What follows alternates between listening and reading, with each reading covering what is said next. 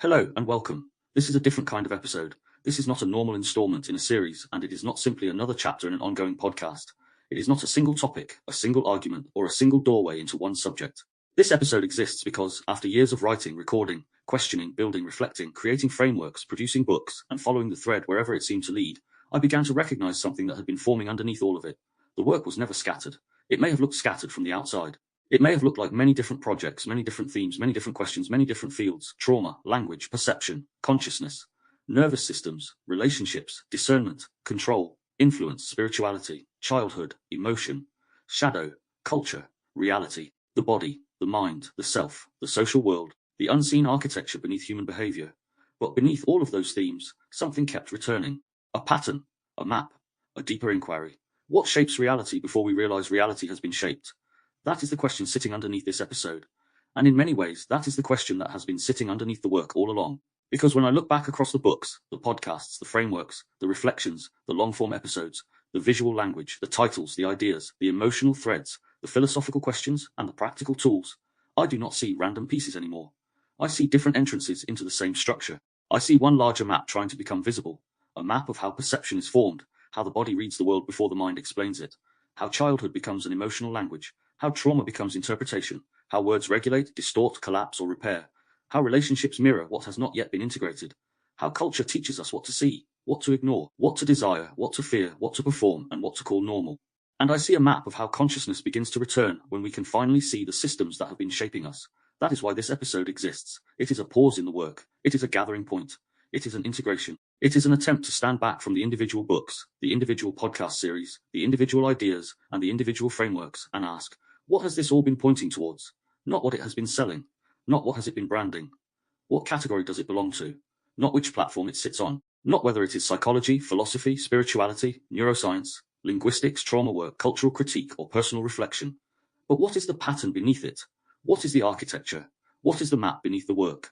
The title of this episode is The Map Beneath the Work, Language, Nervous Systems, and the Architectures of Reality. And that word, architecture, matters, because I am not speaking about one architecture only. I am not reducing reality to one explanation. I am not saying everything is language, or everything is trauma, or everything is biology, or everything is culture, or everything is spiritual, or everything is psychological. The point is almost the opposite. The point is that reality as we experience it is layered. It is biological. It is emotional. It is relational. It is symbolic. It is linguistic. It is cultural. It is technological. It is somatic. It is spiritual. It is historical. It is personal. It is collective. It is conscious and unconscious. We do not live inside one reality-forming system. We live inside many systems at once, and those systems are constantly speaking to each other. The nervous system shapes what feels safe. Language shapes what can be named. Memory shapes what feels familiar. Trauma shapes what feels dangerous. Relationship shapes what feels possible. Culture shapes what feels normal. Authority shapes what feels legitimate. Technology shapes what receives attention. Emotion shapes what becomes urgent. Belief shapes what becomes meaningful. And consciousness, when it begins to wake up, starts to see that none of these layers exist in isolation. They form an architecture. They form a field. They form the conditions through which reality becomes real to us. This episode is not about escaping reality. It is not about claiming that reality is fake, or that nothing exists, or that everything is simply imagined. That would be too shallow. It would flatten the inquiry. Reality exists. The world exists. Bodies exist. Pain exists. Love exists. Power exists. Consequence exists. Other people exist. Death exists. Beauty exists. The earth exists. But our access to reality is filtered.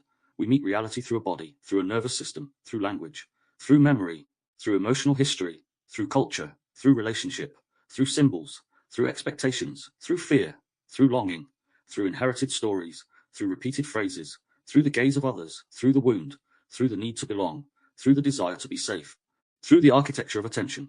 That is the territory this episode enters. It asks not simply, what is reality? It asks, what shapes the reality we are able to perceive?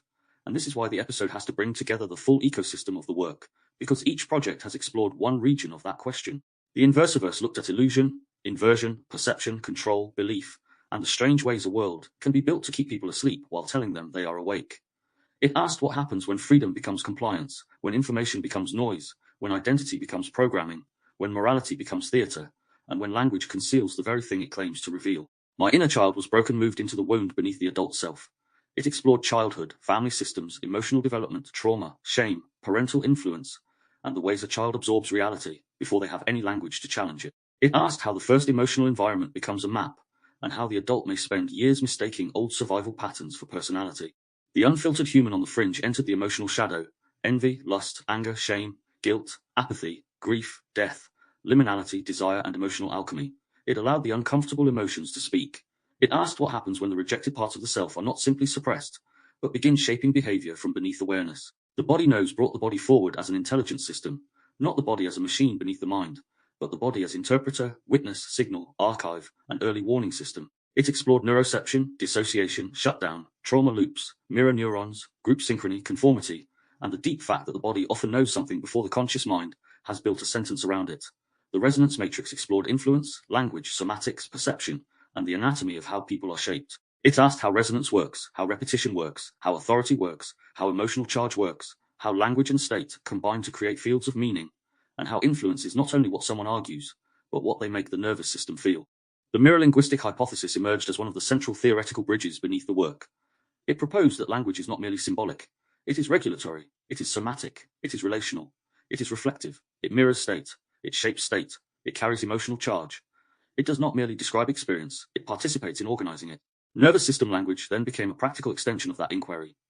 If language can collapse, trigger, shame, rush, coerce, confuse, or dysregulate, then language can also orient, soften, clarify, ground, dignify, pace, and repair.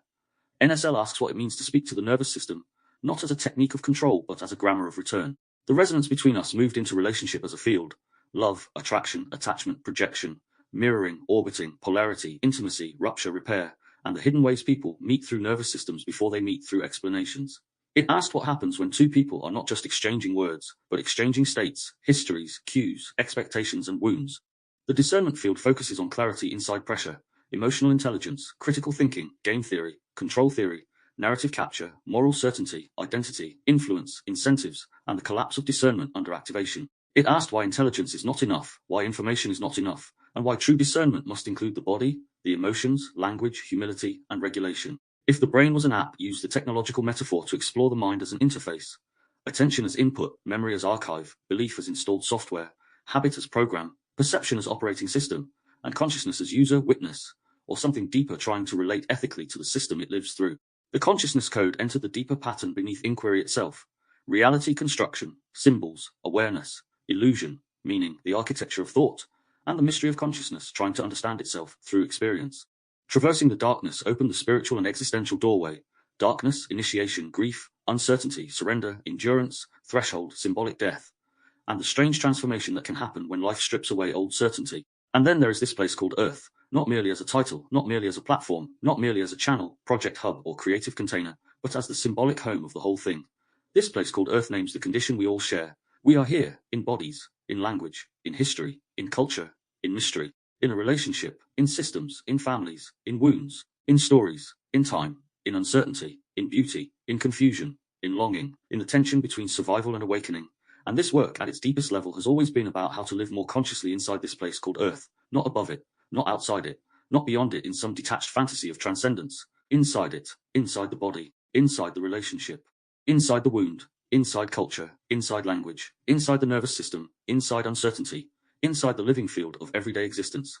That is why this episode has to be one integration, because if we leave these projects separate, the deeper map remains hidden. The Inversiverse shows us illusion, but if it is not grounded in the wound, it can become paranoia or superiority. My inner child was broken shows us trauma, but if it is not connected to language, culture, and relationship, it can become only personal history rather than a larger map of reality formation. The body knows shows us the intelligence of the nervous system, but if it is not connected to discernment, it can become instinct without interpretation. The Mirror-Linguistic Hypothesis shows us the power of language, but if it is not connected to the body, it can become an abstract theory. Nervous system language offers repair, but if it is not connected to truth, it can become softness without clarity. The resonance between us explores relationships, but if it is not connected to wounds, language, and discernment, it can romanticize what may actually be repetition. The discernment field teaches clarity, but if it is not connected to compassion and embodiment, it can become cold analysis. Traversing the darkness opens the spiritual threshold, but if it is not connected to the body and responsibility, it can become an escape.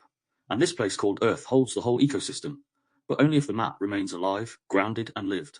That is the intention here: to see the whole field, to see the architectures, to see how the work speaks to itself, to see how one branch completes another, to see how the critique of illusion requires the healing of the wound, how the healing of the wound requires the language of the body, how the language of the body requires a new understanding of words, how words shape relationships, how relationships test discernment, how discernment requires spiritual humility, how spiritual humility must return to daily life, and how daily life becomes the place where the map is either embodied or abandoned.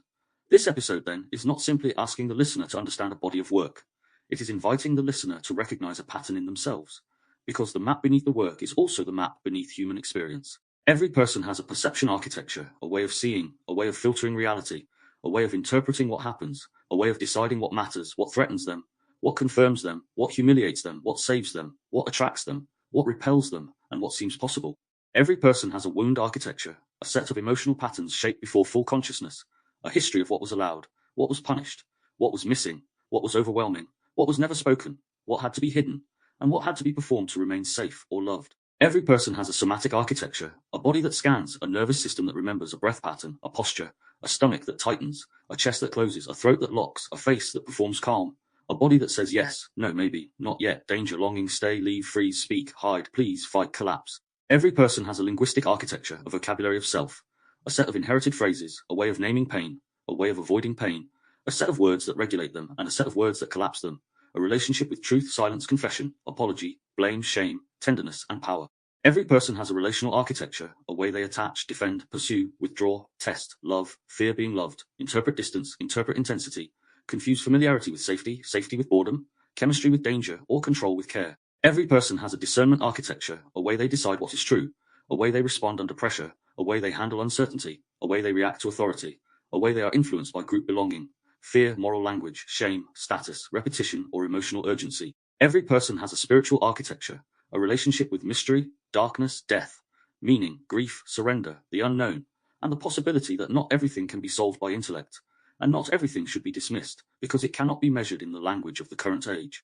And every person has a living architecture, a way all of this becomes conduct, the way they speak to a child, the way they listen to a partner, the way they respond to stress, the way they post online, the way they argue, the way they create, the way they forgive, the way they avoid, the way they participate in culture, and the way they live inside this place called Earth. So while this episode gathers my work, it is not meant to be only about my work.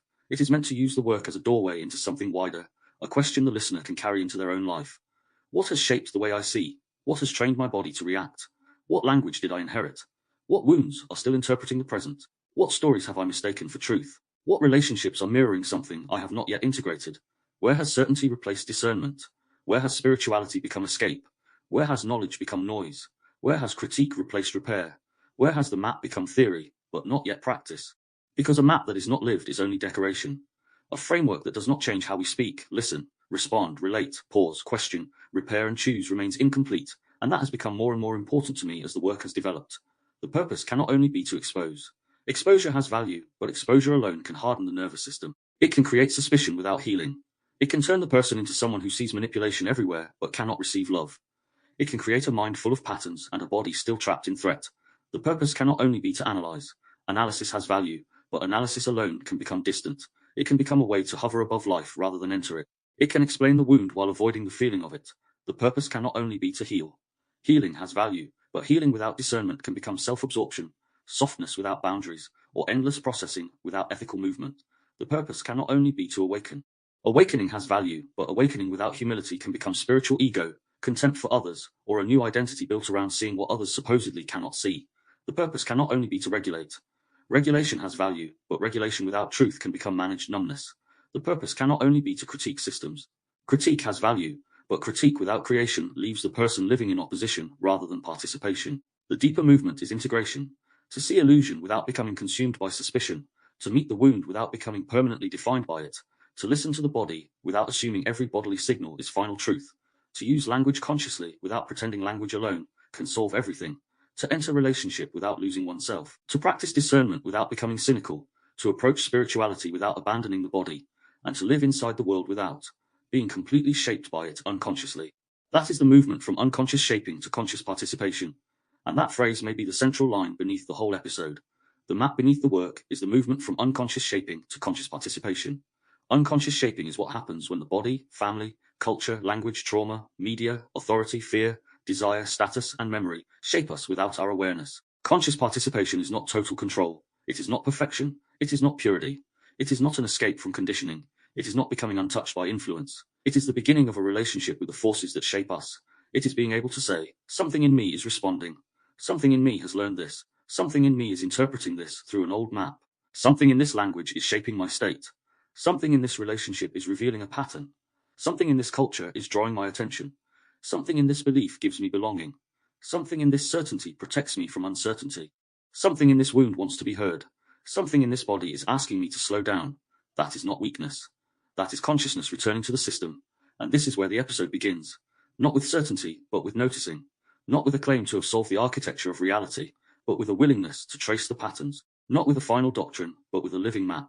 The structure of this episode will move through 8 major architectures. First, perception architecture. Here we will explore how perception is shaped, inverted, programmed, overloaded, and mediated. This is where the Inversiverse, the consciousness code, if the brain was an app, the noise of knowing, simulated souls, and belief machines begin to speak to each other. We will ask how reality becomes framed before it becomes believed, how attention becomes captured, how information becomes noise, how belief becomes an engine, how identity becomes an interface, and how the mind can mistake its operating system for reality itself. Then we move into wound architecture. This is where the map becomes emotional and developmental. My inner child was broken, and the unfiltered human on the fringe entered the field here. We will explore childhood, family systems, shadow emotions, shame, grief, anger, control, guilt, desire, apathy, and emotional alchemy. We will ask how the wound becomes a reality system, how the child learns the world before they can question it, how old pain becomes present interpretation, and how the shadow speaks through the behaviors we often judge before we understand. From there, we enter somatic architecture. This is the architecture of the body, the nervous system, the signal beneath the sentence. The body knows, somatic inversions, nervous system language, my inner child was broken, the resonance matrix, and the discernment field all meet here. We will look at neuroception, dissociation, shutdown, fight, flight, fawn, collapse, mirror neurons, group synchrony, conformity, and the body as a discernment instrument. We will ask what the body knows before the mind has words, and how reality is first received as state before it becomes thought. Then we move into linguistic architecture, one of the central pillars of the whole map. The Mirror-Linguistic Hypothesis, the resonance matrix, nervous system language, the anatomy of influence, the linguistic somatic decode, belief machines, and the grammar of state all converge here. We will explore language not merely as communication, but as regulation, reflection, influence, memory activation, identity formation, cultural programming, and repair. We will ask what words do to the nervous system, what they do to perception, and what becomes possible when language is used consciously, rather than inherited unconsciously. From language, we move into relational architecture. This is the field of love, attachment, attraction, projection, mirroring, rupture, repair, and emotional safety. The resonance between us becomes central here, supported by the unfiltered human on the fringe. My inner child was broken, MLH, NSL, and the body knows. We will ask how people become mirrors for each other, how attraction arrives before explanation, how attachment shapes reality, how relational language can either wound or repair, and how listening is not merely auditory, but nervous system receptivity. Then we enter discernment architecture. This is where the discernment field, the resonance matrix volume 3, the Inversiverse, the body knows, MLH, NSL, and if the brain was an app meet. We will explore why intelligence is not the same as discernment, how activation narrows perception, how identity captures reasoning, how narratives become cages, how incentives shape systems, how moral certainty can become ethically dangerous, and how clarity is not merely a function of thought, but a state of the whole system. From discernment, we move into spiritual architecture. Here we make space for traversing the darkness, the consciousness code, the Inversiverse, the unfiltered human on the fringe, death as a doorway, the liminal self, and the wider spiritual journey material. We will explore darkness, threshold, grief, surrender, symbolic death, mystery, humility, and transformation. Not spirituality as escape, but spirituality as a deepening of contact with reality. Not transcendence as avoidance, but presence inside the unknown. And finally, we come to living architecture. This is where this place called Earth holds the whole map. The full book and podcast ecosystem, MLH, NSL, and all the frameworks return to life. Because the map is not complete until it is lived. Awareness must become practice. Language must become repair. Discernment must become conduct. Relationship must become conscious. Spirituality must become embodied. And the work must return to the ordinary world, how we speak, how we listen, how we choose, how we repair, how we create, how we participate. These are the architectures we will move through. Perception, wound, body, language, relationship, discernment, spirit, and life. And the movement between them matters. From perception, we move to the wound. From the wound, we move to the body. From the body, we move to language. From language, we move to relationship. From relationship, we move to discernment. From discernment, we move to spirit. From spirit, we return to life. And from life, we finally see the map beneath the work. That is the journey of this episode. And because this episode is long, because it is wide, because it gathers so much, it will not rush. It cannot rush. A map of this size needs space. It needs breath. It needs room to connect the pieces without forcing them into artificial simplicity. There will be moments where the episode feels philosophical. There will be moments where it feels personal. There will be moments where it becomes psychological, linguistic, somatic, relational, spiritual, or cultural. But underneath all of it, the aim is the same: to understand how reality is shaped and how we might live more consciously once we begin to see the shaping. Not perfectly, not purely, not with the fantasy that we can become untouched by conditioning, but with more awareness, more honesty, more responsibility, more dignity, more capacity to pause, more ability to name what is happening before we become possessed by it, more ability to feel without collapsing into feeling, more ability to think without disconnecting from the body, more ability to speak without unconsciously repeating the language of harm, more ability to love without simply replaying the wound, more ability to question without losing humility, more ability to enter darkness without mistaking it for the end, more ability to live inside this place called Earth without being asleep to the forces shaping us. That is why this episode exists. It exists because the work needed a gathering point. It exists because the frameworks needed to be placed in a relationship with each other. It exists because language, nervous systems, and the architectures of reality are not separate themes. They are interwoven. It exists because the body of work has reached a point where the map beneath it can be named. And perhaps, more than anything, it exists because there comes a moment in any long inquiry when the question changes. At first, the question may be, what is wrong with the world? Then it becomes, what happened to me? Then it becomes, what is the body trying to say? Then what is language doing? Then what are relationships revealing? Then how am I being influenced? Then what is consciousness? Then how do I live? And eventually, all of those questions begin to fold into one another. The world is not separate from the wound. The wound is not separate from the body. The body is not separate from language. Language is not separate from relationship. Relationship is not separate from culture. Culture is not separate from influence. Influence is not separate from discernment. Discernment is not separate from spiritual humility. Spiritual humility is not separate from the way we live. And the way we live is not separate from the reality we help create. That is the map, not complete, not final, not perfect, but alive. And that is the spirit in which this episode begins, not as a final answer, not as a closed system, but as an invitation into a wider field of seeing, a way of gathering the fragments, a way of recognizing the thread, a way of saying, perhaps all of this was never separate. Perhaps the books, the podcasts, the frameworks, the questions, the wounds, the theories, the practices, the images, the titles, the symbols, the reflections, and the long nights of trying to understand were all part of one deeper movement. A movement from unconscious shaping to conscious participation.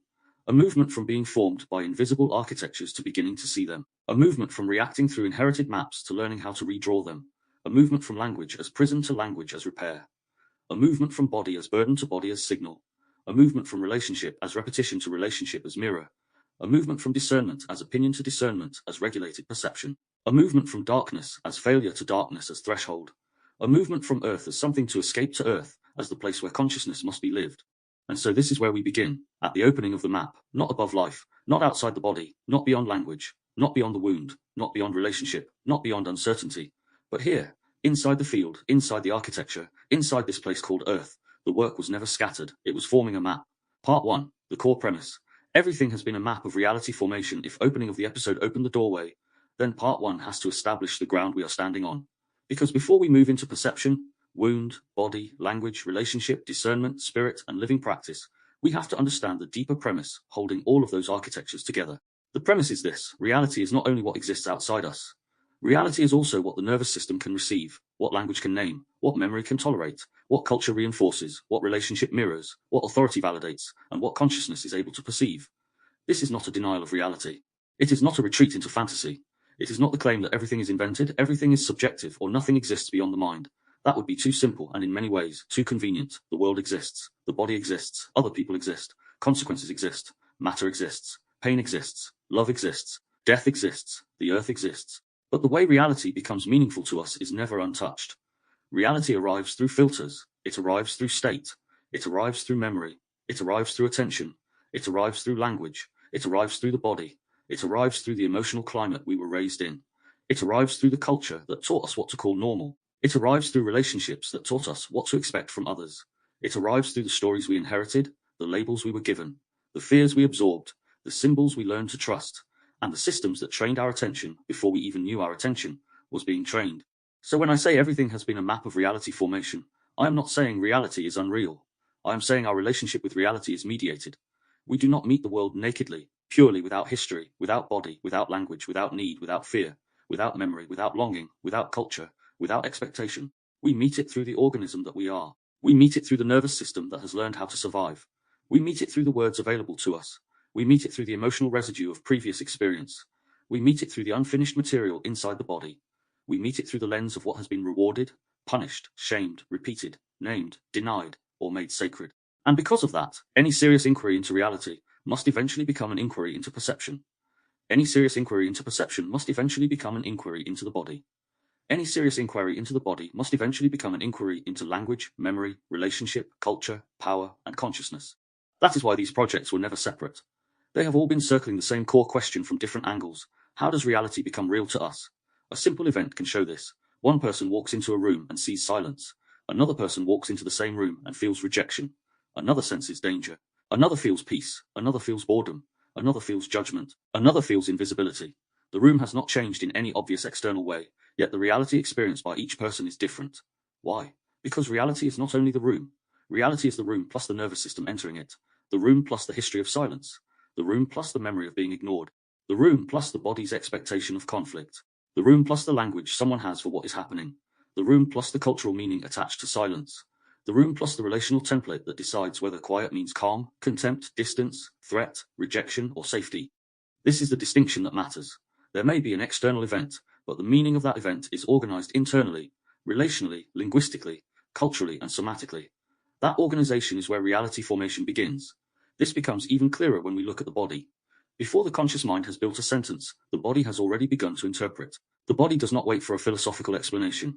It does not wait for a fully formed belief. It does not wait for a debate. It scans. It detects. It tightens. It opens. It pulls back. It leans forward. It contracts. It softens. It prepares. It remembers. It says, in its own pre-verbal language, safe, unsafe, familiar, unfamiliar, wanted, unwanted, seen, exposed, trapped, invited, threatened, held, dismissed. This is one of the reasons the body is so central to the wider map. The body is not simply a biological vehicle carrying the mind from place to place. The body is part of the interpretive system. It is part of the reality-forming architecture. It carries a history of signals. It reads tone, posture, pace, facial expression, atmosphere, rhythm, distance, pressure, and contradiction. It is often responding to the world before we have consciously decided what the world means. This does not mean the body is always correct. That is important. The body can respond to the past as though it is the present. It can read danger where there is only familiarity with danger. It can pull away from safety because safety feels unfamiliar. It can mistake intensity for love, silence for abandonment, disagreement for rejection, uncertainty for threat, or calm for emptiness. The body is not infallible, but it is never irrelevant. It is data. It is a signal. It is memory in motion. It is the place where reality first touches us as a state. Once the state changes, perception changes with it. A regulated person and an activated person do not inhabit the same world in the same way. An ashamed person and a grounded person do not interpret the same sentence the same way. A lonely person and a connected person may hear the same silence differently. A grieving person and a rested person may perceive the same mourning as completely different realities. The world may be externally similar, but the system receiving the world is not the same. That is why state matters. State shapes perception. When we are activated, the world narrows. We look for a threat. We look for certainty. We look for proof. We look for a way out. We look for the enemy, the explanation, the blame, the story that will make the body activation feel justified. When we are ashamed, we may interpret neutral cues as judgment. When we are afraid, we may interpret complexity as danger. When we are angry, we may interpret hesitation as disrespect. When we are in collapse, we may interpret possibility as impossible. When we are longing for connection, we may interpret attention as intimacy. When we are desperate for belonging, we may interpret group approval as truth. This is not stupidity. It is a state-dependent reality. And one of the great errors of modern thinking is the belief that human beings process information as detached minds. We do not. We process information as embodied beings in states. We think through a body. We reason through a nervous system. We interpret through memory. We speak through language that already carries emotional and cultural charge. This is why information alone is never enough. If information were enough, human beings would simply update their beliefs whenever better information appeared. But we know that is not how people work. People defend beliefs that protect identity. They reject facts that threaten belonging. They cling to narratives that regulate fear. They reinterpret evidence through emotional loyalty. They confuse certainty with safety. They sometimes prefer a painful known reality to an unknown one that might set them free. Why? Because belief is not only cognitive. Belief is emotional. It is relational. It is bodily. It is linguistic. It is social. It is often tied to safety, status, family, tribe, identity, and self-protection. A belief can function like shelter. It can function like armor. It can function like a nervous system stabilizer. So when a belief is challenged, the person may not experience it as an idea being questioned. They may experience it as a threat to the structure that holds them together. This is where discernment becomes much more complex than simply saying, look at the evidence. Evidence matters, of course. But evidence enters a system.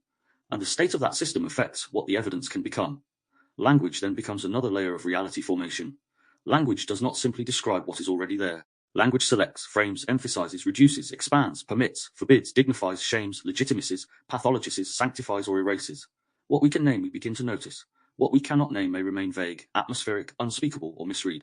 A child who has no language for emotional neglect may simply conclude, I am too needy, or I am not worth listening to.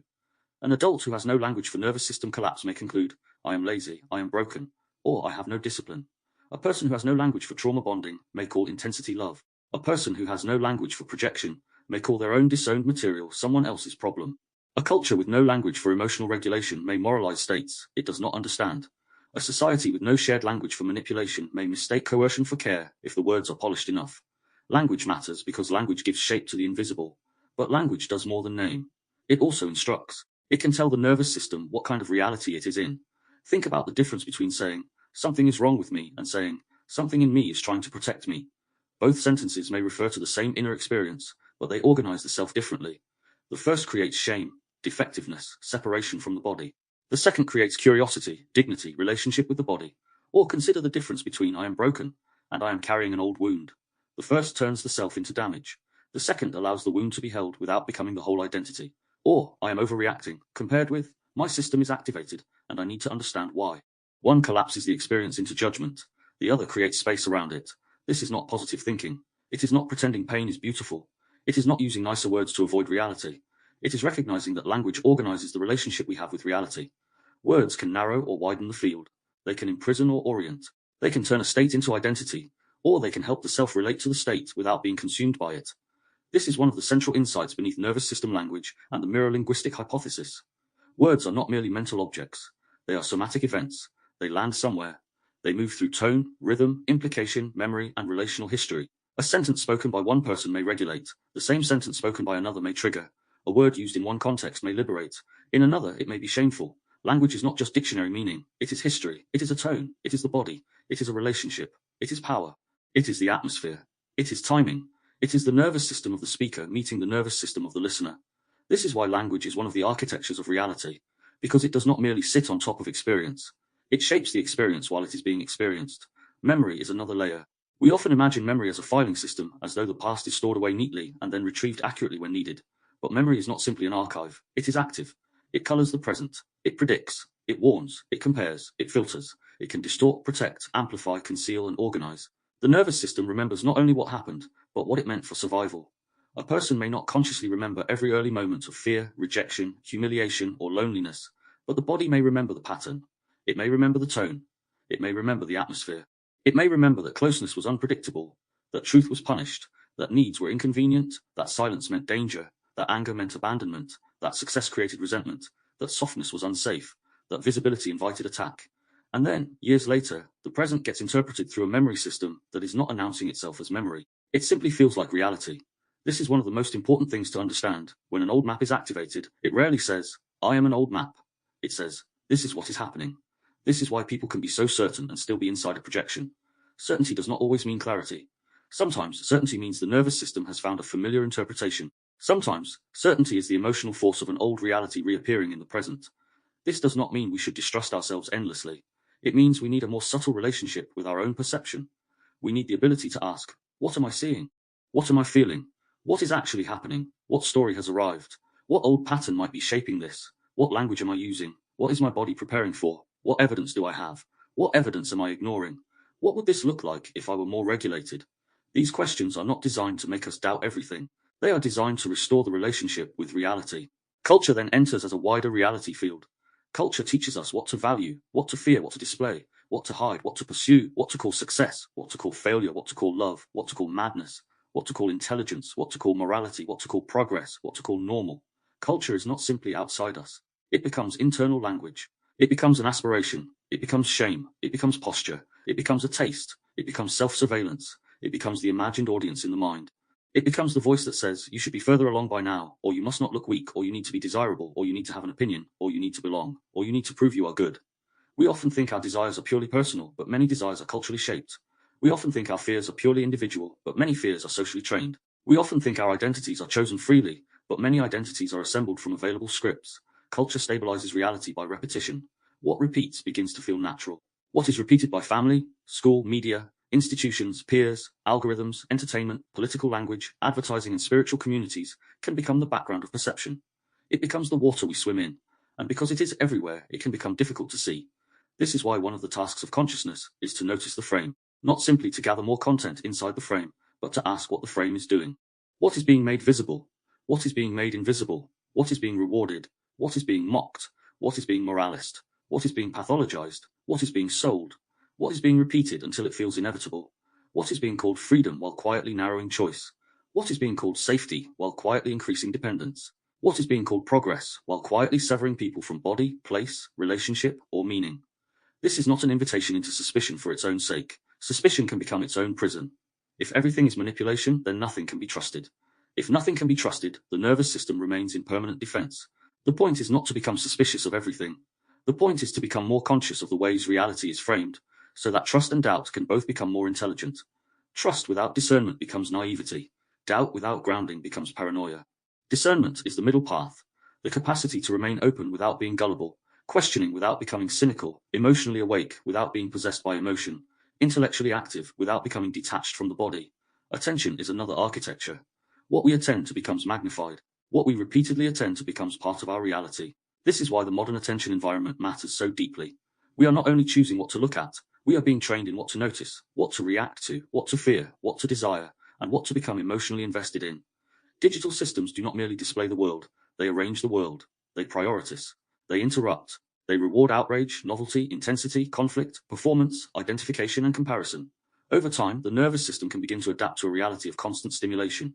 Silence becomes uncomfortable. Stillness becomes emptiness. Nuance becomes boring. Slow thought becomes difficult. Ordinary life feels insufficient. The self begins to live as if it must be constantly witnessed, measured, reacted to, affirmed, or defended. This has enormous implications for reality formation.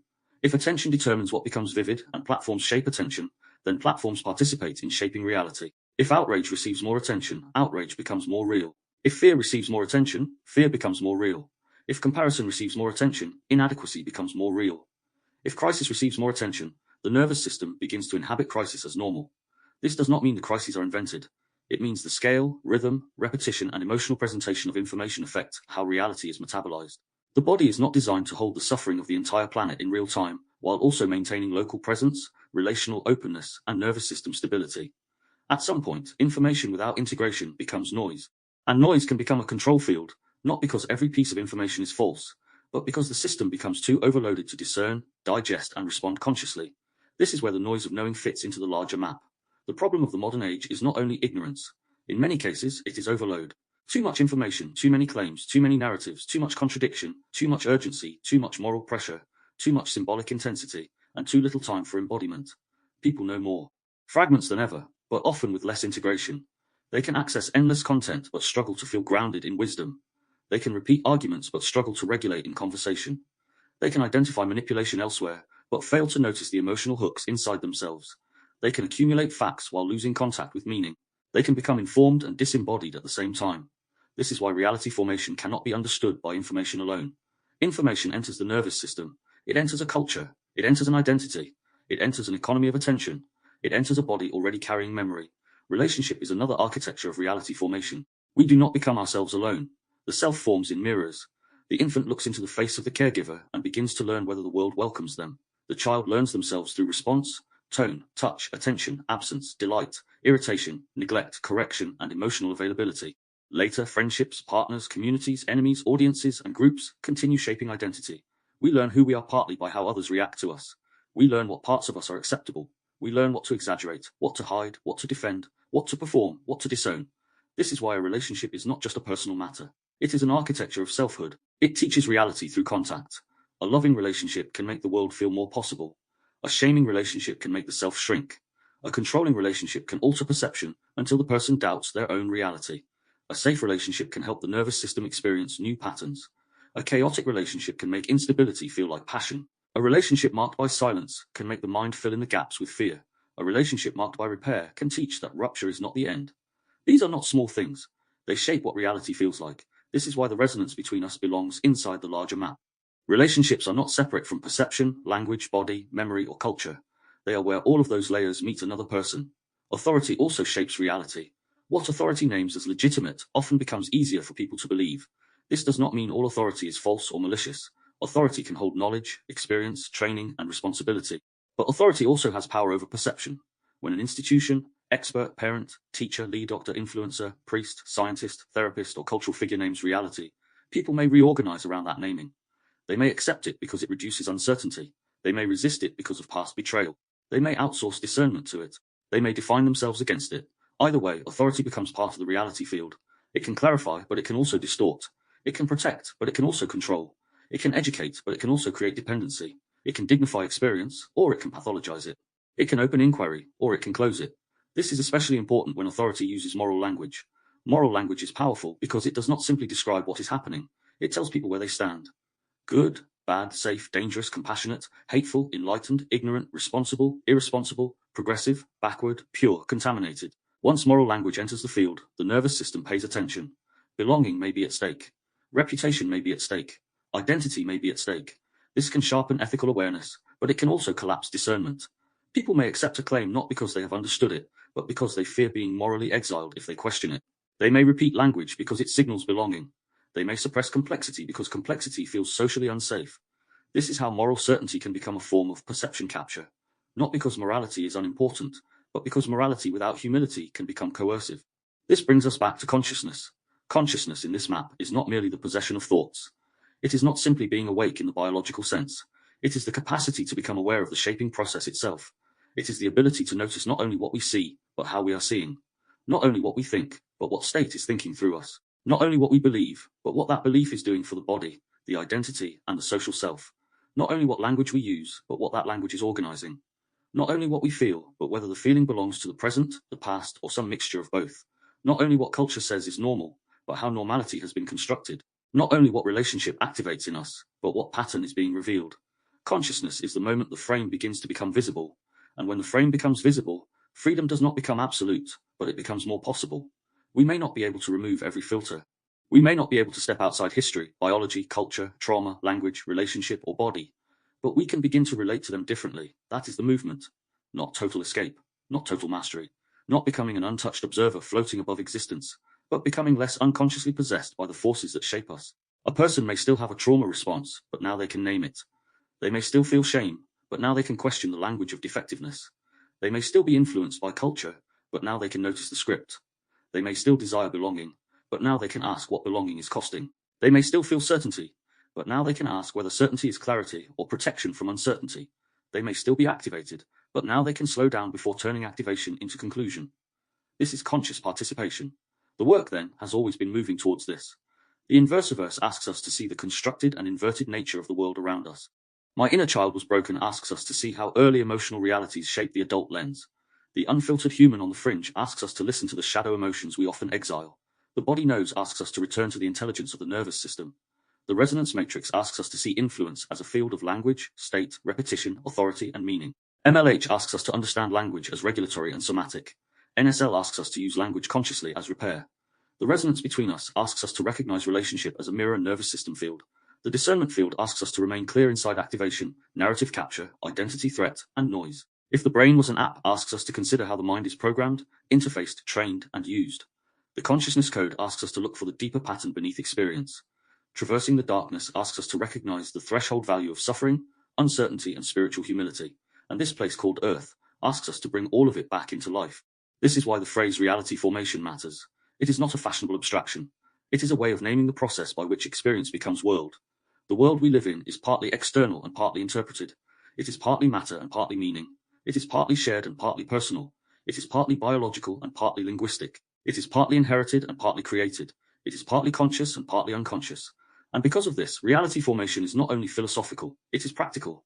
It affects how we raise children, how we speak to ourselves, how we listen to others, how we respond to fear, how we interpret conflict, how we design education, how we use technology, how we engage with media, how we practice spirituality, how we approach trauma, how we disagree, how we build relationships, how we heal, how we live. If a child grows up in a home where feelings are mocked, reality forms around emotional concealment. If a person grows up in a culture where worth is measured by productivity, reality forms around performance. If someone is repeatedly told they are difficult, reality forms around shame.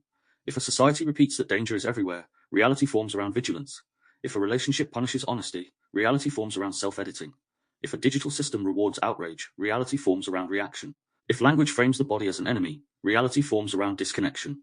If spirituality frames suffering as failure, reality forms around hidden despair. If healing language frames pain with dignity, reality can begin to reorganize around compassion and agency. These are not abstract examples. They are the daily mechanics of reality formation. The danger is that we often mistake formed reality for final reality. We say, this is just how I am. This is just how people are. This is just how the world works. This is just common sense. This is just normal. But often, beneath those statements, there is a history, there is a script, there is an adaptation, there is a repeated cultural phrase, there is an old wound, there is a nervous system trying to avoid pain, there is a group identity protecting itself, there is an authority we trusted, there is a story we inherited, there is a language pattern we never questioned. Again, this does not mean everything is false.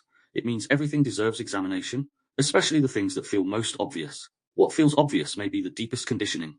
What feels natural may be what was repeated most often. What feels impossible may be what the nervous system has not yet experienced safely. What feels true may be partly true, or emotionally true, or historically true, but not the whole truth. This is where maturity enters the map. Maturity is not the rejection of perception. It is the refinement of perception. It is the ability to hold experience seriously without making it absolute. It is the ability to say, this is what I feel, and I will listen to it, but I will not automatically turn it into total reality.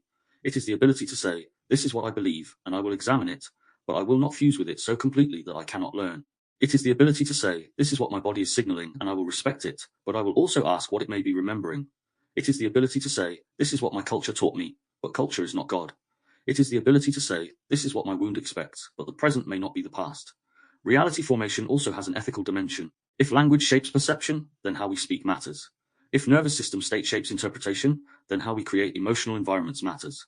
If culture shapes what people believe is possible, then what we repeat matters. If attention shapes reality, then what we amplify matters. If relationships shape identity, then how we treat each other matters. If authority shapes legitimacy, then those who hold authority carry responsibility. If trauma shapes perception, then carelessness around wounded people can deepen distortion. If shame collapses the self, then shaming language is not neutral. If dignity can restore orientation, then dignifying language is not sentimental. It is practical. The map is not only about seeing, it is about responsibility. Once we understand that we participate in each other's reality fields, communication becomes ethical, presence becomes ethical, listening becomes ethical, creation becomes ethical, influence becomes ethical. This does not mean walking on eggshells or pretending all language must be soft. Truth sometimes needs clarity. Boundaries sometimes need firmness. Discernment sometimes requires directness. Repair does not mean avoiding discomfort, but the question changes. The question is no longer simply, am I right? The question becomes, what is my language doing? What state am I speaking from? Am I clarifying or humiliating? Am I naming or labeling? Am I setting a boundary or punishing? Am I inviting consciousness or demanding submission? Am I using truth as a weapon or as a way of returning to reality? These questions do not weaken speech. They make speech more conscious. This is why the map has to move through body and language together. A purely linguistic map can become too intellectual. A purely somatic map can become too instinctive. A purely psychological map can become too individual. A purely cultural map can become too external. A purely spiritual map can become too disembodied. A purely political map can become too adversarial. A purely therapeutic map can become too inward. The architectures need each other. The body needs language. Language needs embodiment. Perception needs discernment. Discernment needs humility. Healing needs truth. Truth needs compassion. Relationship needs boundaries. Spirituality needs grounding. Culture needs conscious participants. Consciousness needs practice. And this is the wider reason for building the episode this way. We are not moving through categories for the sake of organization. We are moving through layers of reality formation. Perception shows us how the world is seen. Wound shows us how the past enters the present. Somatic architecture shows us how the body receives reality as state. Linguistic architecture shows us how language names, frames, wounds, regulates, and repairs. Relational architecture shows us how reality is mirrored and co-created with others. Discernment architecture shows us how clarity survives pressure. Spiritual architecture shows us how mystery, darkness, and transformation exceed the purely intellectual frame. Living architecture shows us how all of it becomes practice in the ordinary world. Together, they form the map beneath the work. There is also a humility required here because no map is the territory. A map can help us orient, but it can also become a prison if we worship it. A framework can reveal patterns, but it can also make us see only what the framework allows. That is why any map of reality formation must include its own warning. Do not mistake the map for reality. Use it to see more clearly, then return to life. Use it to name patterns, but do not reduce people to patterns. Use it to understand trauma, but do not turn every human action into trauma. Use it to understand language, but do not pretend every mystery can be solved by words. Use it to understand the body, but do not make every sensation an unquestionable truth. Use it to understand influence, but do not become incapable of trust. Use it to understand darkness, but do not romanticize suffering. Use it to understand relationship, but do not turn love into analysis. The map is a tool for consciousness, not a replacement for living. This distinction is essential because the modern mind often turns everything into content, identity, or ideology. Even awakening can become an aesthetic. Healing can become performance. Discernment can become superiority. Spirituality can become branding. Trauma language can become a shield against accountability. Psychological insight can become a way to diagnose others while avoiding oneself. Nervous system language can become a way to avoid challenge. Critical thinking can become endless suspicion. The map must remain alive enough to resist becoming another cage. It must keep returning us to contact. Contact with the body. Contact with the present. Contact with others. Contact with humility. Contact with the world. That is why the word participation matters so much. Conscious participation means we are not merely observers of reality formation. We are involved in it. We participate through our attention, through our speech, through our silence, through our reactions, through our creations, through what we share, through what we repeat, through how we listen, through how we interpret, through how we regulate, through how we repair, through how we treat children, through how we disagree, through how we hold power, through how we respond to fear, through how we engage with culture, through how we meet our own wounds, through how we live our spirituality in ordinary conduct. We are not outside the architecture. We are inside it, and we are also helping to build it. This is where the episode begins to shift from explanation to responsibility. If reality is mediated through state, language, memory, culture, relationship, attention, and consciousness, then the way we live becomes part of the reality field others enter. A parent becomes part of a child's reality formation. A partner becomes part of a relational reality. A creator becomes part of a cultural field. A speaker becomes part of a listener's nervous system environment. A community becomes part of what its members believe is possible. A society becomes part of the internal language of its people. This does not mean we are responsible for everything others feel or interpret. That would be unhealthy and impossible, but it does mean we are not neutral. We affect, we influence, we mirror, we trigger, we regulate, we distort, we clarify, we participate. The work, then, is not only about seeing what has shaped us, it is about becoming more conscious of what we shape. That is the ethical return. We may begin by asking, what happened to me? But eventually we must also ask, what happens through me? What language do I pass on? What atmospheres do I create? What fears do I amplify? What wounds do I repeat? What assumptions do I normalize? What possibilities do I make visible? What forms of repair do I practice? What do people's nervous systems learn in my presence? Again, not as perfection, not as self-attack, not as impossible a responsibility, but as mature participation. In this sense, reality formation is not merely something done to us. It is also something we become conscious participants in. The child begins inside inherited architectures. The adult begins to notice them. The conscious adult begins to interrupt, repair, refine, and create. They may not escape conditioning entirely, but they can stop treating every inherited pattern as destiny. They can begin to choose language differently. They can build relationships differently. They can respond to the body differently. They can engage with culture differently. They can hold beliefs differently. They can approach darkness differently. They can live differently. That is the movement of the map. So before this episode moves into the specific architectures, this is the core premise to hold. Reality is not only seen. Reality is filtered, named, embodied, remembered, reinforced, and lived. It is shaped by the state of the nervous system. It is shaped by the language available to consciousness. It is shaped by memory and wound. It is shaped by relationship and culture. It is shaped by attention and authority. It is shaped by symbols, stories, incentives, fear, desire, and belonging. And it becomes more conscious when we can see not only the content of our experience, but the conditions through which experience is being formed. This is why the work has taken so many forms. A book on illusion was never only about illusion. It was about perception. A book on the inner child was never only about childhood. It was about the emotional foundations of reality. A series on shadow emotions was never only about envy, lust, anger, shame, guilt, apathy, or control. It was about the rejected material shaping behavior from beneath awareness. A series on the body was never only about the body.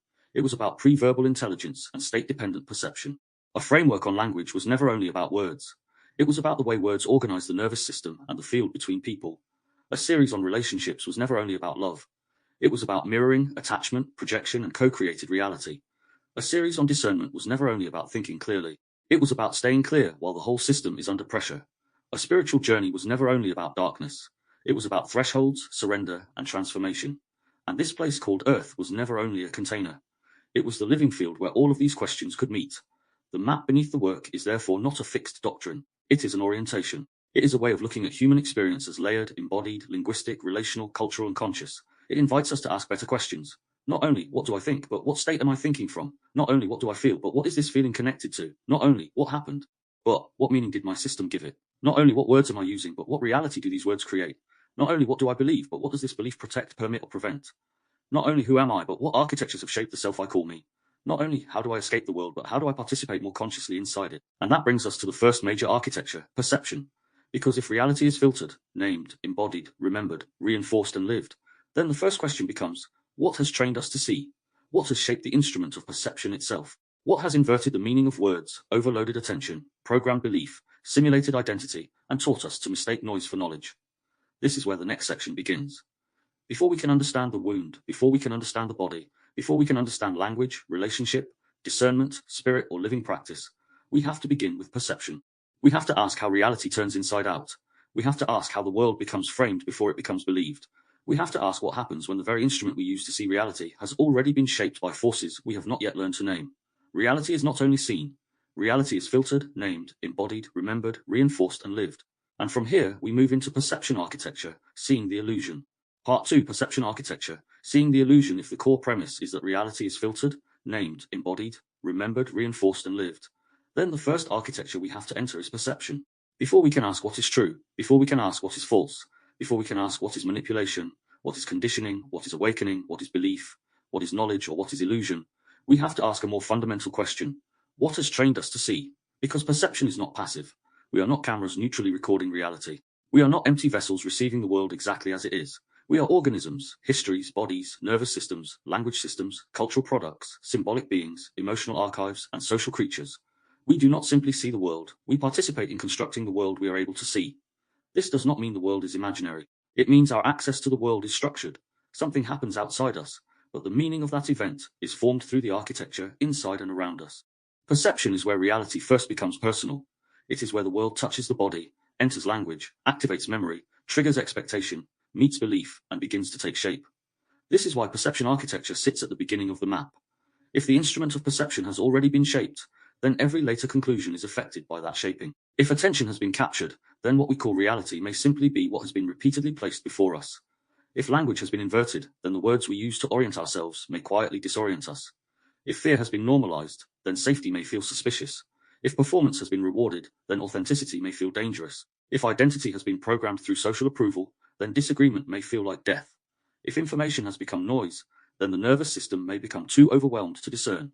If the mind has been trained to mistake reaction for insight, then even intelligence can become part of the trap. So perception architecture is not a minor concern. It is foundational. It asks, what is the lens? Who shaped it? What does it reveal? What does it hide?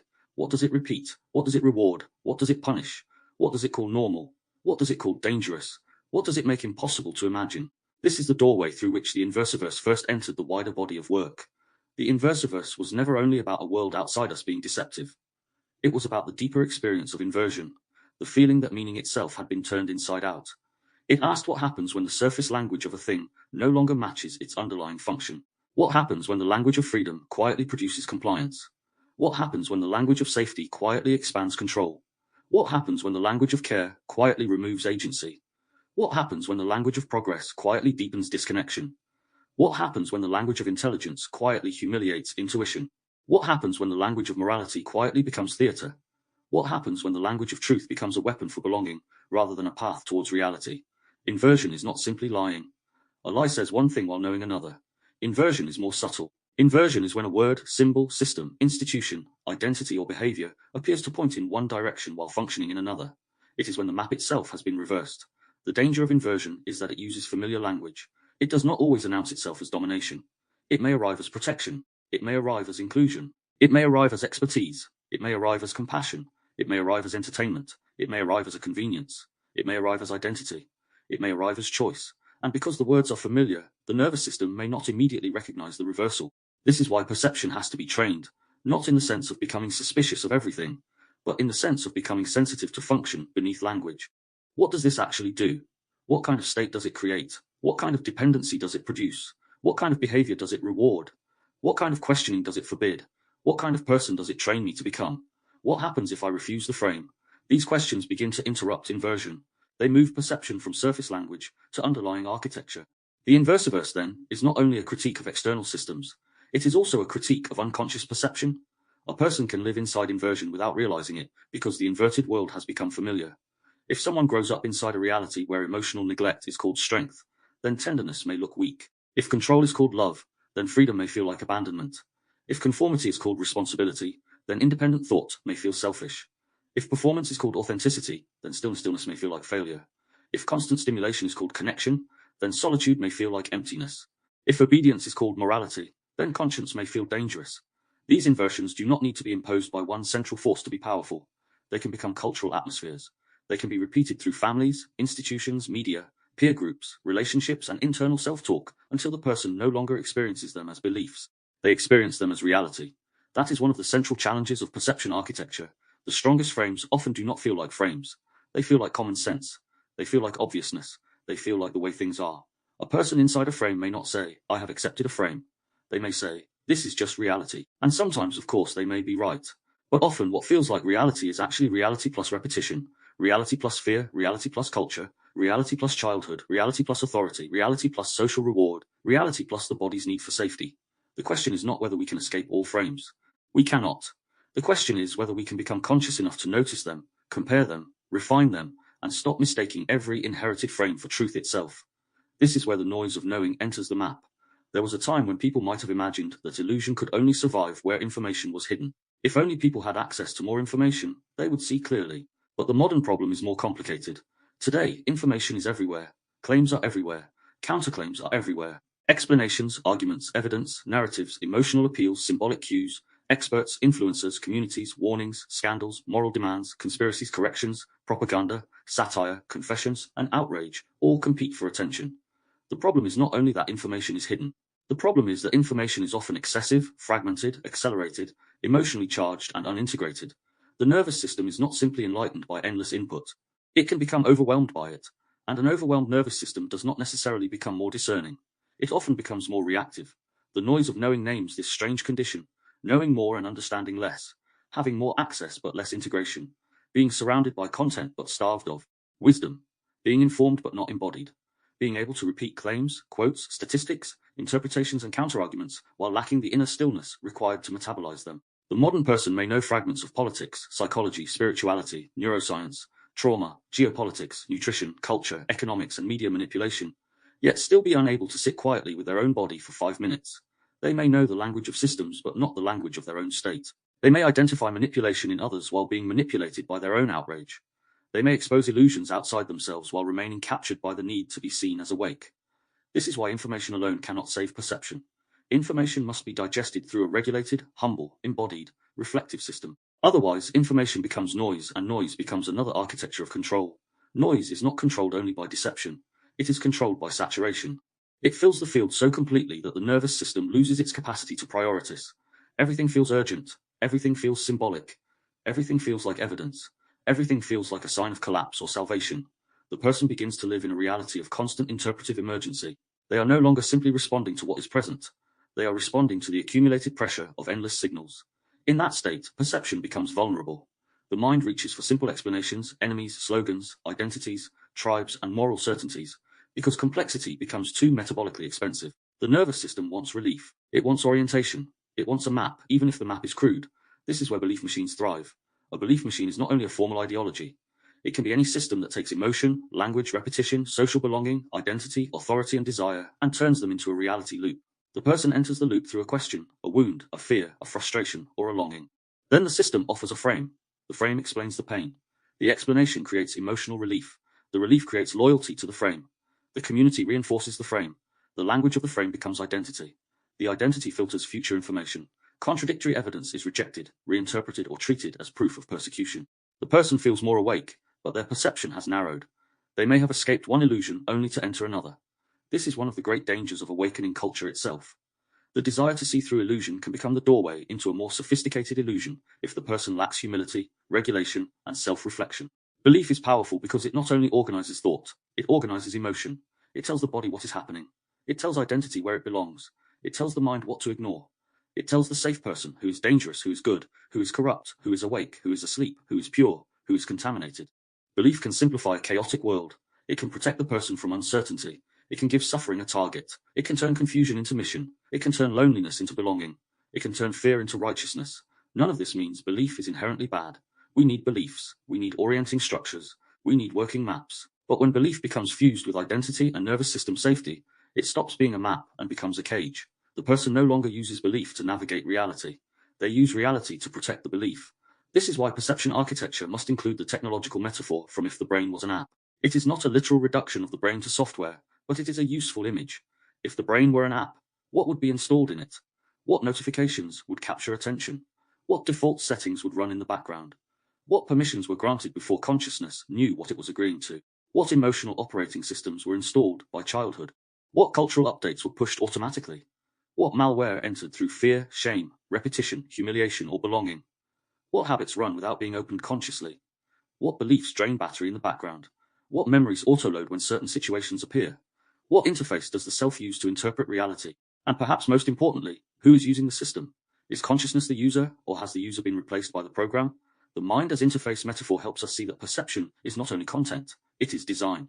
An interface does not show everything. It selects what matters. It presents options.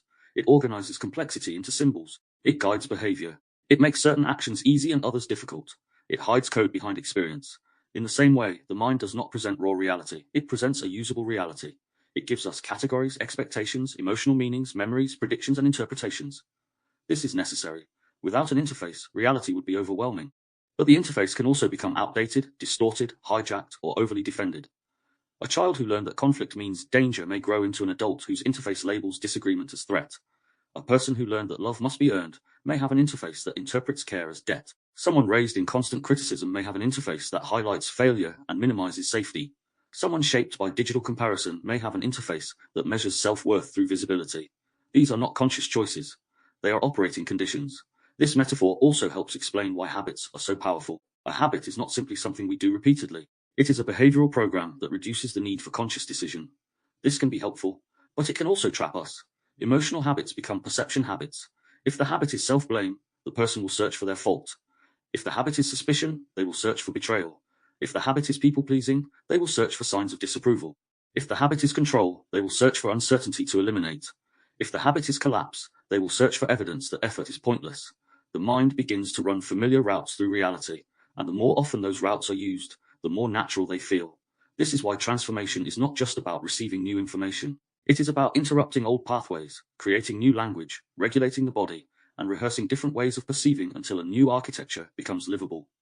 The consciousness code takes this further by asking what pattern sits beneath the interface itself. What is consciousness doing when it notices its own programs? What is the witness that can observe thought, state, belief, identity, and reaction? What is the part of us that can say, a story is arising, instead of simply becoming the story? There is something profound in that gap.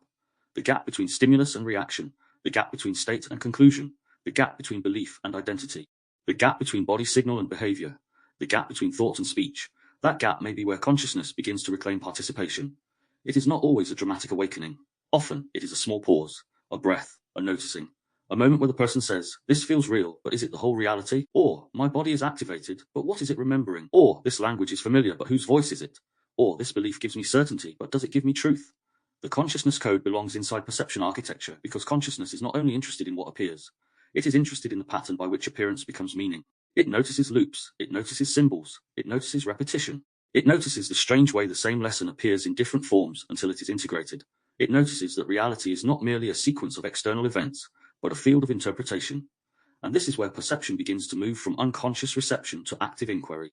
The question becomes not only what am I seeing, but what is seeing through me? Is fear seeing? Is shame seeing? Is culture seeing? Is trauma seeing? Is desire seeing? Is the authority seeing? Is the crowd seeing? Is a childhood adaptation seeing? Is a spiritual longing seeing? Is consciousness seeing?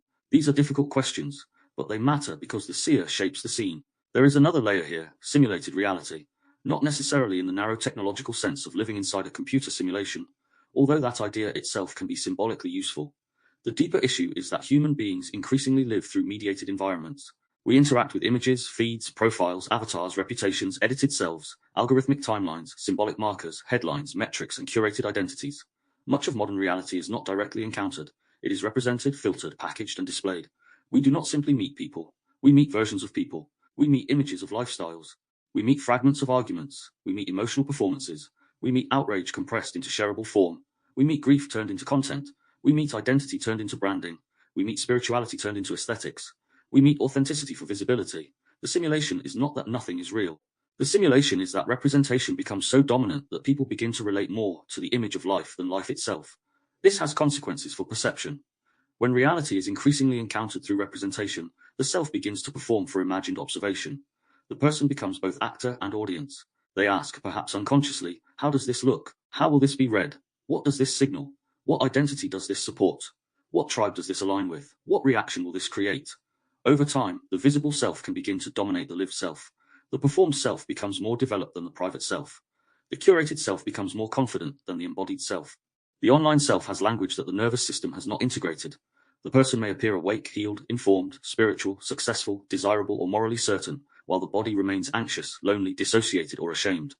This is not hypocrisy in every case. Sometimes it is fragmentation. The architecture of representation rewards appearance faster than integration. This is part of what the Inversiverse has always been circling: the danger of mistaking image for reality, symbol for substance, language for embodiment, performance for transformation. A culture of display creates a pressure to appear before one has become, to speak before one has integrated, to declare before one has lived, to brand the wound before one has healed it, to perform discernment before one can regulate, to signal compassion while privately carrying contempt, to appear conscious while avoiding the body. In such a world, perception becomes trained by the surface. And if perception is trained by surface, depth begins to look inconvenient. Slowness looks inefficient. Silence looks like absence. Privacy looks suspicious. Humility looks weak. Complexity looks evasive. Repair looks less exciting than exposure. This is why perception architecture cannot only analyze systems outside us. It has to ask what kind of perceiver the system creates. A system built on speed creates impatient perception. A system built on outrage creates threat-focused perception. A system built on comparison creates insecure perception. A system built on performance creates self-conscious perception. A system built on constant novelty creates restless perception. A system built on metrics creates quantified perception. A system built on ideological belonging creates defensive perception. A system built on fear creates narrowed perception. The system does not need to control every thought if it can shape the conditions through which thought becomes likely. That is architecture. It shapes possibility before choice appears. And yet, we have to be careful here. It would be easy to turn perception architecture into a simple story of victims and villains, sleepers and awakened ones, manipulated masses and enlightened observers. But that would be another inversion. The person who sees manipulation elsewhere is not automatically free of manipulation within themselves. The person who criticizes mainstream narratives may be captured by alternative narratives. The person who rejects institutional authority may become dependent on counter-authorities. The person who refuses one tribe may enter another. The person who exposes fear-based messaging may still be driven by fear. The person who speaks against control may still control through their own language. The person who claims to be awake may be asleep to their own shadow. This is why awakening without humility is dangerous. It becomes another identity. It becomes the ego of perception. Awakening, in the deeper sense, is not the acquisition of a superior worldview. It is the ongoing refinement of perception. It is the willingness to be interrupted by reality. It is the capacity to notice when one's own certainty has become too pleasurable. It is the humility to ask, where might I be wrong? What am I protecting? What do I need this belief to do for me? What am I refusing to feel by thinking this? What part of my identity depends on being the one who sees? Without these questions, awakening becomes theater. The person leaves one stage and enters another, performing a new role: the awakened one, the rebel, the truth-teller, the outsider, the one who cannot be fooled. But the nervous system may still be operating from fear, shame, superiority, loneliness, or a need for belonging. The costume has changed. The architecture has not. This is why the discernment field eventually had to emerge from the Inversiverse. Seeing illusion is not enough. Once illusion is seen, the next question is, how do we remain clear? How do we avoid collapsing into paranoia? How do we hold complexity? How do we recognize manipulation without seeing manipulation everywhere? How do we question authority without rejecting all expertise? How do we trust without becoming naive? How do we doubt without becoming spiritually or intellectually homeless? How do we stay connected to the body while evaluating information? How do we recognize emotional activation before mistaking it for truth? How do we remain humble in the presence of uncertainty? These questions are the maturity of perception architecture. They prevent awakening from becoming another cage. Perception also depends on desire. We often see what we are motivated to see. Desire is not only sexual or material. Desire includes the desire to belong, to be right, to be safe, to be special, to be innocent, to be admired, to be rescued, to be in control, to be free from guilt, to be seen as good, to be part of a meaningful struggle. Desire bends perception. If I desire belonging, I may overlook the flaws of my group. If I desire certainty, I may simplify what is complex. If I desire superiority, I may collect evidence of others' stupidity. If I desire innocence, I may avoid seeing my own participation. If I desire rescue, I may misread control as care. If I desire intensity, I may misread chaos as aliveness. Belief Machines was concerned with exactly this: language, desire, and the engine of reality. Belief is often powered by desire, and desire is often shaped by wound. So perception architecture is already connected to wound architecture before we formally arrive there. Fear bends perception too. Fear can make the world look smaller, more hostile, more urgent, more binary. Under fear, ambiguity becomes intolerable. The mind wants a clear enemy, a clear rule, a clear answer, a clear authority, or a clear escape. Fear can be exploited because it makes people easier to organize. Give fear a target, and it becomes anger. Give fear a community, and it becomes ideology. Give fear a ritual, and it becomes obedience. Give fear a moral language, and it becomes righteousness. Give fear enough repetition, and it becomes normal reality. This is not only political. It happens in families, relationships, workplaces, spiritual communities, online spaces, and inside the self. Fear says, do not pause. Do not question the frame. Do not slow down. Act now. Choose now. Condemn now. Conform now. Escape now. Perception under fear becomes a narrow tunnel, but desire and fear are not enemies to be destroyed. They are forces to be understood. Desire tells us what we long for. Fear tells us what the body believes may threaten survival or belonging. The issue is not that we desire or fear. The issue is when desire and fear become unconscious architects of perception. A conscious relationship with desire might ask, what am I longing for beneath this belief? A conscious relationship with fear might ask, what is my system trying to protect? That question alone can soften the architecture. It moves us from possession to relationship. Instead of fear seeing through us, we begin to see fear. Instead of desire secretly arranging reality, we begin to understand what desire is seeking. This is again the movement from unconscious shaping to conscious participation. Perception architecture also includes the social field. Human beings are not isolated perceivers. We are deeply social. We look to others to help us decide what is real, what is acceptable, what is dangerous, what is desirable, what is shameful, what is funny, what is sacred, what is forbidden. Group perception can become powerful enough to override private perception. A person may feel something is wrong but suppress it because the group appears calm. A person may laugh at something cruel because the group laughs. A person may repeat a phrase because the group rewards it. A person may silence their doubt because doubt threatens belonging. This is not weakness. It is social survival. The human nervous system is built for belonging. Exile has always carried danger. So when a group controls the terms of reality, it does not merely control ideas. It controls emotional safety. This is why conformity can feel like peace. When we align with the group, the body may relax. When we dissent, the body may activate. That bodily fact can make truth difficult. If truth threatens belonging, the nervous system may prefer belonging. If a lie keeps a person inside the family, the community, the ideology, or the relationship, the lie may feel safer than the truth. This is one of the deepest reasons illusion survives. Not because people are simply foolish, but because truth can cost attachment. Truth can cost identity. Truth can cost status.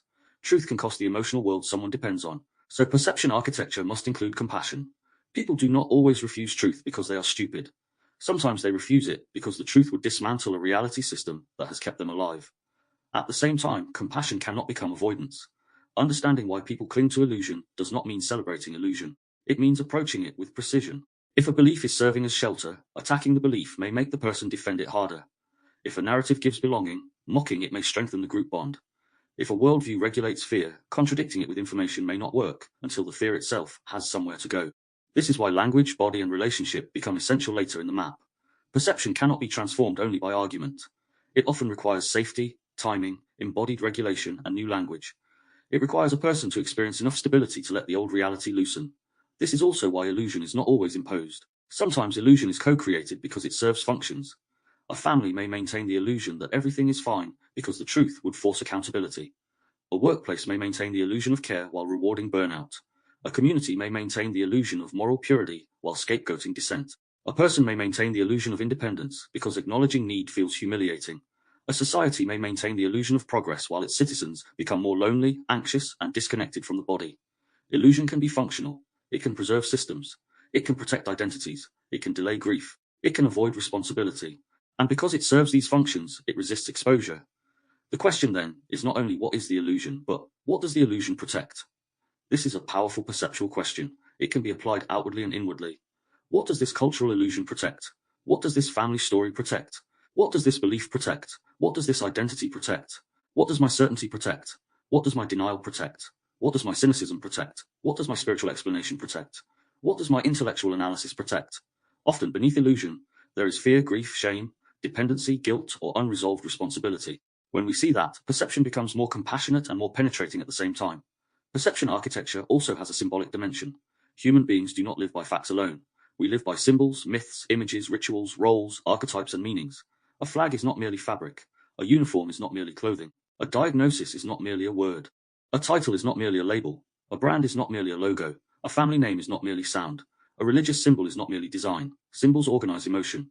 They gather memory, identity, belonging, authority, hope, fear, and history into visible form. This is why symbolic perception is powerful. People may respond more intensely to the symbol than to the underlying reality. They may defend the symbol because it holds their identity. They may attack a symbol because it holds their wound. They may mistake possession of the symbol for embodiment of its meaning. This is another kind of inversion, when the sign replaces the substance. In the world of perception architecture, symbols can awaken or manipulate. They can orient consciousness or capture it. They can remind people of depth, or they can become shallow badges of identity. Spiritual symbols can open humility, or they can become decoration. Psychological language can open self-understanding, or it can become status. Political symbols can gather people around justice, or they can become tools of tribal hatred. Even the language of awakening can become symbolic currency. The question is always, what is the symbol doing to perception? Is it deepening contact with reality, or replacing contact with image? Is it inviting responsibility, or offering identity? Is it an opening to inquiry, or closing it? The same applies to knowledge. Knowledge can liberate, but it can also become possession. The person may collect concepts not to live more deeply, but to feel superior, safe, defended, or special. The more they know, the less they may feel. The more frameworks they acquire, the less they may risk intimacy. The more they can name patterns, the less they may be able to sit with grief. This is the danger of knowledge without embodiment. It becomes another layer between the self and life. This is why the episode repeatedly returns to the body and to living practice. Perception is not healed by information alone. It is refined by embodied integration. Seeing the illusion, then, is not a one-time event. It is not a cinematic moment where the veil lifts and reality is permanently clear. It is ongoing. It is recursive. We see one illusion, then discover the self that saw it was shaped by another. We leave one frame, then notice the new frame forming. We reject one identity, then build another around rejecting it. We expose one manipulation, then notice our own need to be admired for exposing it. We criticize one belief machine, then find ourselves inside another. This can feel humbling, even destabilizing. But humility is part of the work. The aim is not to arrive at a final identity called awake. The aim is to develop a living relationship with perception itself. A living relationship with perception would mean asking, again and again, what am I seeing? What am I not seeing? What is my body doing? What language is framing this? What emotion is most active? What does my identity need this to mean? What story am I inside? What is being repeated? Who benefits from this frame? What would I perceive if I slowed down? What would I perceive if I were not afraid of losing belonging? What would I perceive if I did not need to be right? What would I perceive if I included the body, the wound, the language, the culture, and the relationship? These are not questions of weakness. They are questions of maturity. Perception architecture, as the first major doorway, therefore teaches us that seeing is not simple. To see clearly, we must understand the forces that shape seeing. We must understand inversion, overload, programming, simulation, belief, desire, fear, social belonging, symbolism, authority, repetition, and the mind as interface. We must recognize that the world can be framed before it is believed. We must recognize that attention can be captured before thought begins. We must recognize that information can become noise. We must recognize that awakening can become ego. We must recognize that belief can become shelter and cage at the same time. We must recognize that perception is a living system, not a fixed possession. Now the bridge becomes clear. Once we understand that perception is shaped, the next question is, where did the shaping begin? It did not begin only in media, culture, technology, ideology, or systems of power. It began closer than that. It began in the first emotional world. It began in the family atmosphere. It began in the body of the child. It began in the eyes that looked back at us, or did not. It began in the language used around us before we had our own.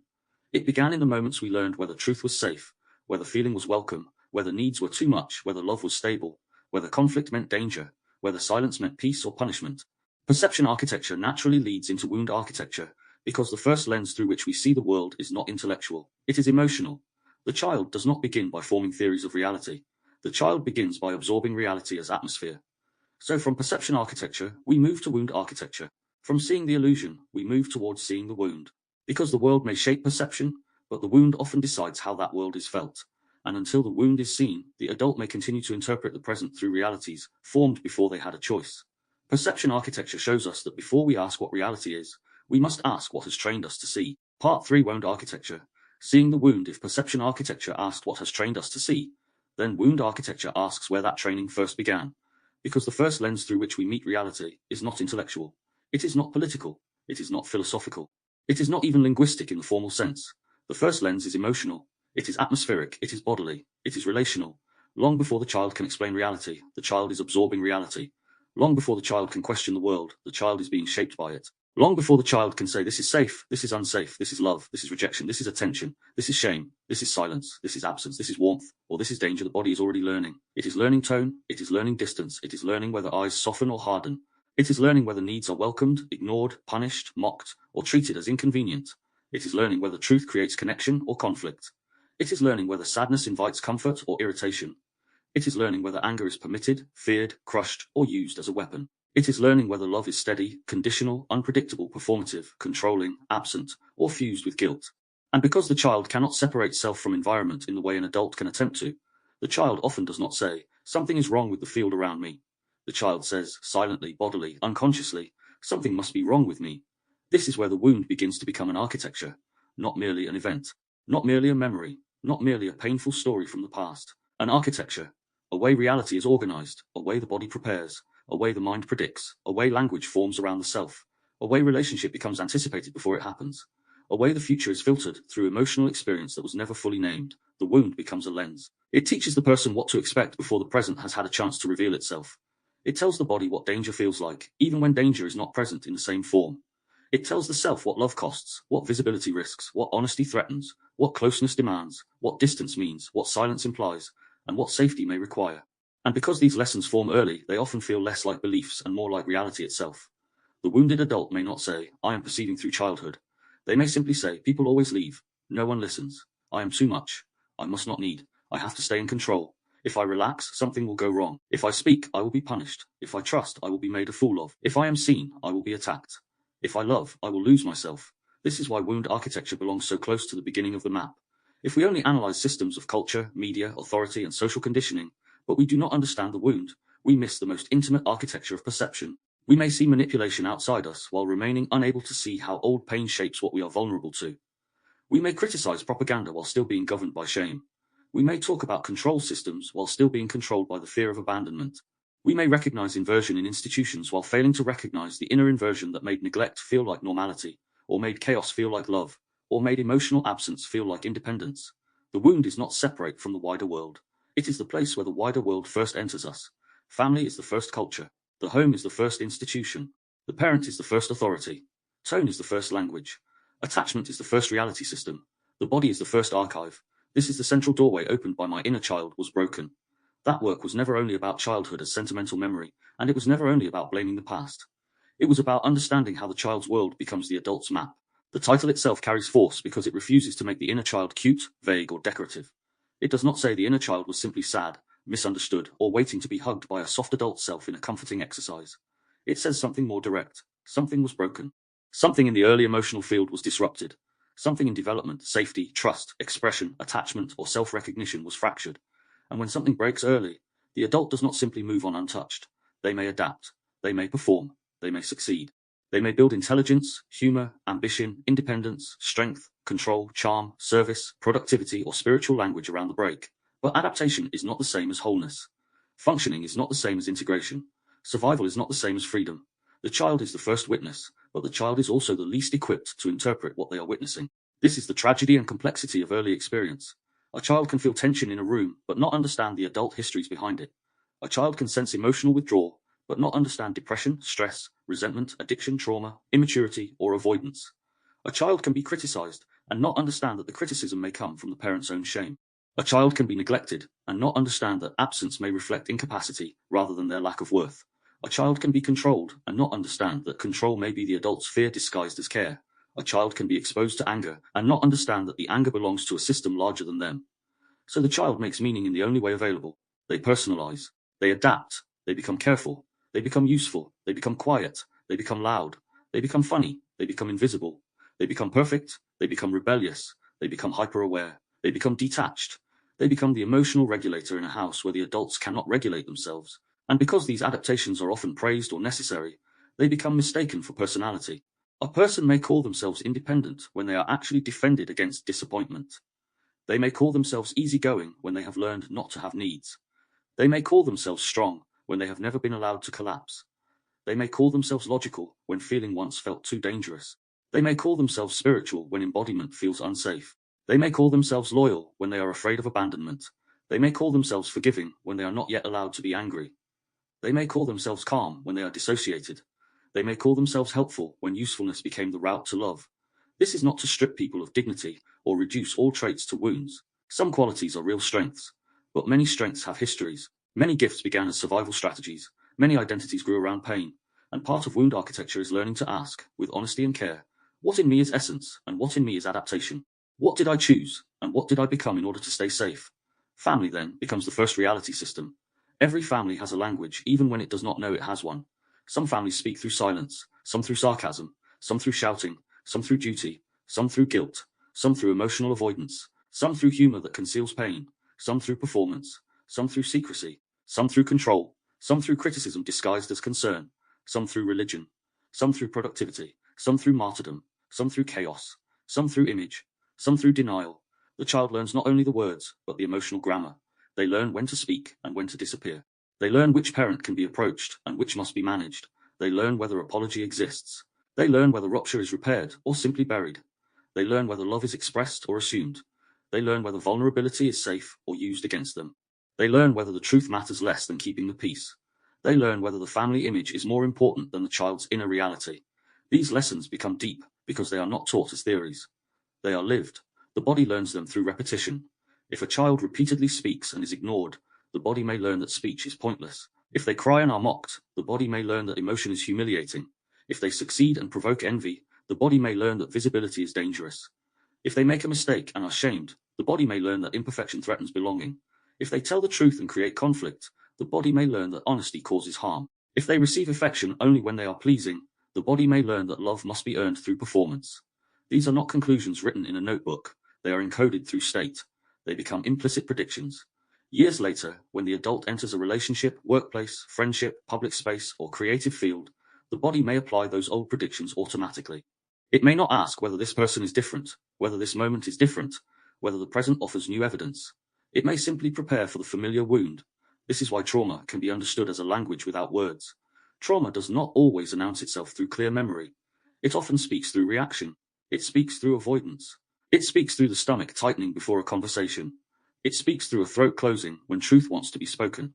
It speaks through obsessive thinking after a small relational shift. It speaks through the inability to rest without guilt. It speaks through attraction to people who recreate emotional uncertainty. It speaks through rage that arrives with more force than the present situation seems to explain. It speaks through numbness when feeling would be overwhelming. It speaks through the collapse that follows conflict. It speaks through the compulsion to over-explain, over-apologize, overwork, overgive, over-control, or disappear. Trauma is not always the dramatic flashback. Sometimes trauma is the invisible grammar of daily life. It is the body saying, I have been here before, even when the conscious mind cannot locate the memory. And this is where the phrase, the wound becomes an architecture of perception, becomes central. A wound does not only hurt. It interprets, it decides what things mean. It creates expectations. It assigns roles. It turns neutral moments into evidence. A late reply becomes abandonment. A disagreement becomes rejection. A boundary becomes punishment. A compliment becomes suspicion. A mistake becomes proof of defectiveness. A partner's need for space becomes the beginning of loss. A moment of success becomes danger. A calm relationship becomes boring because the nervous system associates love with volatility. A safe person becomes unattractive because the body is wired to chase the familiar charge of uncertainty. The wound is not simply in the past. It becomes a meaning-making system in the present. And until that system is seen, the adult may continue reacting to ghosts while believing they are responding to reality. This does not mean all pain is projection. It does not mean the present is innocent. People do abandon. People do manipulate. People do shame. People do betray. Systems harm. Families can remain unsafe. Culture can reinforce wounds. The point is not to dismiss present reality by saying, that is just your trauma. That phrase itself can become a form of invalidation and control. The point is more careful. The present and the past often meet inside perception. Sometimes the present is genuinely harmful. Sometimes the past is amplifying the present. Sometimes the present resembles the past, but is not the same. Sometimes the person is in danger. Sometimes the body is remembering danger. Sometimes both are true. Healing requires discernment, not denial. It requires enough self-relationship to ask, what is happening now? What is being remembered? And what is being repeated? This is where the unfiltered human on the fringe becomes necessary. Because the wound does not only appear as sadness, it appears as a shadow. It appears in the emotions people are often ashamed to admit. Envy, lust, anger, shame, guilt, apathy, control, desire, grief, rage, resentment, jealousy, longing, contempt, fear, numbness. These emotions are often treated as moral failures, but they are also messages. They are not always noble, but they are rarely meaningless. Envy may reveal a disowned desire, a wound of comparison, a history of feeling unseen, or a belief that life has given others something we were denied. Lust may reveal hunger, escape, vitality, shame, objectification, loneliness, power, fantasy, or the attempt to feel alive through intensity. Anger may reveal a boundary that was crossed long before the person had permission to defend it. Shame may reveal the internalized gaze of others. Guilt may reveal conscience, but it may also reveal inherited responsibility for things that were never ours to carry. Apathy may reveal collapse, burnout, learned helplessness, or a nervous system that has stopped believing movement will matter. Control may reveal fear of chaos, fear of vulnerability, fear of dependency, or a life shaped by unpredictability. The unfiltered human on the fringe matters because the shadow is part of the map. A person does not become conscious by only embracing the emotions that look good in public. They become conscious by listening to the emotions that disturb the self-image. This does not mean acting them out. It does not mean justifying cruelty, indulgence, manipulation, rage, or avoidance. It means refusing to exile the material that is already shaping behavior from beneath awareness. The shadow does not disappear because it is denied. It becomes less accountable when it is denied. It leaks. It projects. It moralizes. It envies while pretending not to. It controls while calling it care. It desires while calling itself pure. It resents while calling itself selfless. It punishes while calling itself honest. It withdraws while calling itself peaceful. The shadow is not only darkness.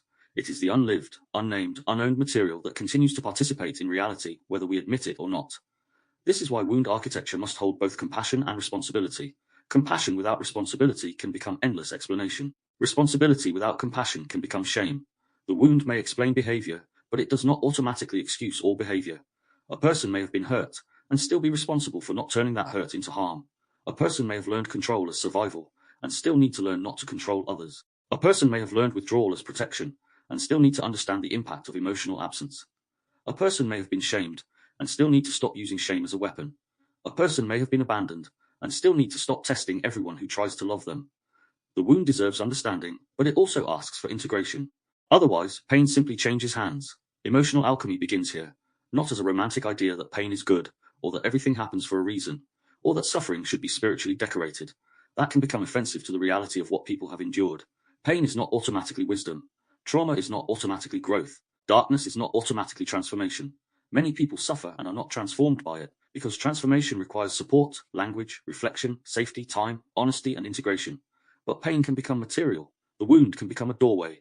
The broken place can become a site of inquiry. The question changes from why am I like this to what happened here, then from what happened here to what did I learn, then from what did I learn to what is still living through me, then from what is still living through me to how do I relate to it now. That movement is alchemical because the material does not disappear, it changes form. The wound may become language. The language may become understanding. The understanding may become regulation. The regulation may become choice. The choice may become repair. The repair may become a different pattern. And the different pattern may become a new reality for someone else.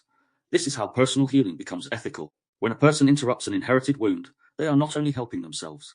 They may be changing the emotional atmosphere others enter. A parent who learns to regulate may change a child's reality. A partner who learns to repair may change the meaning of conflict. A creator who speaks honestly about shame may give others language for what they thought was only theirs. A person who stops passing on humiliation may end a lineage of emotional violence in small but real ways. Healing is not only internal, it changes the field. Relanguaging is one of the strongest bridges between wound architecture and linguistic architecture, but it begins here because the wound often forms before language.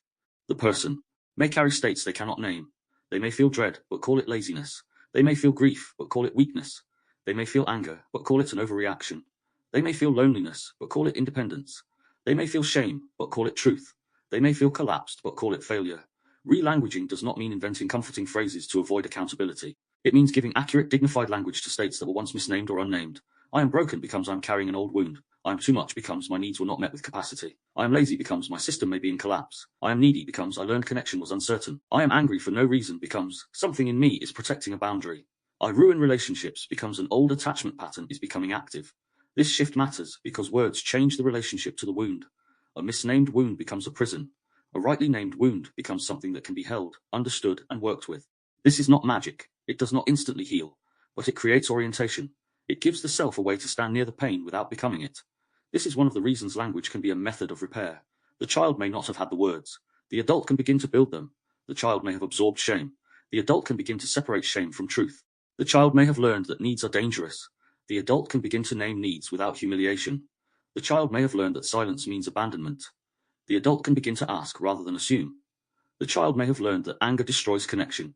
The adult can begin to practice anger as a boundary rather than an explosion. Relanguaging is the adult self returning to the wounded system with words that were missing at the time. But wound architecture is not only personal, it also becomes cultural. A culture can carry wounds. Families can carry intergenerational emotional patterns. Communities can carry humiliation, displacement, poverty, war, class shame, religious fear, Gender scripts, silence around abuse, emotional illiteracy, and inherited mistrust. These wider wounds shape the language available to people. Some cultures teach emotional restraint as dignity, but sometimes that restraint becomes suppression. Some teach self-sacrifice as a virtue, but sometimes that sacrifice becomes martyrdom and resentment. Some teach toughness as survival, but sometimes toughness becomes disconnection. Some teach obedience as morality, but sometimes obedience becomes fear of conscience. Some teach ambition as an escape, but sometimes ambition becomes permanent self-rejection. The individual wound is often nested inside wider histories. This does not remove personal responsibility, but it deepens the map. We inherit more than genes. We inherit atmospheres, phrases, silences, fears, class positions, moral codes, emotional rules, and relational templates. This inheritance is often invisible because it is normalized. If everyone in a family avoids conflict, avoidance feels peaceful. If everyone mocks vulnerability, mockery feels normal. If everyone works themselves into exhaustion, rest feels selfish. If everyone speaks in guilt, guilt feels like love. If everyone suppresses grief, numbness feels mature. If everyone performs happiness, honesty feels threatening. If everyone treats children as extensions of adult needs, selfhood feels rebellious. The wound hides inside normality. That is why the question, what was normal, is sometimes more revealing than what was traumatic. People may not recognize trauma, because nothing dramatic happened in the way they expect trauma to look. But emotional absence can be normal, shame can be normal, volatility can be normal, invalidation can be normal, parentification can be normal, enmeshment can be normal, silence can be normal. And if it was normal, the adult may not know to question it until the body begins to show symptoms, relationships repeat patterns, or the self begins to fracture under the weight of adaptation. This is one reason the inner child becomes such a powerful symbol. The inner child is not a literal separate person hiding inside the adult, but a way of naming the unresolved emotional realities that remain active. It is the part that still expects what it learned to expect, the part that still flinches, the part that still hopes, the part that still waits for an apology that may never come, the part that still believes it must earn love, the part that still feels too much or not enough, the part that still wants to be seen without performing, the part that still wants someone to say, "You were not wrong for needing," the part that still interprets the present through old atmospheres. To work with the inner child is not to become childish. It is to bring adult consciousness to the places where development was interrupted. The challenge is that many adults are ashamed of the child inside them. They want to be rational, strong, detached, impressive, healed, spiritual, desirable, successful, certain. The child threatens that image because the child still needs. The child still hurts. The child still wants tenderness. The child still fears abandonment.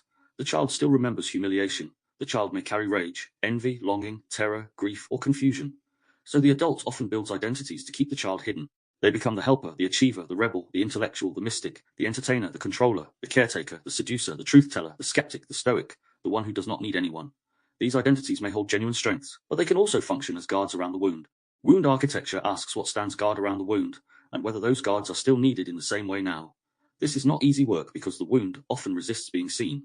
Seeing the wound may bring grief. It may disrupt loyalty. It may challenge family mythology. It may reveal that what was called love was sometimes control, what was called discipline was sometimes humiliation, what was called protection was sometimes fear, what was called normal was sometimes neglect, what was called strength was sometimes emotional abandonment. This can be destabilizing. The person may feel guilty for seeing clearly. They may fear betraying the family by naming what happened. They may minimize. They may compare their pain to others and decide they have no right to feel hurt. They may defend the very people who harmed them because the nervous system still depends on the attachment bond. This is why truth inside wound architecture requires gentleness. Not softness that avoids truth, but gentleness that understands how much it costs to see. There is also the danger of becoming trapped in the wound once it is seen. Some people never look at the wound and remain unconsciously governed by it. Others discover the wound and begin to identify with it completely. The wound becomes the self. The story becomes fixed. The past becomes the only explanation. Every difficulty becomes evidence of damage. Every relationship becomes a reenactment. Every trigger becomes proof that healing has failed. This is understandable, especially when someone has spent years being invalidated. Naming the wound can bring relief, and relief can make the wound story feel precious. But the aim is not to replace denial with permanent identification. The aim is relationship. The wound is part of the story, not the whole story. It shaped reality, but it does not have to remain the only architect.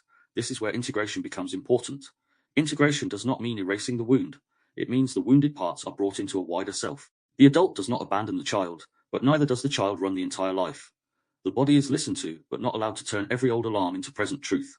Anger is honored as a signal, but not allowed to become uncontrolled harm. Shame is understood as an inherited atmosphere, but not worshipped as accuracy. Grief is allowed to move, but not used to deny all future possibilities. Control is recognized as protection, but gradually softened where safety now exists. The shadow is heard, but not handed the steering wheel. Integration is the practice of letting the whole self become more conscious, more honest, and more capable of choice. In this sense, wound architecture reveals why simple advice often fails. People are told to set boundaries, communicate clearly, trust themselves, stop overthinking, leave toxic situations, love themselves, calm down, think positively, or move on. Sometimes that advice is not wrong, but it may be useless if it does not understand the architecture beneath the behavior. How does someone set boundaries if childhood taught them boundaries lead to abandonment? How does someone trust themselves if their perception was repeatedly invalidated? How does someone stop overthinking if overthinking was once the only way to predict danger? How does someone communicate clearly if truth were punished? How does someone leave a harmful situation if chaos feels like home and peace feels empty? How does someone love themselves if their earliest mirror taught them they were a burden? Behavior sits on architecture. If we only address behavior, we may shame the adaptation without understanding the wound that made it necessary. This is also why wound architecture is deeply connected to discernment. A wounded system can be manipulated through its wound. Someone with abandonment wounds may be controlled through withdrawal. Someone with shame wounds may be controlled through criticism. Someone with approval hunger may be controlled through praise. Someone with chaos familiarity may be drawn into unstable dynamics. Someone with a savior role may be exploited by helplessness. Someone with guilt conditioning may be controlled through obligation. Someone who never felt special may be seduced by exclusive knowledge, secret groups, spiritual superiority, or ideological belonging. Someone whose body learned fear may be easily organized by threat-based narratives. This does not blame the wounded person. It reveals the importance of healing for discernment. The unexamined wound is not only painful, it is a vulnerability in the perception system. When the wound is unexamined, it may also shape spiritual seeking. A person may seek transcendence because embodiment feels unsafe. They may seek cosmic explanations because personal grief feels too raw. They may seek signs and synchronicities because uncertainty feels intolerable. They may seek gurus, teachers, systems, or doctrines because inner authority was never developed. They may seek purity because shame feels unbearable. They may seek ego death while avoiding the very ordinary work of apology, repair, boundaries, and emotional honesty. This does not mean spiritual experience is false. It means spirituality can be used by the wound if the wound is not brought into consciousness. Spiritual architecture later in the map must therefore remain connected to wound architecture. Otherwise, the soul's language may become a hiding place for the child's pain. The same applies to intellectual work. A person may become brilliant at analysis because feeling was unsafe. They may build frameworks as a way to create order after chaos. They may study manipulation because they were manipulated. They may study language because words once wounded them. They may study consciousness because ordinary reality felt unbearable. They may critique systems because personal powerlessness needed somewhere to go. Again, this does not invalidate the work. Some of the deepest work comes from wounded places. But there is a difference between creating from the wound unconsciously and creating from the wound with awareness. The wound can provide sensitivity, pattern recognition, compassion, urgency, and depth. But if it remains unintegrated, it can also provide distortion, obsession, projection, rigidity, and the need to turn personal pain into universal law. The question is not whether the wound is present. It often is. The question is whether the wound is driving unseen, or whether it has been brought into relationship with consciousness. This is why the phrase emotional truth matters. Emotional truth is not always factual truth, but it is still truth of a kind. If someone feels abandoned, that feeling is real as a state. It deserves attention, but it may not mean they are being abandoned now. If someone feels ashamed, that shame is real as an experience, but it may not mean they have done something wrong. If someone feels unsafe, that fear is real in the body, but it may require discernment to know whether present danger exists. Emotional truth must be honored without being absolutized. When emotional truth is dismissed, the person fragments. When emotional truth is treated as total reality, the person may project. Integration requires the middle path. This feeling is real, and I will listen to it. This feeling may carry history, and I will not automatically make it the whole truth. Wound architecture also asks us to revisit morality. Many behaviors judged as moral failures have wounded roots. Control, avoidance, defensiveness, jealousy, people-pleasing, numbness, rage, withdrawal, mistrust, self-sabotage, and emotional unavailability are often adaptations. This does not make them harmless. It makes them understandable. Moralizing them too quickly may deepen shame and prevent inquiry. At the same time, removing all moral language can also be dangerous, because people do harm through their adaptations. The better question is, what is the wound? What is the behavior? What is the impact? And what responsibility is possible now? This allows compassion and accountability to coexist. It says, I understand why this pattern formed, and I also recognize that it must not remain unconscious. That is mature wound work. This is where the adult self becomes essential. The adult self is not the part that suppresses the child. It is the part that can hold the child. It is the part that can say, I know why you are afraid, but we can slow down. I know why this feels like abandonment, but let us check the present. I know why you want to control, but we can ask for clarity instead. I know why you want to disappear, but we can stay with ourselves. I know why anger is here, but we can use it as boundary rather than fire. I know why shame is loud, but shame is not the whole truth. This inner language becomes a new relational field inside the self. The adult becomes the caregiver that was missing, inconsistent, overwhelmed, or unsafe. This is not about pretending the past did not matter. It is about creating a new present relationship with the parts of the self that were shaped by the past. In My Inner Child Was Broken, this is particularly important because the work is not only about personal biography, it is about the relationship between biography and philosophy. Personal pain becomes a doorway into wider questions. How is a self formed? How does a child become a mirror of the emotional field around them? How do parents unconsciously pass on wounds? How does language shape a child's reality? How do family systems become mini-cultures?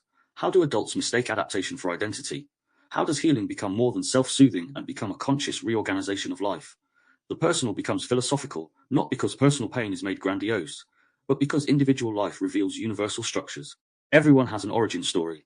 Everyone was shaped before they could consent to being shaped. Everyone carries some inheritance of language, atmosphere, wound, or adaptation. The details differ, but the architecture is shared. The Unfiltered Human on the Fringe adds another dimension, because it refuses to make healing too polished. Many healing spaces prefer emotions that can be made gentle, digestible, and aesthetically acceptable.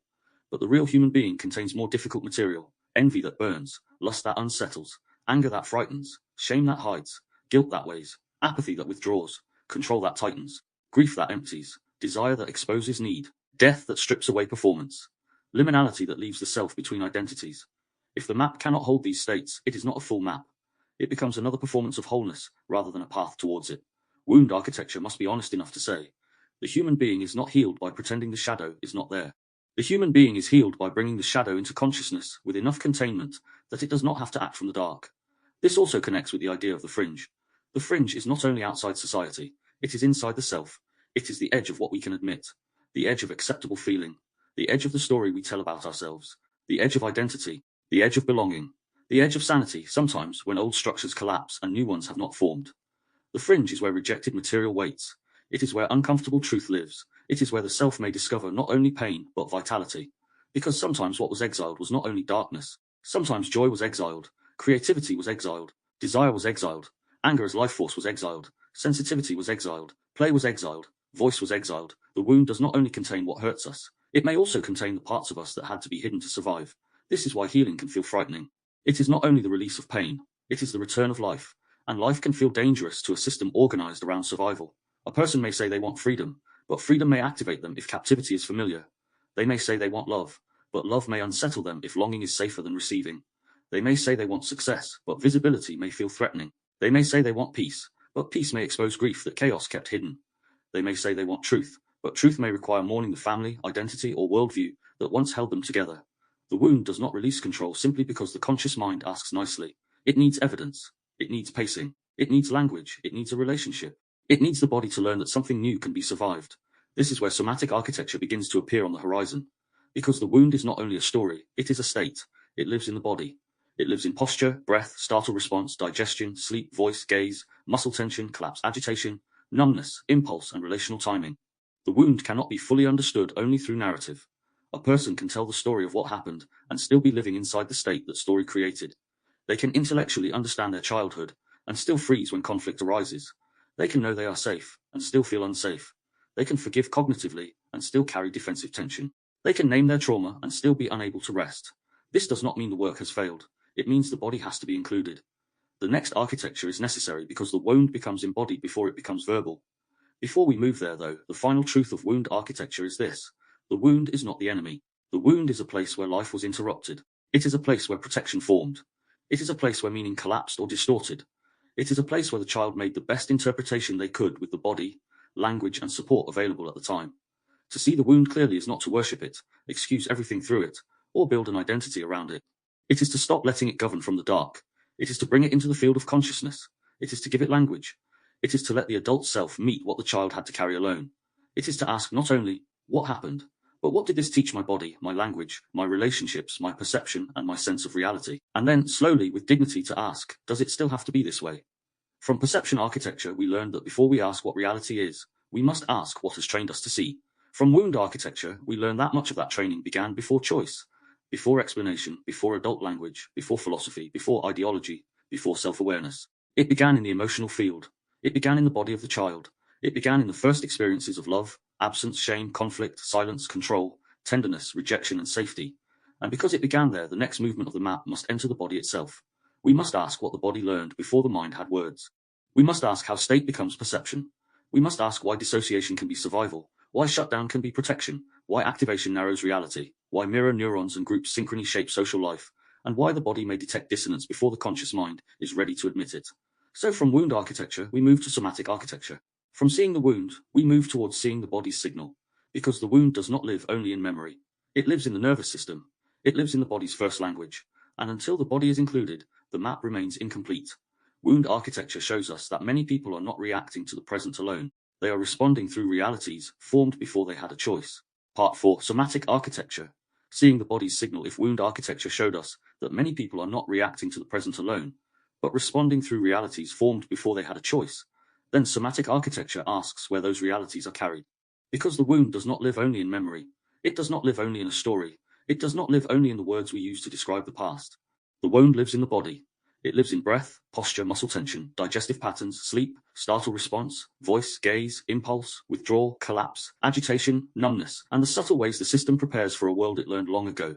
This is why the body has to enter the map as one of the central architectures of reality. The body is not merely carrying the mind around. The body is interpreting. The body is scanning. The body is remembering. The body is predicting. The body is detecting safety, danger, familiarity, dissonance, connection, rejection, pressure, and threat before conscious thought has built a sentence around what is happening. And if reality is first received as state before it becomes thought, then the body is not secondary to consciousness. The body is one of the first places consciousness must learn to listen. This is the doorway opened by the body knows, not the body as a slogan, not the body as a romanticized oracle that is always right, not the body as something mystical simply because the mind cannot yet explain it. But the body is an intelligence system. The body as an early warning system. The body as a memory field. The body is the place where life registers before interpretation becomes language. The body knows in ways that are not always verbal. It knows through contraction and expansion, through rhythm and hesitation, through fatigue and alertness, through the strange feeling that something is off before evidence has been consciously assembled. It knows through the stomach that tightens in a conversation that appears polite on the surface. It knows through the chest that softens around someone safe. It knows through the throat that closes when a truth wants to be spoken, but the old fear of consequence returns. It knows through the sudden numbness that arrives when a situation overwhelms the system. It knows through the body leaning away while the mouth says yes. It knows through the body preparing to please before the self has even checked whether pleasing is necessary. But this knowing must be treated with maturity. The body knows, but the body also remembers. And memory can be accurate, distorted, protective, outdated, symbolic, or incomplete. A body signal is not always final truth. It is always meaningful, but not always literal. If the body tightens, something is happening inside the system. But that does not automatically mean the external world is dangerous in the way the body predicts. If the body feels attraction, something is alive. But that does not automatically mean the person is safe, aligned, or loving.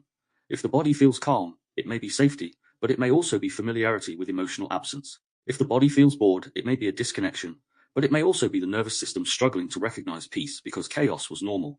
If the body feels urgency, it may be a real call to action, or it may be fear demanding control.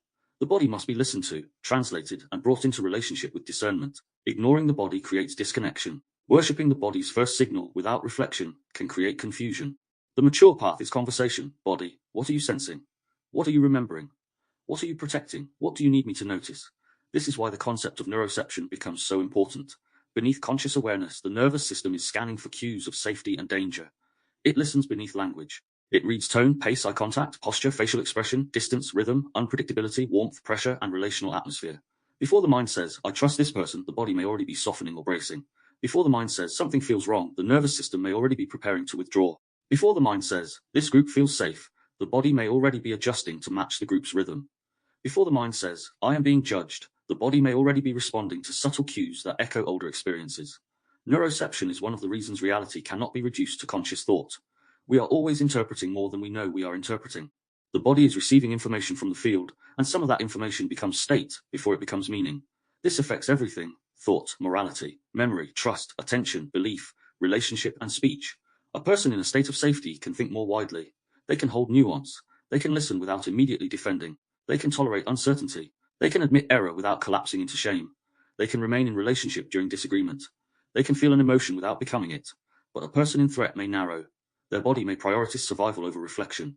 They may look for certainty, escape, control, blame, submission, attack, or reassurance. They may stop hearing the actual words and begin hearing the emotional, meaning their nervous system assigns to the situation. A simple question may feel like interrogation. A boundary may feel like rejection. A pause may feel like abandonment. A disagreement may feel like danger.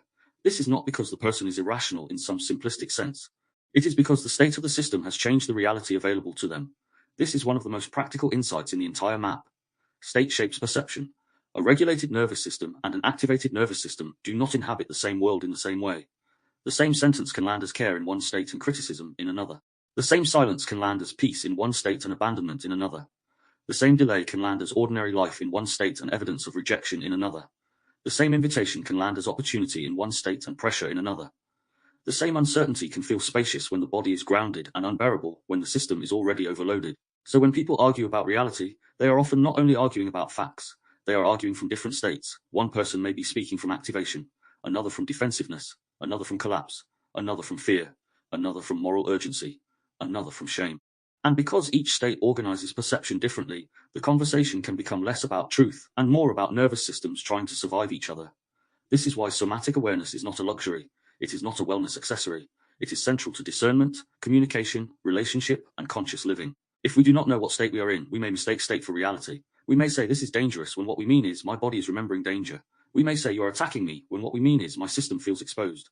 We may say I do not care when what we mean is I have gone numb because caring feels too much. We may say I need control when what we mean is uncertainty feels unbearable. We may say I am fine when the body is silently carrying panic. Somatic awareness gives language a more honest starting point. It allows the self to say something is happening in me before turning that something into accusation, identity, collapse, or conclusion. The survival responses are part of this architecture. Fight, flight, freeze, fawn, and collapse are not simply behaviors.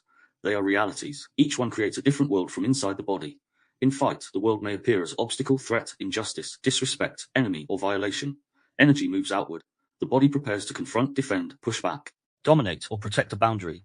Fight can be destructive when unconscious, but it can also carry the life force of self-protection. Many people who were not allowed to express anger as children fear their fight response because they associate anger with harm. But anger is not automatically harmful. Sometimes anger is the body saying, something matters. Something has been crossed. Something needs protection. The work is not to erase the fight, but to mature it. To turn an explosion into boundary, to turn attack into clarity, to turn rage into ethical force. In flight, the world becomes something to escape. The body looks for exits, distractions, tasks, movement, productivity, distance, or avoidance. Flight can look like panic, but it can also look like constant busyness. It can look like leaving the room, but it can also look like intellectualizing, overplanning, scrolling, working, exercising, organizing, or staying perpetually in motion, because stillness would allow the body to feel.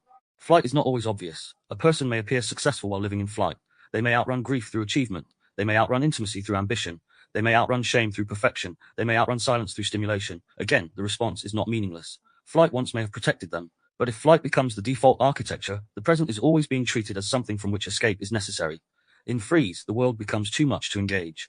The body pauses, locks, suspends, holds its breath, waits. Freeze can look like indecision, blankness, stillness, confusion, inability to speak, inability to act, or a feeling of being trapped between options. Freeze is often misunderstood by people who value action above all else. They may shame themselves or others for not moving. But freeze is not laziness. It is the nervous system calculating that neither fight nor flight is possible or safe. It is a survival pause, a protective suspension.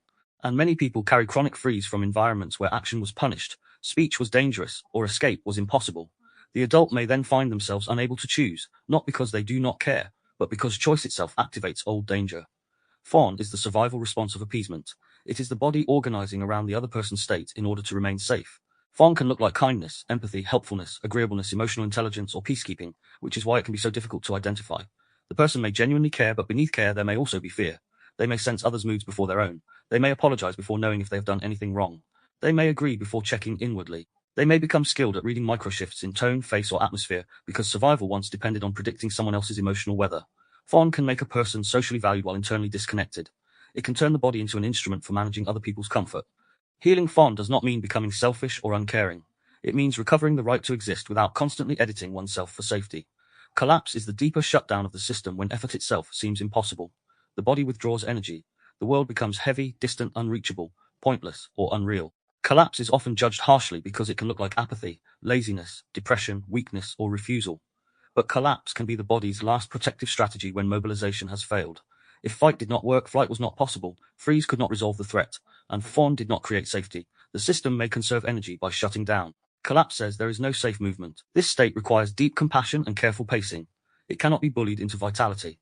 It cannot be shamed into aliveness. It needs orientation, small signals of safety, gentle reconnection and language that does not demand the whole person return at once. This is why dissociation should not be framed only as dysfunction. Dissociation can be survival. It can be the body's mercy when presence is too painful. It can create distance from overwhelming experience. It can allow a child to endure what they cannot escape. It can allow the mind to leave when the body cannot. Later, of course, dissociation can become limiting. A person may struggle to feel, remember, connect, act, or remain present. They may experience life through glass. They may hear words but feel far away. They may know something matters but not feel the emotional reality of it. They may lose time, lose sensation, lose access to desire, or feel detached from their own body. But even then, the question should not begin with judgment. It should begin with respect. What did dissociation protect? When did presence become too much? What would the body need in order to return safely? This is crucial because many healing approaches accidentally shame survival. They talk as if the ideal person is always present, open, expressive, regulated, vulnerable, and emotionally available. But for many people, those states were not safe. Presence may have meant feeling unbearable pain. Openness may have invited intrusion. Expression may have been punished. Vulnerability may have been exploited. Regulation may have been impossible in a dysregulated environment. So when someone cannot simply be present, it may be because presence was once dangerous. Somatic architecture asks us to honor the intelligence of protection while slowly building new possibilities. The body does not release old strategies because the mind has read the right book or heard the right phrase. It releases them when enough evidence accumulates that something different can be survived. The body also holds memory differently from the mind. It may not remember dates, but it remembers patterns. It may not remember exact words, but it remembers tone. It may not remember the sequence of events, but it remembers helplessness. It remembers the slammed door, the footsteps, the silence before anger, the facial expression, the smell of a room, the emotional temperature, the feeling of being watched, the dread before a conversation, the shame after speaking. These memories can be activated by present cues that seem small to the conscious mind. A voice drops slightly and the body braces. A person sighs and the body prepares for criticism. A message goes unanswered and the body returns to abandonment. A group laughs and the body remembers humiliation. This is not overreaction in a simplistic sense. It is pattern recognition shaped by survival. At the same time, the body can learn new patterns. This is the hope inside somatic architecture. If the body can learn danger, it can also learn safety. If it can learn collapse, it can learn mobilization. If it can learn silence as threat, it can learn silence as peace. If it can learn touch as danger, it can learn touch as care. If it can learn conflict as abandonment, it can learn conflict as repair. But this learning is not forced, it is slow. It happens through repeated experiences of safe difference, safe disagreement, safe stillness, safe honesty, safe boundaries, safe emotional expression, safe rest, safe visibility, safe receiving, safe solitude, safe connection. The body needs proof, not slogans. This is why relationships matter, why language matters, why environments matter, and why regulation is relational as well as internal. Mirror neurons and group synchrony bring us into the social body. Human beings are not isolated nervous systems. We resonate, we synchronize. We catch moods, rhythms, tensions, postures, and emotional atmospheres. A room can become anxious before anyone names anxiety. A group can become excited, fearful, hostile, submissive, or euphoric through shared cues. A crowd can amplify emotion until the individual feels carried by something larger than themselves. This is part of our social intelligence. It allows empathy, bonding, learning, cooperation, and attunement. But it also allows conformity, contagion, panic, mob behavior, and emotional capture. The body is socially porous. We are influenced by the nervous systems around us. This has enormous implications for the wider map. If the body mirrors others, then culture is not only a set of ideas, it is a field of states. Public fear can become embodied. Group outrage can become embodied. Collective shame can become embodied. Social comparison can become embodied. Moral panic can become embodied. Hope can also become embodied. Calm can spread. Courage can spread. Dignity can spread. Repair can spread. The body learns from the field. That means discernment cannot only ask, what do I think? It must also ask, what am I absorbing? What is this room doing to my system? What is this group doing to my breathing? What does this feed due to my state? What does this conversation make my body prepare for? What emotional rhythm am I being pulled into? Am I choosing this, or am I being synchronized without noticing? Group synchrony explains why belonging can override private perception. If everyone around us appears calm in the face of something harmful, the body may doubt itself. If everyone appears outraged, the body may become outraged before thought catches up. If everyone speaks the same language, the body may feel safer repeating it. If dissent creates visible tension, the body may suppress doubt to preserve connection. This does not make people weak, it makes them human.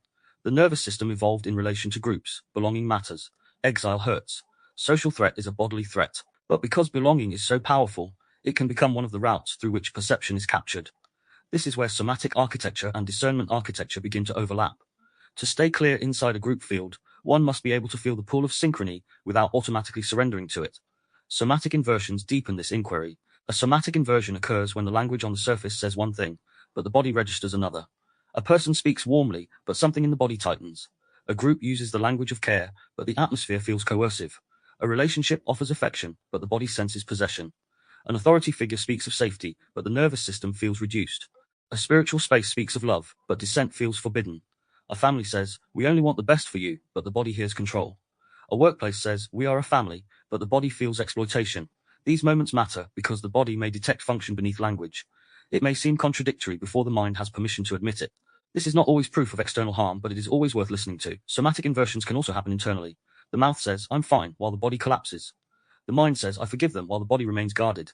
The identity says, "I am over it," while the body reacts as though it is still happening. The spiritual self says, "Everything happens for a reason," while the body carries grief that has never been allowed to speak. The intellectual self says, "I understand my trauma," while the nervous system still freezes in the same pattern. These inversions reveal where language has moved ahead of embodiment. They show us that saying the right words is not the same as living the reality of those words. This is not failure. It is information. The body is saying, something has not yet been integrated. This is one reason why the wider work keeps returning to the difference between concept and embodiment. It is possible to know the language of healing and remain dysregulated. It is possible to speak about nervous systems while ignoring one's own. It is possible to discuss trauma while acting from trauma. It is possible to speak of love while controlling. It is possible to speak of discernment while reacting. It is possible to speak of consciousness while avoiding the body. The body becomes the test of integration. Not because the body is perfect, but because the body reveals whether the map has become lived. If the language of repair does not change how we respond under pressure, it remains theory. If the language of embodiment does not bring us into deeper contact with sensation, it remains performance. If the language of awakening does not soften the ego's need for superiority, it remains identity. The body as a discernment instrument is therefore central. But discernment through the body must be carefully understood. The body gives signals, not always conclusions. A tight chest might mean fear, grief, excitement, old memory, present danger, or suppressed truth. A feeling of calm might mean safety, numbness, familiarity, or resignation. Attraction might mean resonance, projection, chemistry, danger, repetition, or genuine connection. Disgust might mean a true boundary, inherited prejudice, fear of difference, or old shame. The body gives data. Consciousness must interpret the data with humility. The question is not, what does this sensation prove? The question is, what is this sensation asking me to notice? That question keeps the body inside discernment rather than turning it into superstition. This is especially important in relationships. The body may feel chemistry with someone who activates an old attachment pattern. The nervous system may call it love because the intensity resembles early uncertainty. The body may feel bored with someone safe because safety lacks the familiar charge of pursuit. The body may feel panic when someone is kind because receiving without earning feels unfamiliar. The body may feel mistrust when someone respects boundaries because old dynamics train the person to expect hidden cost. None of these signals should be ignored, but none should be taken at face value without inquiry. Somatic awareness asks, is this aliveness or activation? Is this intuition or trauma memory? Is this safety or numbness? Is this desire or repetition? Is this boundary or fear? Is this peace or dissociation? These questions are not designed to make love analytical. They are designed to make love conscious. The same applies to public life and culture. The body may be pulled by the emotional charge of a narrative. Outrage can feel like truth because it energizes. Fear can feel like wisdom because it mobilizes. Belonging can feel like evidence because the group feels safe. Moral certainty can feel like clarity because doubt is uncomfortable. A charismatic speaker can feel trustworthy because rhythm, confidence, and tone regulate uncertainty. A repeated phrase can feel true because familiarity relaxes the cognitive burden.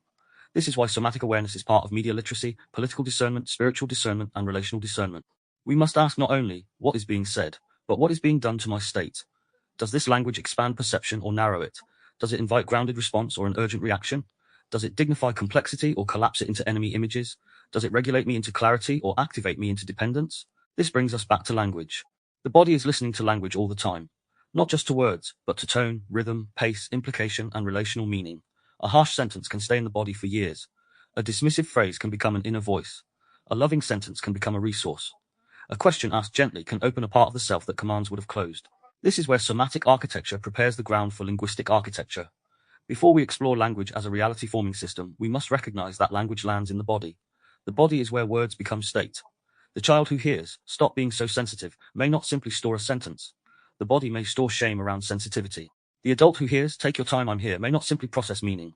The body may experience a new relational possibility. Language becomes somatic when it changes the body's relationship to itself and the field.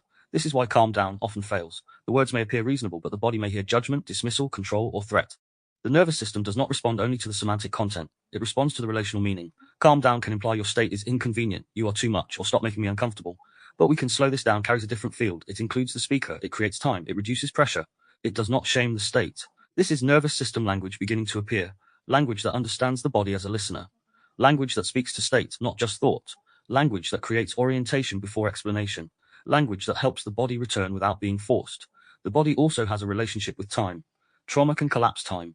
The past enters the present. The body reacts now as if then is happening again. The mind may know the difference, but the body may not. This is why telling someone, "that was years ago," often does little. Chronological time and nervous system time are not the same. The body measures time through safety. If the pattern is still active, the past is not fully passed inside the system. Healing often involves helping the body locate the present, not intellectually but somatically. This room, this breath, this age, this support, this choice, this boundary, this difference. The body needs to learn that now is not then, and it learns through repeated orientation. Orientation is one of the simplest and deepest somatic acts. To orient is to return to the present environment, to notice the room, the ground, the breath, the light, the distance between bodies. The fact that one is no longer a child in that old house, that old classroom, that old relationship, that old emotional climate. Orientation tells the nervous system, we are here now. It does not deny the past. It locates the present. This is important because many people try to think their way out of activation while the body remains in old time. Orientation brings perception back into contact with the immediate world. It widens the field. It allows the mind to receive new information. It creates the conditions for choice. Choice is deeply somatic. We often speak of choice as if it is purely mental, but many people cannot access choice when the body is in danger. They may know what they want and still be unable to act. They may know what is healthy and still repeat the old pattern. They may know a relationship is harmful and still feel unable to leave. They may know they need rest and still feel driven. They may know they need to speak and still freeze. This is not simply lack of willpower. It is the body's survival system organizing behavior. Real choice often requires regulation. The body must experience enough safety to allow a new action. This is why shame is so ineffective as a transformation tool. Shaming a dysregulated system may intensify the very state that prevents choice. Agency grows when the body learns that small choices are possible. The choice to pause before replying, the choice to feel feet on the floor, the choice to name activation, the choice to ask for time, the choice to say no without over-explaining, the choice to breathe before defending, the choice to leave a room, the choice to stay present for one more moment, the choice to notice the urge without obeying it. These small choices matter because they rebuild the relationship between consciousness and the nervous system. The person begins to experience that they are not identical to the reaction. They have a relationship with the reaction. That relationship is the beginning of freedom. This connects directly with the final core statement of the whole episode, the movement from unconscious shaping to conscious participation. In somatic architecture, unconscious shaping appears as state taking over perception. Conscious participation appears as the ability to notice state, name it, relate to it, and respond with more choice. Not perfect choice, not constant regulation, not spiritualized calm, but more choice than before. A little more space, a little more body awareness, a little more honesty, a little more ability to distinguish present from past, a little more ability to listen to the body without being ruled by the first alarm. This is not small. It is a profound reorganization of reality. Somatic architecture also challenges the hierarchy that places the mind above the body. Many cultures, intellectual traditions, and social systems have treated the body as lower, irrational, inconvenient, sinful, weak, primitive, or merely mechanical. But if the body is part of perception, then disembodiment is not sophistication. It is partial blindness. A person can be highly intelligent and somatically unaware. They can think brilliantly while missing the state thinking through them. They can reason well in abstraction but collapse in relational conflict. They can explain nervous system theory while failing to notice their own jaw is clenched, breath is shallow, and voice is sharpening. Intelligence without somatic awareness can become dangerous because it gives the activated system better arguments. The mind becomes the lawyer for the state. If fear is driving, intelligence can build a fear-based case. If shame is driving, intelligence can build a case for defectiveness. If superiority is driving, intelligence can build a case against everyone else. Somatic awareness helps us ask, who is using the intelligence right now? This question is vital. Who is thinking? Is the regulated self thinking or the threatened self? Is the wounded child thinking or the adult? Is the ashamed self thinking or the dignified self? Is the group conditioned self thinking or the discerning self? Is fear thinking or clarity? This does not mean we split ourselves into fragments in a simplistic way. It means we recognize that cognition is state dependent. The thought may be clever, but the state may be defensive. The argument may be coherent, but the body may be in threat. The conclusion may feel certain, but the nervous system may be seeking relief. This is why the body must be brought into thinking, not to replace thought, but to ground it. The body also helps us recognize limits. Modern culture often treats limits as failure. Productivity culture pushes beyond exhaustion. Digital culture pushes beyond attention. Emotional culture pushes people to share before they are ready. Spiritual culture may push transcendence before integration. Political culture may push urgency before reflection. But the body has limits. It says no through fatigue, pain, shutdown, irritability, numbness, illness, overwhelm, and loss of presence. If we ignore the body's no, we may achieve more while becoming less alive. Somatic wisdom includes respecting capacity. Capacity is not fixed, but it is real. A nervous system cannot integrate infinite information, infinite emotion, infinite conflict, infinite visibility, or infinite demand. Conscious living requires pacing. Pacing is not weakness. It is respect for the organism. Pacing matters in healing too. The desire to heal quickly can become another form of violence against the body. The mind wants resolution. It wants breakthrough. It wants to be done. It wants the wound transformed, the pattern cleared, the nervous system regulated, the relationship repaired, the self reborn. But the body may need time. It may need repetition. It may need to approach and retreat. It may need to feel a little, then rest. It may need to trust slowly. It may need to build capacity before entering memory. It may need gentle language rather than force. It may need boundaries rather than exposure. Healing that ignores pacing can re-traumatize. Somatic architecture teaches that the body's speed is part of the truth. This is also relevant to creativity and the wider body of work itself. A project may begin as a thought, but it is carried through a body. Writing, speaking, recording, reflecting, creating images, building frameworks, entering difficult themes, and processing personal material all require nervous system capacity.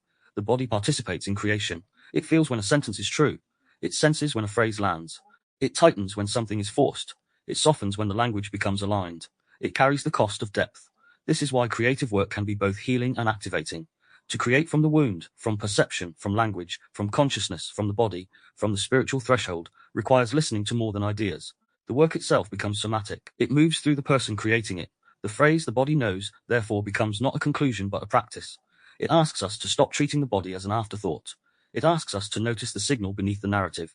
It asks us to recognize when the body is saying no, when it is saying slow down, when it is saying something is off, when it is saying this is grief, when it is saying this is old, when it is saying this is too much, when it is saying this is safe but unfamiliar, when it is saying this is familiar but not safe. It asks us to listen without immediately turning sensation into certainty. It asks us to translate. It asks us to bring the body into the conversation of reality. And this is where somatic architecture begins to complete what wound architecture revealed. The wound showed us that old realities can shape the present. The body shows us how, through the state, through reflex, through posture, through breath, through contraction, through survival responses, through memory patterns, through social synchrony, through signals beneath words, through the felt sense of safety or threat. The body is the place where past and present meet before the mind has named the meeting. If we ignore the body, we remain trapped in explanations that may be accurate but incomplete. If we include the body, the map deepens. We begin to understand why people cannot simply think differently, why advice often fails, why relationships repeat, why language matters, why culture gets under the skin, why discernment collapses under activation, and why repair must be felt, not merely understood. As we move from somatic architecture into linguistic architecture, the transition becomes clear. The body receives reality as state, but language helps organize that state into meaning. A sensation becomes a story. A contraction becomes a sentence. A fear becomes an identity. A wound becomes a name. A state becomes either shame or understanding depending on the language available. This is why language is so powerful. It does not float above the body, it enters the body. It can intensify survival responses or help regulate them. It can turn activation into accusation, or it can turn activation into inquiry. It can turn collapse into defectiveness, or it can turn collapse into a signal of overwhelm. It can turn the body into an enemy, or it can restore relationship with the body. So the next architecture is not separate from the somatic. It grows from it. Somatic architecture shows us that reality is first received as state before it becomes thought. The body scans before the mind explains. The nervous system remembers before the story is told. Dissociation can be survival. Shutdown can be protection. Activation can narrow perception. Group synchrony can shape belonging. Somatic inversions can reveal contradiction. The body can be a discernment instrument, but only when listened to with humility, not worship without interpretation. And once the body's signal is heard, the next question becomes unavoidable. What language will we give to it? Will we shame it, silence it, pathologize it, rush it, control it, and turn it into identity? Or will we learn to speak to it with accuracy, dignity, orientation, and repair? From wound architecture, we moved into the body. From somatic architecture, we now move into language. Because the body may know before the mind has words, but the words we choose can either deepen the wound or begin the return. Somatic architecture shows us that reality is first received as state before it becomes thought. Part 5 Linguistic Architecture, Seeing Language Differently. If somatic architecture showed us that reality is first received as state before it becomes thought, then linguistic architecture asks what happens next. What happens when the body's signal becomes a sentence? What happens when sensation becomes meaning? What happens when fear becomes a story, when shame becomes identity, when longing becomes belief, when pain becomes explanation, when intuition becomes language, when culture gives us words before consciousness has examined them? Because once the body has received the world, language begins to organize it. A tightening in the stomach becomes something is wrong. A closing in the chest becomes I am not safe. A silence becomes I am being rejected. A desire becomes I need this. A wound becomes this is who I am. And in that moment, language does not merely describe the state. It shapes the state. It gives the body a reality to live inside. This is why language sits at the center of the whole map. It is not simply one theme among many. It is the bridge between body and perception, between wound and identity, between relationship and meaning, between culture and the nervous system, between influence and belief, between consciousness and reality. Language is the architecture through which invisible experience becomes shareable, thinkable, repeatable, defensible, and socially reinforced. What cannot be named may remain atmospheric, vague, unconscious, or misread. What is misnamed may become a prison. What is named with accuracy and dignity may begin to become workable. This is why the mirror-linguistic hypothesis emerged so naturally from the wider body of work. The more the map developed, the clearer it became that language was never only symbolic. It was regulatory, it was somatic, it was relational, it was reflective, it was cultural, it was emotional, it was reality-shaping. The mirror-linguistic hypothesis, or MLH, begins with a simple but far-reaching proposition. Language does not merely represent reality, it participates in organizing reality as it is experienced by the nervous system. Words do not just point, they prime. They do not just describe, they regulate or dysregulate. They do not simply communicate information. They carry tone, memory, authority, shame, permission, threat, belonging, rhythm, expectation, and state. A sentence can tighten the body. A question can open it. A label can trap a person inside a fixed identity. A name can restore dignity. A repeated phrase can become an internal operating instruction. A cultural slogan can organize collective perception. A family saying can become a lifelong emotional law. Language is not floating above experience. It is woven through the body's relationship with experience. This is why the phrase language is symbolic is true, but incomplete. Of course, language is symbolic. Words stand for things. They point to objects, states, ideas, memories, values, people, identities, and possibilities. But language also does something to the system using it. The word danger does not land in the body the same way as the word challenge. The phrase you are broken does not produce the same inner relationship as you are wounded. The sentence you need to calm down does not create the same field as we can slow this down. The phrase I am a failure does not organize reality like I am meeting a pattern that needs attention. These are not cosmetic differences. They are different reality instructions. They tell the nervous system what kind of world it is in and what kind of self is living there. This does not mean language magically controls everything. It does not mean that changing words alone removes trauma, alters material conditions, repairs relationships, or solves social reality. That would be too shallow. Language is powerful, but it is not omnipotent. A person cannot simply recite a new phrase and erase the body's history. A culture cannot simply rename harm and make it disappear. A relationship cannot simply use therapeutic language and become safe. In fact, language can become dangerous when it is used to cover reality rather than clarify it. But because language participates in reality formation, it matters deeply. The question is not whether language creates everything. The question is what language is being used inside the field. Is it clarifying or obscuring, regulating or activating, naming or labeling, dignifying or shaming, opening perception or narrowing it, inviting responsibility or avoiding it, returning the person to reality or trapping them inside a story? This is where the mirror function becomes important. Language reflects hidden state. How someone speaks often reveals what is moving beneath the surface. A person may speak from fear while claiming reason. They may speak from shame while claiming morality. They may speak from control while claiming care. They may speak from grief while claiming anger. They may speak from envy while claiming justice. They may speak from collapse while claiming indifference. They may speak from superiority while claiming discernment. The words themselves may be polished, but the state leaks through tone, rhythm, emphasis, rigidity, repetition, and implication. Language is therefore a mirror of the nervous system. It shows us not only what someone thinks, but often what state is thinking through them. This applies inwardly as much as outwardly. Self-talk is not just private commentary. It is the language environment the nervous system lives inside. If the inner voice says, I am useless, I always ruin things, no one cares, I should be over this, I am too much, I cannot trust anyone, I must stay in control, then the body is not simply hearing thoughts, it is living inside a field of instruction. It begins to organize around defectiveness, threat, abandonment, shame, vigilance, or hopelessness. If the inner language shifts not into forced positivity, but into accurate, compassionate, state-aware naming, the field changes. Something in me is scared. This is an old activation. I can slow this down. My body is trying to protect me. This feeling is real, but it may not be the whole truth. I do not have to solve my entire life from this state. These sentences create space. They separate the self from the state without dismissing the state. They allow consciousness to relate to what is happening rather than being swallowed by it. This is one of the foundations of nervous system language, but before we move into NSL fully, we have to stay with linguistic architecture as a wider field. Because language does not only shape the individual nervous system, it shapes relationship. It shapes culture, it shapes institutions, it shapes public perception, it shapes moral categories, it shapes what can be questioned and what must be accepted. It shapes what becomes visible and what remains unnamed. The words available in a society determine, to some extent, the realities that society can collectively recognize. If a culture has no language for emotional neglect, many people will feel its effects, but misread them as personal weakness. If a culture has no language for trauma responses, survival adaptations may be moralist as character flaws. If a culture has no language for coercive control, manipulation may hide behind the language of love. If a culture has no language for nervous system collapse, shutdown may be labeled laziness. If a culture has no language for relational repair, conflict may become either avoidance or destruction. Language gives form to perception. The reverse is also true. Once a word becomes available, whole realities may become visible. A person hears the term parentification and suddenly years of childhood responsibility become legible. They hear dissociation and understand why they leave their body under stress. They hear projection and recognize why certain reactions feel larger than the present moment. They hear trauma bond and begin to understand why intensity was mistaken for love. They hear fawn response and realize that their kindness may have been mixed with fear. They hear gaslighting and recognize how their trust in their own perception was eroded. Terms can be overused, misused, and weaponized, of course, but at their best, they can restore sight. They can turn a private fog into a shared map. They can say, there is a name for this. You are not mad for noticing it. But naming must be handled carefully. A name can open perception, but a label can close it. There is a difference between saying this pattern resembles dissociation and saying, I am dissociated, therefore this is who I am. There is a difference between saying this behavior may be narcissistic and turning every painful person into a fixed diagnosis. There is a difference between using trauma language to understand impact and using it to remove accountability. There is a difference between naming a wound and building an identity around woundedness. This is the double power of language. It can liberate by making the invisible visible, and it can imprison by turning a living process into a static label. Linguistic architecture therefore requires discernment. The same word can heal or harm depending on how it is used, by whom, in what state, for what purpose, and inside what relationship. The resonance matrix enters here as the anatomy of influence through language and state. Influence does not only happen through arguments, it happens through resonance. A speaker does not merely deliver information, they transmit state. A culture does not merely offer vocabulary, it creates emotional weather.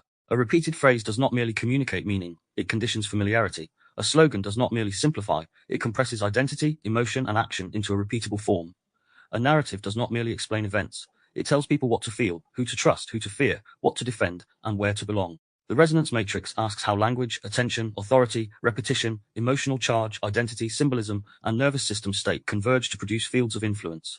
Repetition is one of the simplest and most powerful linguistic forces. What repeats becomes familiar. What becomes familiar often begins to feel true, or at least normal. A child repeatedly told they are difficult may grow into an adult whose body expects rejection. A society repeatedly told it is in danger may become easier to govern through fear. A group repeatedly told it is morally superior may become blind to its own cruelty. A person repeatedly telling themselves they cannot cope may begin to experience life through learned helplessness.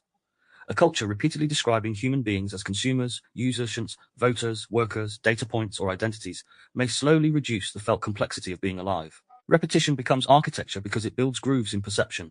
Eventually, the phrase no longer feels like a phrase. It feels like the world. Authority intensifies this process. Words spoken by authority land differently. A parent's words may become the child's inner voice. A doctor's words may reorganize a person's sense of their body. A teacher's words may shape intelligence or shame. A religious leader's words may shape guilt, salvation, morality, or fear. A government's words may shape public reality. An expert's words may legitimize perception. A partner's words may either reinforce or repair attachment wounds. Authority does not automatically make language false, but authority gives language weight. It can make a frame easier to accept before it has been personally examined. This is why authoritative language carries responsibility. When someone with power names reality, they are not merely offering words. They are shaping the field in which others may interpret themselves and the world. This is especially visible in clinical and psychological language. The right language can dignify suffering. It can help someone understand patterns without shame. But clinical language can also pathologize ordinary human responses, reduce the person to symptoms, or create identities around diagnosis. Again, the problem is not the language itself, but its use, context, and function. Does it restore agency, or does it fix the person in defect? Does it increase understanding, or does it flatten the mystery of a life? Does it help the body feel seen, or does it make the person feel categorized? A diagnosis may bring relief because the person finally has a name for what they experience. It may also become limiting if it becomes the only story they are allowed to inhabit. Linguistic architecture asks us to keep language alive enough to guide without imprisoning. Public language shapes collective nervous systems. This is not metaphor only. When public language becomes saturated with threat, crisis, contempt, urgency, accusation, humiliation, and moral absolutism, people begin to live inside an activated field. When public language becomes mocking, people hide vulnerability. When it becomes tribal, people fear complexity. When it becomes therapeutic but disconnected from responsibility, people may learn to avoid discomfort by naming everything as harm. When it becomes bureaucratic, people may lose contact with the human being beneath the category. When it becomes spiritual but vague, people may bypass grief, accountability, and embodiment. Collective language regulates or dysregulates the field. It teaches people how to feel about reality before they have fully examined it. This is why language can be used for control. Control does not always require force. Sometimes it requires framing. If a system can control the words, it can influence the questions people ask. If it can influence the questions, it can shape the answers that seem possible. If it can shape the answers, it can shape behavior. This is not limited to politics. Families control through language. You are too sensitive. After all I've done for you, we don't talk about that. You're making a big deal out of nothing. Relationships control through language. If you loved me, you would. You're crazy. No one else would put up with you. Workplaces control through language. We're a family. Be a team player. This is an opportunity. Everyone is under pressure. Spiritual space is controlled through language. Your ego is resisting. You're not evolved enough. Everything is love. You attracted this. Each phrase can be used differently in different contexts. But when language discourages perception, punishes boundaries, or makes the person doubt their own reality, it becomes part of control. This is the grammar of collapse. Language that collapses the nervous system often has certain qualities. It rushes. It shames. It labels. It mocks. It invalidates. It absolutizes. It removes choice. It turns states into identities. It makes questions unsafe. It uses moral pressure to bypass discernment. It pretends to care while tightening control. It punishes complexity. It tells the person what they are before asking what happened. It converts pain into defect. It says, you always, you never, you are, you should be over this, you are too much, you are the problem. Everyone else can manage. Stop being dramatic. Calm down. It was not that bad. You made me do this. You are lucky anyone cares. Such language does not merely communicate disagreement. It can reorganize the body into shame, defense, confusion, or collapse. The grammar of collapse may also appear in subtler forms. Forced positivity can collapse a person by refusing the reality of their pain. Just think positive. Everything happens for a reason. Choose happiness or raise your vibration can sometimes become ways of silencing grief. Intellectual dismissal can collapse a person by reducing emotional reality to irrationality. Moral superiority can collapse a person by making them fear exile. Overly clinical language can collapse a person by making them feel like an object of analysis. Even spiritual language can collapse when it asks people to transcend what has not yet been felt. The issue is not whether the phrases are always wrong. The issue is whether they meet the state honestly. Language that bypasses the body may sound enlightened while leaving the nervous system alone. In contrast, the grammar of return creates orientation. It does not flatter. It does not deny reality. It does not pretend pain is easy. It does not remove responsibility. It gives the system a way to stay in contact. Something in me is activated. This is a state, not the whole of me. I can slow this down. My body is trying to protect me. I do not have to solve my entire life from this moment. This feeling is real, but it may not be the whole truth. I can ask what is happening before I decide what it means. I can take responsibility without turning myself into a defect. I can set a boundary without becoming cruel. I can listen without surrendering my perception. These sentences do not erase pain. They organize themselves around relationship rather than possession. They create space between consciousness and state. This is where nervous system language becomes the practical application of linguistic architecture. NSL is not positive thinking. It is not soft language for the sake of softness. It is not avoiding truth. It is not making every sentence gentle, agreeable, or therapeutic.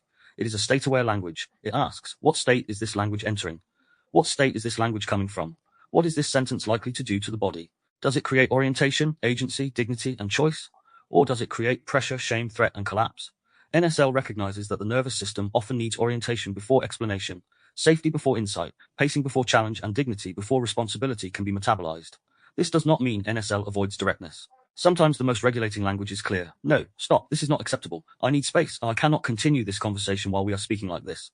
I will return when we can slow down. Boundaries can be regulating because they create structure. What makes language dysregulating is not firmness itself. It is contempt, threat, humiliation, vagueness, manipulation, inconsistency, and the removal of agency. A boundary says, here is where I stand. Control says, you must become what I need in order for me to feel safe. NSL helps distinguish the two. It allows language to be truthful without becoming violent, compassionate without becoming weak, firm without becoming cruel, and reflective without becoming vague. Relationally, this matters enormously. In conflict, people often speak from activation and then treat the activated language as truth.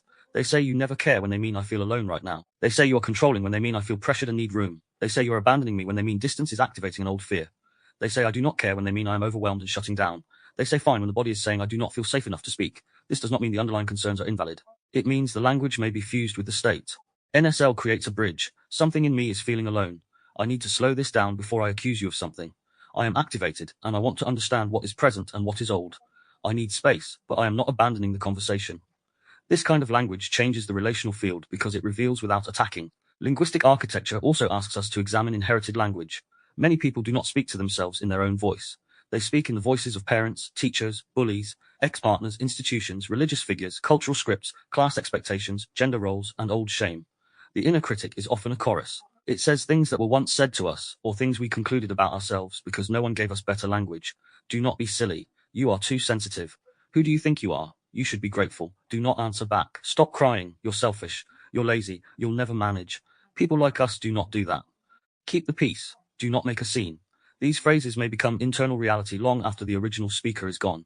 Part of conscious language work is asking, whose sentence is this? Is this my truth or an inherited command? Does this language belong to my present life or to a reality I was trained inside? This inquiry can be liberating because it creates separation. The person begins to realize, the voice in my head is not always mine. That does not mean there is no responsibility for how one thinks or speaks. It means responsibility begins with recognition. If inherited language shaped the self, conscious language can begin to reshape the relationship with the self. The adult can interrupt the old phrase. You are too sensitive becomes sensitivity was shamed, but it may also be perception. Do not be selfish becomes having needs is not the same as selfishness. Keep the peace becomes false peace is not repair. You should be over it becomes healing has a pace. You are lazy becomes my body may be overwhelmed. These shifts matter because they change the emotional laws governing the inner world. At the collective level, inherited language becomes culture. A society inherits phrases about success, gender, class, age, intelligence, productivity, morality, beauty, illness, sanity, weakness, and worth. These phrases shape what people permit themselves to become. A man may inherit language that makes tenderness feel humiliating. A woman may inherit language that makes anger feel dangerous. A working class person may inherit language that makes aspiration feel like betrayal. A child may inherit language that makes obedience feel like goodness. A spiritual seeker may inherit language that makes doubt feel like failure.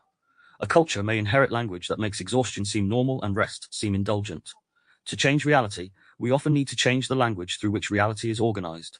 But again, language change can be superficial if it does not reach function. A culture can change words while preserving the same hierarchy. A workplace can adopt well-being language while continuing exploitation. A relationship can use therapy language while maintaining control. A spiritual space can use the language of love while punishing dissent. A political system can use the language of compassion while increasing dependency. A family can say, we support you, while still withdrawing emotionally when truth is spoken. This is why the map must always ask what language is doing, not only what language is saying. Function reveals the architecture. Does the new language create new reality, or simply decorate the old one? Does it change power, behavior, state, and relationship, or merely rebrand them? This is especially important for the Mirror-Linguistic Hypothesis, because MLH must not become a theory that worships language detached from reality. Language is part of the field, not the whole field. Words must be tested through embodiment, relationship, behavior, and consequence. If someone says they love you but their behavior repeatedly creates fear, the body has data. If an institution says it protects people but punishes questions, function matters. If a person says they are healed but uses spiritual language to avoid accountability, the language is not enough. Linguistic architecture is not about becoming enchanted by words. It is about becoming discerning about them. Words reveal, words conceal, words regulate, words manipulate, words heal, words perform, words organize.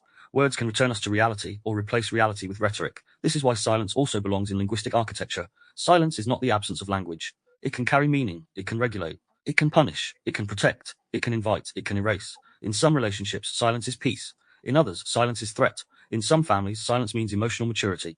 In others, it means denial. Silence can create space for truth to emerge, or it can suffocate truth completely. A person who grew up with punitive silence may experience pauses as danger. A person who grew up with constant noise may experience silence as emptiness. A culture that cannot tolerate silence may fill everything with content. A spiritual practice may use silence to deepen presence, while a controlling relationship may use silence to create anxiety. The meaning of silence depends on the field. This reminds us again that communication is not only words. It is state, timing, history, and relationship. The same is true of listening. Listening is a linguistic somatic act. It is not only auditory processing, it is relational receptivity. A person can hear every word and receive nothing because their nervous system is closed, defended, preparing rebuttal, protecting shame, or waiting for threat. Another person can listen beneath words and hear the state speaking.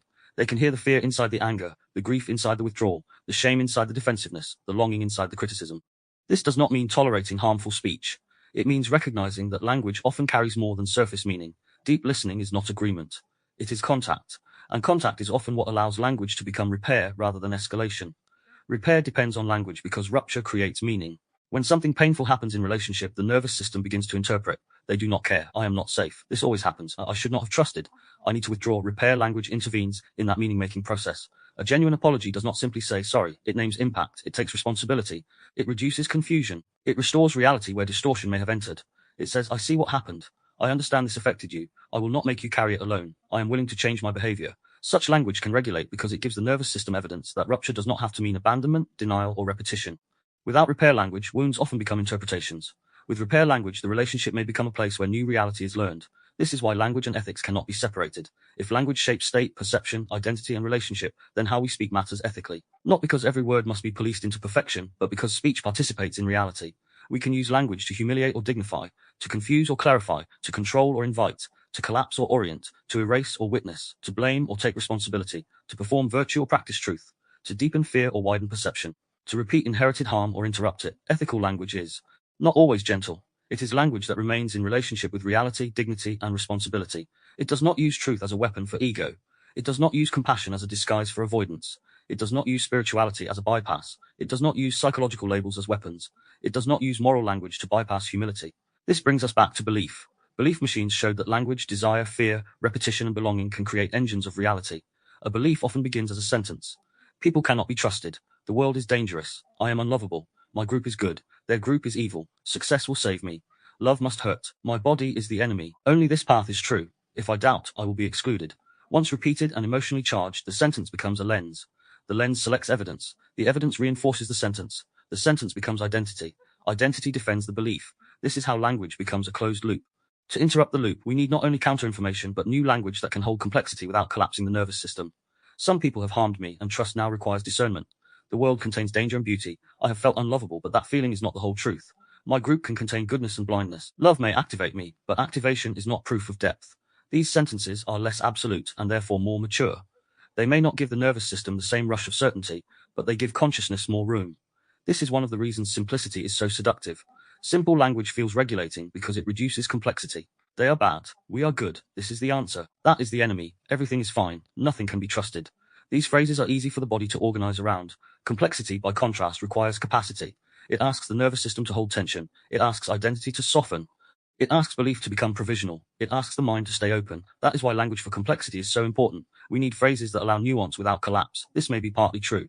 There is more than one layer here. I need more information. I can hold concern without certainty. I can question without condemning. I can disagree without dehumanizing. I can remain open without surrendering discernment.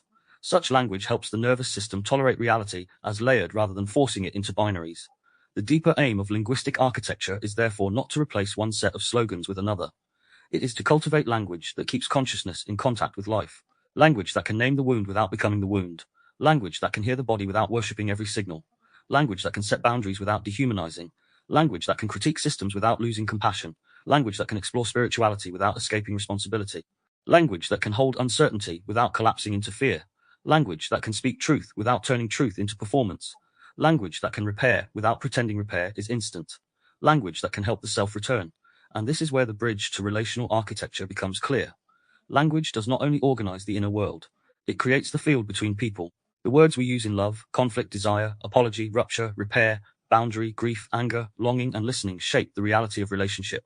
A relationship is not only made of feelings, it is made of repeated language, the language of accusation or revelation, the language of control or request, the language of contempt or dignity, the language of silence or repair, the language of fear or trust, the language of old wounds or conscious presence.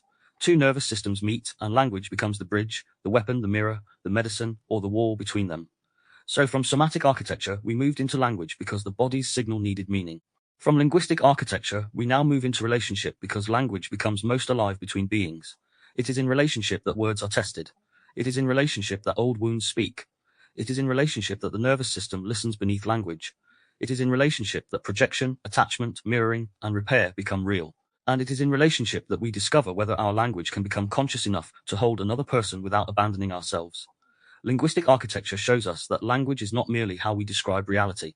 It is one of the ways reality is organized, felt, reinforced, and repaired. Part 6, Relational Architecture, Seeing Each Other Beneath the Masks. If linguistic architecture showed us that language is not merely how we describe reality, but one of the ways reality is organized, felt, reinforced, and repaired, then relational architecture asks where language becomes most alive. Because language does not exist only in the private mind. It moves between people. It carries tone, memory, desire, defense, longing, fear, invitation, accusation, apology, silence, and repair. It becomes the bridge between nervous systems.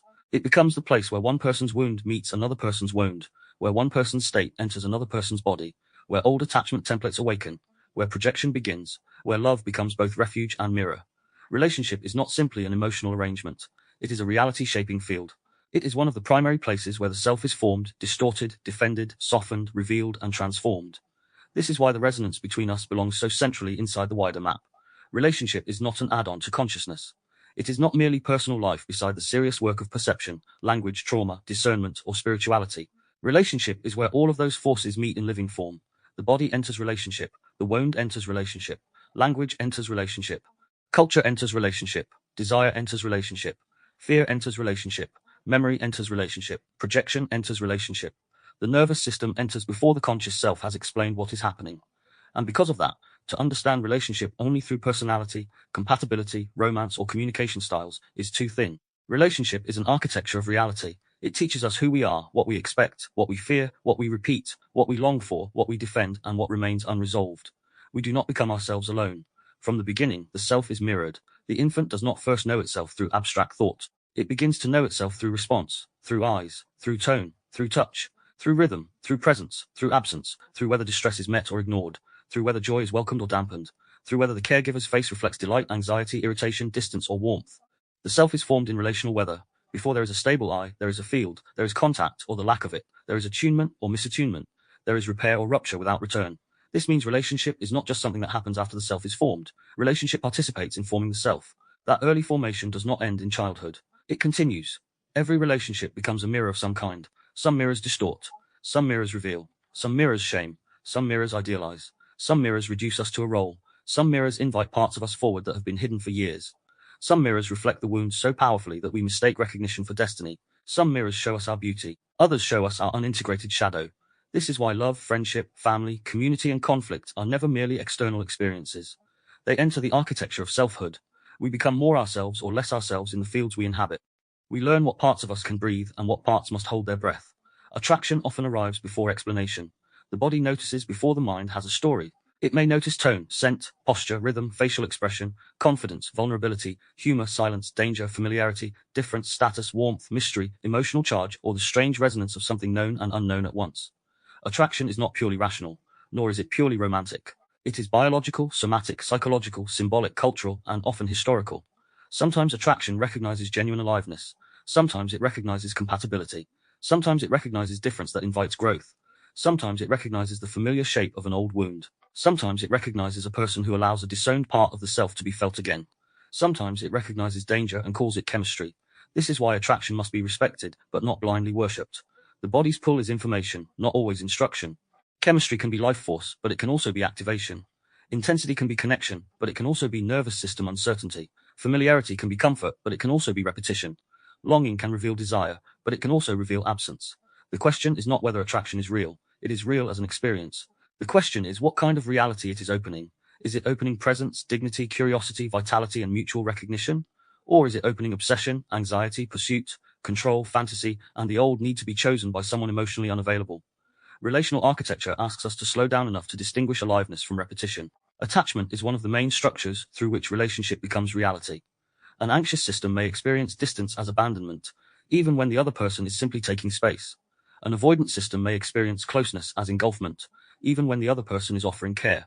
A disorganized system may experience love as both longing and threat, pulling towards connection and away from it at the same time. These are not simply preferences. They are reality templates. Attachment shapes what the nervous system expects from intimacy. It shapes how silence is interpreted, how conflict is metabolized, how affection is received, how separation is tolerated, how repair is trusted, and how vulnerability is risked. An anxiously attached person may live inside a relational reality where small shifts become large signals. A slower reply, a change in tone, a moment of distraction, or a need for space may activate the body into alarm. The mind then begins to build a story around the alarm. They are leaving. I have done something wrong. I need to fix this. I need reassurance. Now, the emotion may be real, but the conclusion may be shaped by older experiences of inconsistency, abandonment, unpredictability, or emotional hunger. An avoidantly attached person may live inside a different relational reality. They may feel love, but closeness begins to register as pressure. Dependence feels dangerous. Need feels consuming. Emotional intensity feels like a threat to selfhood. They may withdraw not because they do not care, but because care has activated old feeling trapped, controlled, demanded from, or swallowed. A disorganized system may swing between both realities, wanting connection, fearing connection, pursuing, withdrawing, testing, freezing, longing, distrusting. These patterns are not fixed destinies, but they are powerful architectures. They show us that relationship is not experienced directly. It is experienced through the nervous system's relational history. Two people may be in the same relationship and living in different realities. One says, "You are distant." The other says, "I am overwhelmed." One says, "You are too needy." The other says, "I'm scared of disappearing." One says, "You never listen." The other says, "I shut down when I feel attacked." Both may be partly right from inside their own systems. The task of conscious relationship is not to decide whose nervous system owns the truth entirely. It is to create enough safety, language, and humility that both people can begin to understand the pattern between them. Projection is another core element of relational architecture. We often meet parts of ourselves through others before we recognize those parts directly. We may fall in love with someone who carries our unlived courage, our suppressed creativity, our sensuality, our freedom, our certainty, our tenderness, or our danger. We may hate someone who displays what we have disowned in ourselves. We may resent someone for having what we secretly desire. We may accuse another of the very motive we cannot admit in ourselves. Projection is not simply making things up. It is a form of unconscious recognition. Something inside us meets something outside us and creates meaning. The problem is that we often mistake the projection for the whole person. This is why relationship can be intoxicating at first. The other person becomes more than themselves. They become symbol, solution, mirror, promise, wound, fantasy, future, escape, or proof. They may carry the energy of what we believe will complete us. They may appear to rescue us from loneliness, shame, stagnation, boredom, or invisibility. But over time, the projection starts to crack. The real person appears beneath the symbolic person. This is often where relationships struggle. We may feel disappointed, not because the other person lied, but because our projection was too heavy for any human being to carry. Conscious relationship requires retrieving projection. It asks, what did I place onto this person? What part of myself did they awaken? What longing did they carry for me? What wound did they activate? What reality did I build around them before I truly knew them? Projection also operates in conflict. Someone may remind us of a parent, an ex-partner, a bully, a betrayer, a critic, or a version of ourselves we reject. Suddenly, the reaction becomes larger than the present interaction. The person in front of us becomes a screen for old material. We are not only responding to them, we are responding to everyone they unconsciously resemble. This does not mean they have done nothing wrong. It means the intensity may be layered. Relational maturity asks us to separate the present person from the old figure as much as possible. What did they actually do? What did my body remember? What role have I placed them in? What might I be defending against? What is mine? What is theirs? And what belongs to the pattern between us? Love, then, is not only comfort. Love is revelation.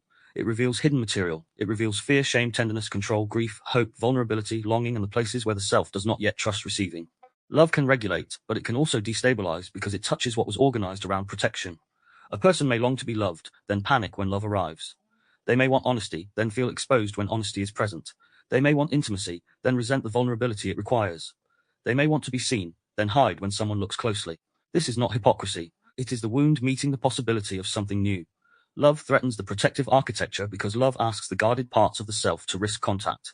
This is why some people confuse love with the activation they understand. If early love was inconsistent, intensity may feel like depth. If early love involved earning, pursuit may feel natural. If early love involved criticism, being chosen by a critical person may feel like redemption. If early love involved emotional absence, unavailable people may feel familiar. If early love involved control, possessiveness may be mistaken for devotion. The nervous system may call familiar pain chemistry because it knows how to organize around it.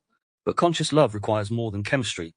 It requires the capacity to ask whether the relationship increases truth, dignity, regulation, freedom, responsibility, and mutual becoming, or whether it simply reactivates old survival roles with a romantic soundtrack. Relational language is where all of this becomes practical. The words used in relationship either deepen the wound or create the possibility of repair. Do we accuse or reveal? Do we shame or name? Do we control or request? Do we punish with silence or use silence to regulate? Do we perform strength or risk honesty? Do we say you never care, or do we say I am feeling alone and activated and I need to understand what is happening between us?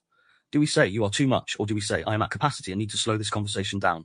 Do we say fine while closing the door emotionally, or do we say I cannot speak clearly right now, but I do not want to disappear from this completely? Language does not solve everything, but it determines whether the nervous system hears attack, abandonment, invitation, responsibility, or repair. This is where nervous system language becomes relational. It gives people a way to speak without turning state into weapon. It allows someone to say I am activated rather than you are the problem. It allows someone to say I need time rather than vanish into unexplained withdrawal. It allows someone to say this is touching something old rather than making the other person carry the full weight of the past. It allows someone to say, I want to hear you, but I need us to slow the pace rather than shutting down or escalating. It allows someone to say, I am angry, and I want to use that anger clearly rather than harmfully. This kind of language is not weakness. It is relational discipline. It keeps consciousness present inside activation. Listening is just as important. Listening is not merely hearing sounds. It is nervous system receptivity. A person can hear every word and still not listen because their body is in defense. They are preparing their reply, protecting shame, scanning for accusation, waiting for the moment to counterattack, or silently leaving the conversation. Another person may listen beneath the words and hear the state underneath. They may hear fear inside anger, longing inside criticism, shame inside withdrawal, overwhelm inside defensiveness. This does not mean accepting harmful communication. It means recognizing that the surface sentence is not always the deepest truth. In conscious relationship, listening becomes the art of asking, what is being said and what is being protected? What is the wound trying to prevent? What is the nervous system preparing for? Rupture is inevitable in relationship. Any relationship that goes deep enough will meet misunderstanding, disappointment, misattunement, difference, conflict, or pain. The question is not whether rupture happens. The question is what the relationship does with rupture. In some systems, rupture becomes abandonment. In others, rupture becomes denial. In others, rupture becomes blame. In others, rupture becomes emotional punishment. But in a conscious relational field, rupture can become repair. Repair does not mean pretending nothing happened. It does not mean rushing forgiveness. It does not mean one person swallowing their truth to restore comfort. Repair means returning to reality together. It means naming what happened, taking responsibility for impact, clarifying intention without using intention to erase impact, listening to the body, restoring dignity, and changing behavior where needed. A genuine apology is one of the most powerful forms of relational language. Not the apology that says, "I'm sorry you feel that way," which often leaves the injured person holding the entire emotional burden. Not the apology that says, "I'm sorry, but you also," which quickly turns into defense. Not the apology used as a shortcut to avoid discomfort. A genuine apology names the reality. I see that when I said that, it landed as dismissal. I understand that my silence activated fear, and I should have communicated more clearly. I was defensive, and I did not listen properly. I used language that shamed rather than clarified. I can understand why that hurt. This kind of language does something to the nervous system. It reduces confusion. It restores the shared reality. It tells the body that pain will not be denied. And often, what wounds people most is not only the rupture, but the denial of rupture. Repair is how the nervous system learns that conflict does not have to mean the end. For someone who grew up in a field where conflict led to explosion, withdrawal, punishment, or silence, repair can be revolutionary.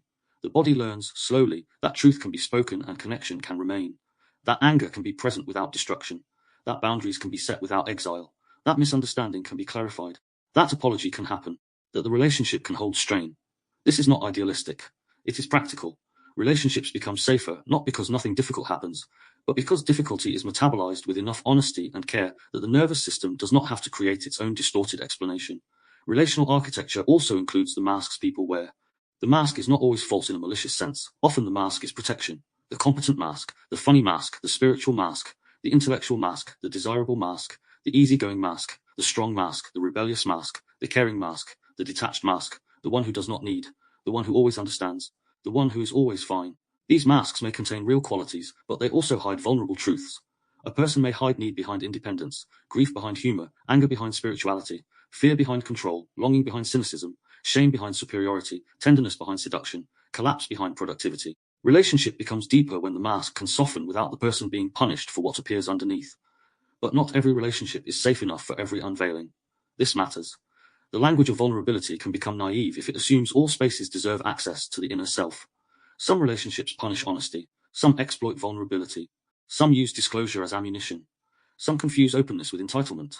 Conscious relational practice includes discernment about where and with whom to reveal. Vulnerability is not the absence of boundaries. True vulnerability requires boundaries because without boundaries, openness becomes exposure. The question is not, should I be open with everyone? The question is, where is there enough trust, responsibility, reciprocity, and repair for openness to become safe? This is the difference between relational consciousness and emotional exhibition. The cultural layer also matters. Modern relationship often occurs inside scripts, romance scripts, gender scripts, status scripts, desirability scripts, sexual scripts, success scripts, family scripts, social media scripts. Culture tells people what love should look like, how quickly intimacy should form, what masculinity should perform, what femininity should provide, what independence means, what commitment means, what passion means, what freedom means, what a successful relationship should display. These scripts can distort perception. People may compare their private reality to public performances. They may mistake visibility for depth. They may chase intensity because culture calls it passion. They may avoid commitment because culture calls dependence weakness. They may enter relationships not as two nervous systems meeting, but as two cultural identities negotiating roles. This is why the resonance between us had to look beyond romance as entertainment. The deeper question is not simply how to find love, keep love, or understand attraction. The deeper question is what love reveals about the architecture of being. In relationship, we see how biology, memory, attachment, language, culture, desire, fear, spirituality, and identity converge. A relationship can become a mirror of the whole map. It can show perception through what we assume. It can show wound through what activates us. It can show somatic architecture through what the body senses. It can show linguistic architecture through how we speak under pressure. It can show discernment through whether we can tell love from repetition. It can show spiritual architecture through whether we can meet another as mystery rather than possession. It can show living architecture through how we behave when theory becomes contact. The nervous system listens beneath words in every relationship. A person may say, "I love you," but the body listens for consistency. A person may say, "I am here," but the body listens for presence. A person may say, "You can trust me," but the body listens for congruence. A person may say, "I'm not angry," but the body hears the tension in the voice. A person may say, "It's fine," but the body senses withdrawal. This is why relational safety cannot be built through language alone. It requires congruence between words, tone, behavior, timing, and repair. The body learns trust through pattern, not promises. It learns safety through repeated evidence. It learns love through the alignment of language and conduct. This does not mean the body will immediately trust what is trustworthy. If the body has learned danger, it may mistrust safety at first. This is where patience becomes important. A safe relationship may still activate old fear. A kind person may still trigger suspicion. Repair may still feel unfamiliar. Consistency may feel strange. The body may test what it does not yet believe. Conscious relationship requires understanding this without turning it into endless tolerance for harmful behavior. There is a difference between making room for someone's nervous system to learn safety and allowing their wound to repeatedly injure the relationship without responsibility. Again, compassion and accountability must remain together. Relational fields also teach us about power. Every relationship contains some form of power. Emotional power, financial power, social power, sexual power, intellectual power, spiritual power, age, status, experience, dependency, confidence, language, access, or the power to withdraw. Power is not automatically abuse, but unexamined power shapes reality. The person with more power may define the story. They may frame the conflict. They may decide what counts as reasonable. They may call the other person too sensitive, unstable, needy, dramatic, or difficult. The person with less power may begin to doubt their own perception. This is why relational language must be examined through power. Who gets to name reality? Who gets interrupted? Who has to over-explain? Who is believed? Who is dismissed? Who repairs? Who avoids? Who carries the emotional labor? Who is allowed anger? Who is allowed needs? This connects with the unfiltered human on the fringe, because shadow emotions often appear around power. Envy may arise where comparison and status live. Anger may arise where boundaries were crossed. Lust may arise where desire, control, shame, and vitality meet. Guilt may arise where responsibility and manipulation are tangled. Apathy may arise where powerlessness has become learned. Control may arise where vulnerability feels unsafe. In relationship, these emotions become relational forces. If unexamined, they shape the field. If named, they can reveal what needs attention.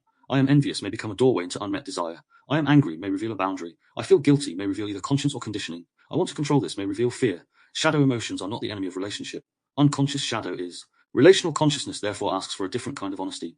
Not brutal honesty that dumps state onto another person. Not performative honesty that confesses without responsibility. Not vague honesty that says, I'm just being authentic while causing harm, but embodied honesty.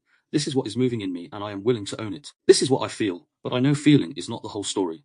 This is what I need and I can ask without demanding. This is where I am hurt, and I will try not to turn hurt into accusation. This is where I am afraid, and I do not want fear to control the relationship. Such honesty allows intimacy to become conscious rather than reactive. There is also the question of recognition. Many relationships are built around being recognized. We long for someone to see what has been unseen, to hear what has been unheard, to understand what has been misread, to meet the self beneath the masks. Recognition is powerful because lack of recognition is often one of the first wounds. The child may have been looked at but not seen, cared for materially but not emotionally met, praised for performance but not known in essence, corrected constantly but rarely understood. When someone later recognizes us, the effect can be profound. It can feel like coming into existence. But recognition can also become addictive if the person has not developed inner recognition. They may depend on another to confirm their reality. They may chase those who withhold recognition because receiving it from the withholding person feels like it would heal the original wound. This is another place where relationship becomes both medicine and trap. The task is not to stop needing recognition. Human beings need recognition. The task is to develop enough self-recognition that another person's gaze does not become the sole source of reality. Healthy relationship mirrors, but it does not replace the self. It helps regulate, but it does not become the only regulator. It offers love, but it does not become the entire foundation of worth. It invites vulnerability, but it does not demand self-abandonment. This balance is delicate. Too much independence becomes defense. Too much dependency becomes loss of self. Relational maturity moves between connection and selfhood, between openness and boundary, between being affected and remaining anchored. This is why rupture around boundaries can be so revealing. A boundary shows whether love can tolerate difference. If someone only feels loving when the other person complies, then the relationship may be built on control rather than mutuality. If a boundary produces punishment, withdrawal, guilt, mockery, or escalation, the field reveals itself. At the same time, boundaries can also be used defensively to avoid intimacy. A person may call withdrawal a boundary when it is actually fear. They may call avoidance self-care when it is actually refusal to engage. They may call silence regulation when it is actually punishment. Relational architecture asks us to examine function again. What is this boundary doing? Is it protecting dignity and clarity or avoiding responsibility? Is it creating space for repair or ending contact without honesty? Is it firm or is it disguised control? The deeper movement of relationship is not towards perfect harmony. It is towards more conscious contact. Perfect harmony is often a fantasy. Real relationship involves difference. Different bodies, histories, needs, rhythms, wounds, languages, expectations, and thresholds. The aim is not to remove all friction, but to make friction more conscious. Can we disagree without dehumanizing? Can we be activated without becoming cruel? Can we need space without abandoning? Can we need closeness without demanding? Can we hear impact without collapsing into shame? Can we take responsibility without self-erasure? Can we remain curious when the old story becomes loud? Can we repair before resentment hardens into identity? This is relational practice.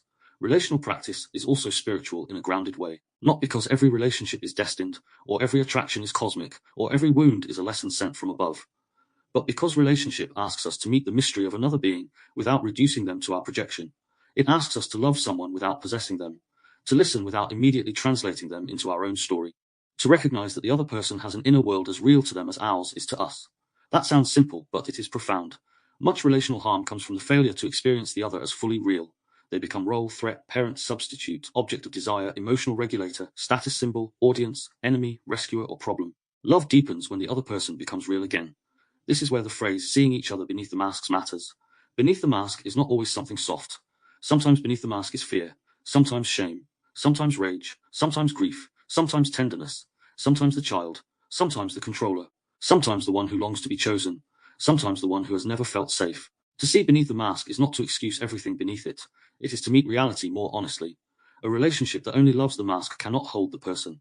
A relationship that only exposes the wound without care can re-traumatize. A conscious relationship tries, imperfectly, to create a field where truth can appear without immediately being weaponized. And this is where relational architecture naturally leads into discernment architecture.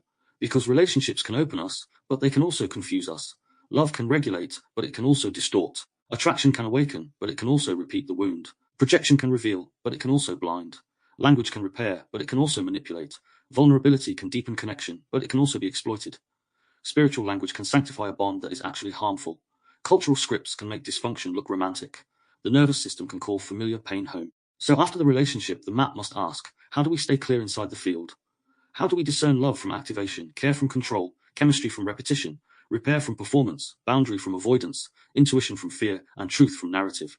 Relational architecture teaches us that reality is not formed alone. We are mirrored, wounded, regulated, distorted, and awakened through one another. It shows us that the self is not sealed off from the field, that love is not only feeling, but that attachment also is not only preference, but that language also is not only communication, and that relationship is one of the most powerful places where the map becomes lived. But because the relationship is so powerful, it demands discernment. It demands the capacity to remain clear while affected, open while bounded, loving while honest, compassionate while awake. So from relational architecture, we move to discernment architecture. From seeing each other beneath the masks, we move towards staying clear inside the noise. Relational architecture shows us that reality is not formed alone. We are mirrored, wounded, regulated, distorted, and awakened through one another. Part 7 Discernment Architecture, staying clear inside the noise. If relational architecture showed us that reality is not formed alone, that we are mirrored, wounded, regulated, distorted, and awakened through one another, then discernment architecture asks how we remain clear inside that field. Because once we understand that perception is shaped, the wound interprets, the body scans, language organizes, and relationship activates, we can no longer treat discernment as a purely intellectual skill. Discernment is not simply having good opinions. It is not simply being clever. It is not simply having access to information, or being skeptical, or distrusting authority, or identifying manipulation in other people. Discernment is the capacity to remain in contact with reality while the whole system is under pressure. It is the ability to stay clear when the body is activated, when identity is threatened, when belonging is at risk, when moral language is being used to hurry perception, when a narrative offers emotional relief, when a group provides certainty, when fear narrows the field, when status is on the line, and when information becomes too much to metabolize. This is why the discernment field became necessary. The earlier work exposed illusion, wound, somatic intelligence, language, influence, and relational mirroring, but exposure alone does not guarantee clarity. A person can know about manipulation and still be manipulated. A person can understand trauma and still react through trauma. A person can speak the language of nervous systems and still be captured by activation. A person can critique systems and still be governed by group belonging. A person can reject mainstream narratives and still be swallowed by alternative narratives. A person can identify the theater of morality in one place while performing moral certainty somewhere else. This is not hypocrisy in the simplistic sense. It is the complexity of being human. Discernment is difficult because the instrument of discernment is itself embodied, wounded, linguistic, relational, cultural, and socially vulnerable. One of the first principles of discernment architecture is that intelligence is not the same as discernment. This matters because many people assume that if someone is intelligent, educated, articulate, informed, or quick thinking, they are less vulnerable to influence. Sometimes intelligence helps. It can analyze patterns, compare evidence, notice inconsistencies, and resist simplistic claims. But intelligence can also serve the state that is driving it. If fear is driving, intelligence builds sophisticated reasons to remain afraid. If shame is driving, intelligence builds a case for self-hatred. If identity is driving, intelligence defends the identity with better arguments. If superiority is driving, intelligence becomes a weapon. If belonging is driving, intelligence becomes selective. If resentment is driving, intelligence finds evidence for contempt. The mind is powerful, but the question is, what is using the mind? Clarity does not come from intelligence alone. It comes from intelligence integrated with emotional capacity, somatic awareness, humility, and ethical responsibility. This is why emotional activation is central to discernment. When the nervous system is activated, perception narrows. The body begins prioritizing survival, certainty, protection, belonging, escape, control, or attack. In that state, the person may not feel as though their perception has narrowed. They may feel more certain than ever. Activation often arrives with urgency. It says decide now, condemn now, defend now, prove now, leave now, attack now, submit now, join now, share now. The activated system does not naturally love nuance because nuance requires capacity. Nuance requires enough safety to hold tension. It requires the ability to remain with uncertainty without collapsing into quick relief. When the body is in threat, complexity can feel like danger, and simplicity can feel like safety. This is why emotionally charged narratives are so powerful. They do not only persuade the mind, they regulate the nervous system by offering a clear frame. A clear frame can be useful, but it can also become a cage. This is the enemy. This is the cause. This is the solution. These people are good, but those people are evil. This proves everything. If you question this, you are part of the problem. These kinds of frames reduce ambiguity. They give the body somewhere to place fear. They give anger a target. They give belonging a tribe. They give shame a way to become righteousness. They give confusion a script. And once the nervous system receives the relief of certainty, it may become loyal to the frame, not because the frame is true in a complete sense, but because the frame has become regulating. This is how discernment collapses without the person noticing. They feel calmer because they have an explanation. But calmness produced by certainty is not always clarity. Sometimes it is just the nervous system finding a story strong enough to contain its fear. Identity capture deepens this process. When a belief becomes fused with identity, disagreement no longer feels like disagreement. It feels like attack. The person does not experience an idea being questioned, they experience the self being threatened. This is why conversations can become so explosive. The content may appear political, religious, scientific, psychological, relational, or moral, but underneath, identity is defending its own continuity. If this belief is wrong, who am I? If this group is flawed, where do I belong? If this story is incomplete, what have I built my life around? If this person has a point, what does that say about me? Once belief and identity fuse, the person no longer thinks with the belief. They think from inside it. The belief becomes the lens, the shelter, the social passport, the moral status, the emotional stabilizer, and sometimes the entire self-image. This is why identity capture is so difficult to interrupt. Facts alone may not work because the issue is not only factual. The issue is existential. To question the belief may threaten belonging, status, safety, meaning, and selfhood. A person may defend the belief even when evidence weakens it, because abandoning it would require grief. They may have to grieve the community that held them. They may have to grieve the image they had of themselves. They may have to grieve the years spent defending the frame. They may have to grieve the false certainty that made life feel manageable. Discernment therefore requires the capacity to grieve. Without grief, people cling to false realities because the emotional cost of letting them go is too high. Narrative capture is related, but broader. A narrative is a story that organizes events into meaning. Narratives are necessary. Human beings need stories. We cannot interpret life as isolated fragments. We build arcs, causes, motives, identities, villains, heroes, turning points, wounds, lessons, and futures. But a narrative becomes capture when it stops being a map and becomes the only reality the person can perceive. Once inside narrative capture, everything becomes evidence. Contradiction is reinterpreted as proof. Complexity becomes betrayal. Doubt becomes weakness. The person no longer asks, is this narrative helping me see? They ask only, how does this fit the narrative? This happens in politics, relationships, families, spiritual movements, health cultures, trauma communities, and personal identity. In relationships, narrative capture might sound like, they always abandon me, so every pause becomes evidence. In families, it might sound like, we are a loving family, so harm must be denied to protect the story. In politics, it might sound like, our side is righteous, so cruelty becomes justified if performed by the right group.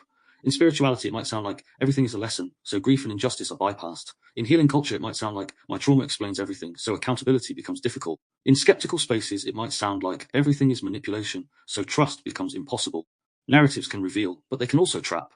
Discernment asks whether the narrative remains responsive to reality, or whether reality has become subordinate to the narrative. This is where game theory and incentives enter the map. Human beings do not act only from truth. We act through incentives, rewards, punishments, risks, status, belonging, survival, desire, and fear. If a system rewards outrage, outrage will increase. If a workplace rewards overwork, people will perform exhaustion. If a social media environment rewards simplified moral certainty, nuance will be punished. If a family rewards silence, honesty will hide. If a community rewards ideological loyalty, doubt will become dangerous. If a relationship rewards appeasement and punishes boundaries, fond responses will be reinforced. If a culture rewards image more than integrity, performance will become normal. Incentives shape behavior even when people claim to value something else. The stated values of a system may be less revealing than what the system rewards. This is one of the most practical forms of discernment. Look at the incentive structure. Do not only ask what people say they value. Ask what gets rewarded, what gets attention, what gets status, what gets punished, what gets ignored, what behavior rises, what behavior disappears. What does someone gain by maintaining this narrative? What does a group gain by repeating this language? What does an institution gain by framing the issue this way? What does a person gain by staying in the role they claim to hate? What does the body gain by keeping the belief? These questions may sound cold, but they are not cynical if held carefully. They help us see function beneath performance. They remind us that systems shape behavior by shaping outcomes. Control theory adds another layer, feedback loops. What gets rewarded repeats. What gets punished hides.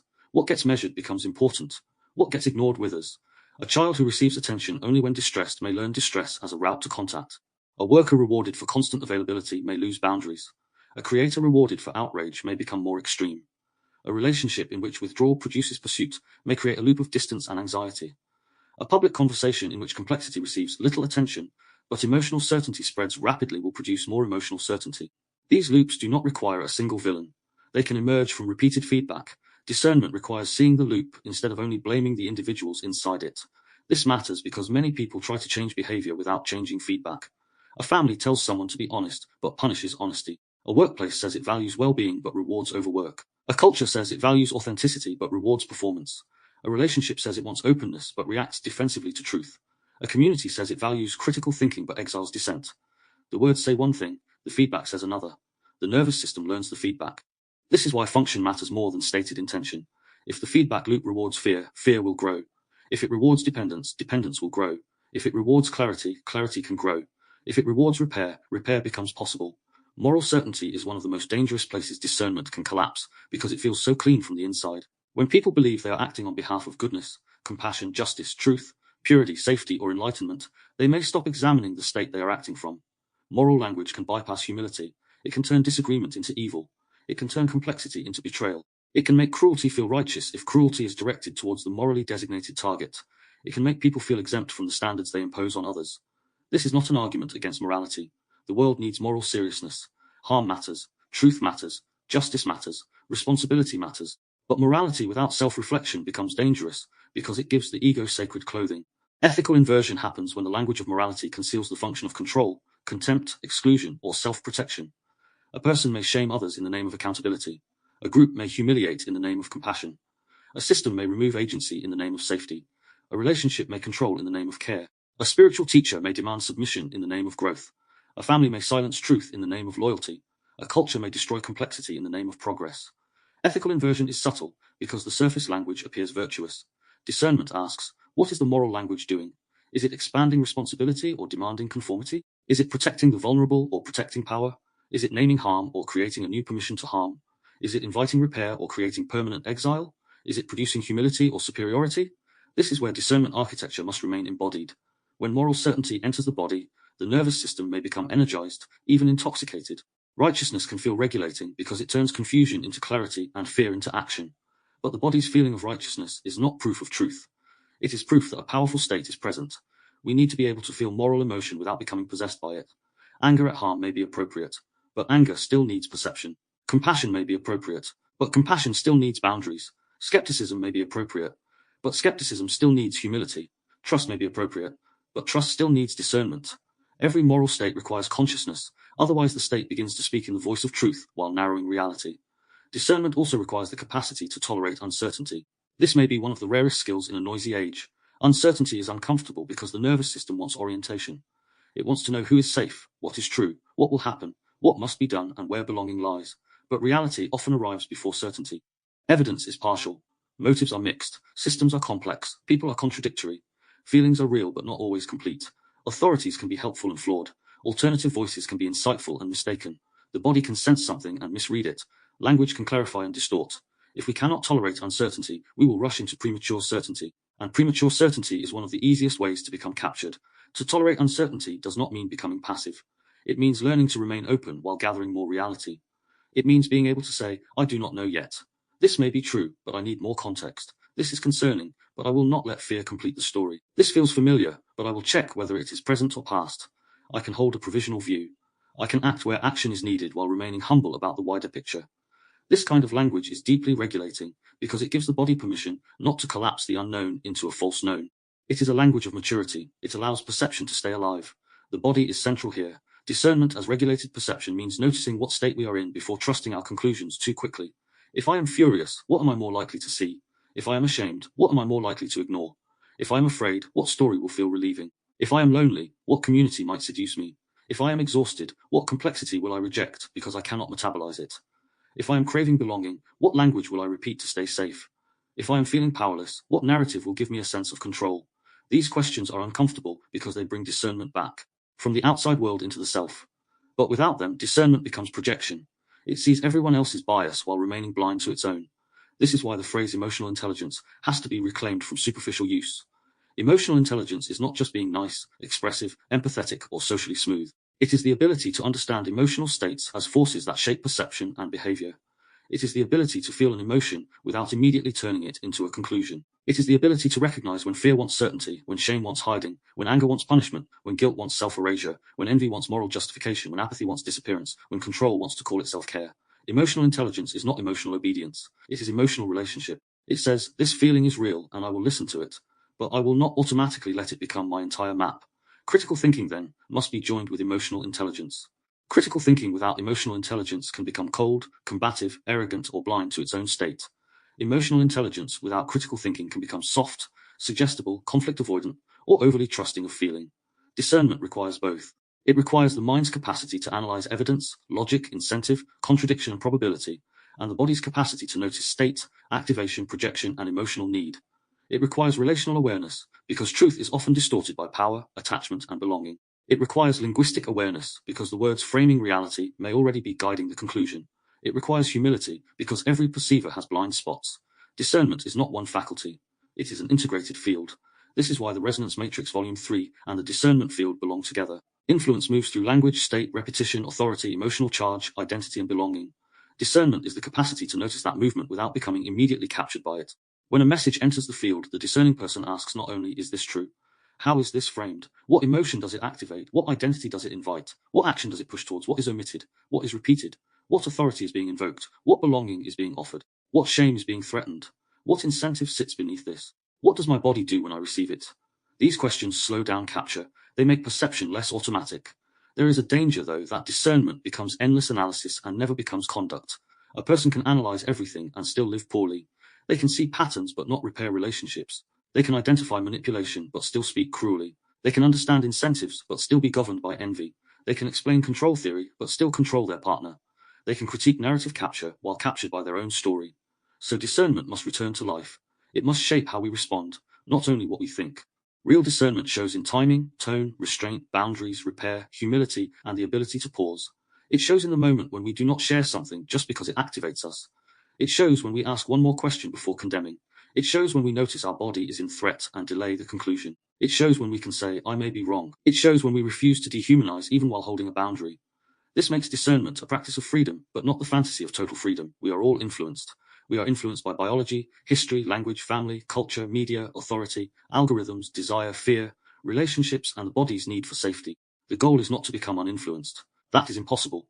The goal is to become more conscious of influence, to become less easily moved by forces we refuse to name, to recognize when a narrative is entering the body, to recognize when belonging is buying our silence, to recognize when fear is writing our conclusion, to recognize when moral language is making us feel too pure, to recognize when a group is rewarding us for abandoning nuance, to recognize when the wound is selecting evidence. This recognition does not make us perfectly free, but it gives us more room to participate. Discernment also requires relationship with time. Noise is fast, outrage is fast, fear is fast, shame is fast, algorithms are fast, group reaction is fast, but discernment is often slow. It needs time to gather context, allow activation to settle, check evidence, listen to the body, examine language, and notice what may be missing. In a culture of speed, slowness can feel like disloyalty. If everyone is reacting immediately, pausing can look suspicious. But the pause is sacred to discernment. The pause is where state becomes visible before it becomes speech. The pause is where inherited language can be interrupted. The pause is where the body can be heard. The pause is where the question can change from how do I react to what is actually happening. Without the pause, we become extensions of the first force that activates us. The digital world makes this especially difficult because it rewards immediate reaction.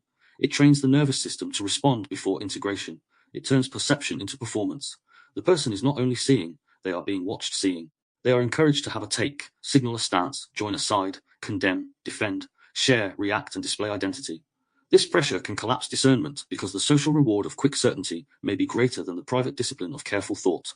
To stay clear inside the noise, one must sometimes refuse the demand to perform perception publicly before perception has matured privately. Not every thought needs to become content. Not every activation needs to become a post. Not every feeling needs an audience. Not every uncertainty needs to be resolved under social pressure. Discernment protects the inner field from becoming entirely colonized by public reaction. At the same time, discernment must not become withdrawal from the world. There is a temptation, once one sees the noise, to retreat completely, to say everything is corrupt, everyone is captured, all narratives are manipulation, all institutions are false, all groups are dangerous, all public language is theatre. But this can become another collapse. The point is not to abandon the world. It is to participate more consciously. We still need relationships, communities, knowledge, institutions, conversations, shared reality, and action. Discernment does not mean permanent suspicion. It means better contact. It means learning how to engage without being swallowed. It means being able to listen without surrendering perception, trust without outsourcing conscience, question without becoming contemptuous, and act without needing total certainty. This is where spiritual humility begins to appear at the edge of discernment. The more deeply we examine perception, wound, body, language, relationship, influence, and identity, the more we should realize how much we do not know. Not as defeat, but as maturity. There are mysteries we cannot reduce. There are layers of reality we may only partially understand. There are motives inside ourselves we discover slowly. There are consequences we cannot fully predict. There are symbolic, existential, and spiritual dimensions that exceed ordinary analysis. Discernment without humility becomes control. It tries to conquer reality with the mind. But true discernment knows when to analyze and when to bow. It knows when to question and when to listen. It knows when to act and when to wait. It knows that clarity is not the same as omniscience. This prepares the bridge to spiritual architecture. Because once discernment has done its work, once we have seen the noise, the narratives, the incentives, the feedback loops, the identity captures, and the moral inversions, we eventually meet a different kind of threshold. Not everything can be solved by analysis. Not all darkness is intellectual confusion. Some darkness is grief. Some is transformation. Some is uncertainty that must be lived, not explained away. Some is symbolic death. Some is the collapse of an identity that can no longer hold truth. Some is the space between who we were and who we are becoming. Discernment helps us avoid illusion, but spiritual humility helps us enter mystery without turning it into another belief machine. Discernment architecture teaches us that clarity is not only a function of thought, it is a state of the whole system. It asks us to feel without becoming possessed by feeling, think without becoming detached from embodiment, question without becoming cynical, trust without becoming naive, doubt without becoming paralyzed, and act without pretending we know everything. It asks us to see how narratives capture, how identity defends, how incentives shape behavior, how feedback loops organize systems, how moral language can invert ethics, and how noise can overwhelm the nervous system. But it also asks us to remain human, to keep humility alive, to keep compassion alive, to keep the body included, to keep language honest, to keep relationship possible, to keep consciousness responsive rather than rigid. So from relational architecture, we moved into discernment because relationship, language, wound, and culture can all blur perception. From discernment architecture, we now move into spiritual architecture because clarity must eventually meet mystery. The aim is not to abandon discernment when we enter spirit, but to carry discernment with humility into the unknown. Because some realities cannot be conquered by explanation. Some thresholds must be entered. Some darkness must be traversed. Some identities must dissolve. Some grief must be allowed to speak. Some transformation happens not by gaining more certainty, but by surrendering the false certainty that was keeping us from deeper life. Discernment architecture shows us that clarity is not only a function of thought, it is a state of the whole system. Part 8 Spiritual Architecture, Traversing Darkness, Threshold and Mystery. If discernment architecture showed us that clarity is not only a function of thought, but a state of the whole system, then spiritual architecture asks what happens when thought reaches its edge. Because there are moments in life where analysis is necessary but not sufficient. There are moments where critical thinking helps us avoid illusion, but does not remove grief. There are moments where emotional intelligence helps us understand what we feel, but does not answer why life has brought us to a threshold. There are moments where the body gives us signals, language gives us names, relationship gives us mirrors, and discernment gives us clarity, but something deeper remains. A mystery, a darkness, a silence, a symbolic death, a collapse of old meaning, a question that cannot be solved by collecting more information. This is where spiritual architecture begins, not as an escape from the map, but as the part of the map that admits not everything can be conquered by explanation. Spiritual architecture is not separate from the body, the wound, language, discernment, or relationship. In fact, it becomes dangerous when it separates itself from them. Spirituality without the body can become dissociation with sacred language. Spirituality without the wound can become bypassing. Spirituality without language awareness can become vague, manipulative, or inflated. Spirituality without relationship can become self-enclosed fantasy. Spirituality without discernment can become gullibility, dependency, or surrender to authority disguised as enlightenment. But spirituality without any place in the map leaves something important unnamed. It leaves out the mystery of suffering, the transformation that can happen through darkness, the symbolic dimension of life, the presence of death, the role of surrender, and the strange way a person can be broken open into a deeper relationship with existence. This is the doorway opened by traversing the darkness. Darkness, in this sense, is not simply depression, hardship, grief, confusion, or pain, although it can include all of those. Darkness is the region of experience where the old lights no longer work, the old identity no longer explains us, the old story no longer carries meaning, the old coping strategies no longer protect us, the old beliefs no longer hold, the old future disappears or becomes impossible or loses its charge. Darkness is where the self can no longer pretend it knows who it is in the same way. It may arrive through loss, betrayal, illness, failure, spiritual crisis, creative collapse, relational rupture, death, loneliness, disillusionment, or the quiet realization that a life built for survival is no longer enough. Darkness strips away performance because performance requires an audience, and in true darkness the audience often disappears. We are left with what cannot be staged. To traverse darkness is different from glorifying darkness. This distinction matters. Pain is not automatically holy. Suffering is not automatically meaningful. Trauma is not automatically initiation. There is no dignity in pretending that people should be grateful for what harmed them. Darkness can crush. It can isolate. It can distort. It can make the world feel empty. It can collapse the nervous system. It can make the self feel lost beyond language. So spiritual architecture must be careful not to romanticize suffering. The point is not that darkness is good. The point is that darkness sometimes becomes the place where false structures fall away, and if there is enough support, language, embodiment, and time, something more honest may begin to emerge. The transformation is not guaranteed by the pain. It is made possible by how the pain is met, held, named, embodied, and integrated. This is why spiritual transformation cannot be separated from the earlier architectures. If someone enters darkness without discernment, they may be seduced by any explanation that promises relief. If they enter darkness without body awareness, they may mistake dissociation for transcendence. If they enter darkness without language, they may remain trapped in mute suffering. If they enter darkness without relationship, they may confuse isolation with depth. If they enter darkness without understanding the wound, they may spiritualize old trauma. If they enter darkness without humility, they may turn their suffering into superiority. The spiritual path, if it is to remain grounded, must stay in conversation with the whole map. It must know the body. It must know the wound. It must respect language. It must practice discernment. It must return to life. Death is one of the great teachers inside spiritual architecture, not because death should be made poetic to avoid its terror, but because mortality changes the frame. Death interrupts the illusion of endless postponement. It strips away many of the performances that seem so important while life feels guaranteed. It asks what matters when status cannot follow us, when image dissolves, when arguments lose heat, when possessions return to the world, when the body itself becomes temporary, when unfinished love, unsaid words, and unlived truth become heavier than public approval. Death as a doorway is not merely about physical death. It is about the way death, mortality, grief, endings, and impermanence open questions that ordinary life often avoids. What are we doing with this brief existence? What are we serving? What are we repeating? What are we delaying? What remains when the identities fall quiet? The awareness of death can sharpen love. It can make trivial conflicts look different. It can reveal the absurdity of endlessly performing a self while the actual life passes quietly underneath. It can also terrify, because death exposes how little control we truly have. Much of human behavior can be understood as an attempt to manage death anxiety, the pursuit of legacy, status, belief, family continuation, spiritual certainty, ideological belonging, productivity, achievement, beauty, control, and symbolic immortality. None of these are inherently wrong, but when they are driven unconsciously by fear of death, they can become compulsive. Spiritual architecture asks us to meet mortality not to become morbid, but to become more honest. Death does not only end life, it reveals life.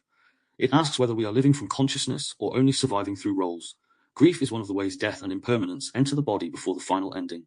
Grief is not only about bereavement. We grieve lost relationships, lost childhoods, lost futures, lost identities, lost illusions, lost homes, lost health, lost trust, lost time, lost versions of ourselves. We grieve what happened, and we grieve what never happened.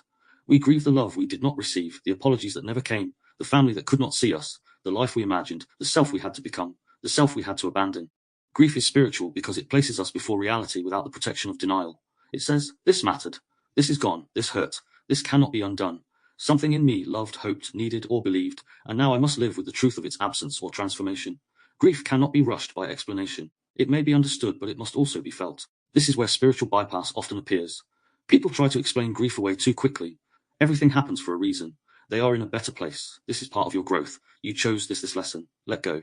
Sometimes phrases like these may comfort in certain contexts, but they can also silence the body's need to mourn. Grief does not always need immediate meaning. Sometimes it needs witness. It needs space. It needs time. It needs the dignity of not being hurried into resolution. Spirituality becomes grounded when it can sit with grief without forcing it into a lesson too soon. Meaning may come, but it must not be used to suffocate mourning. This connects to the liminal self, the self between worlds.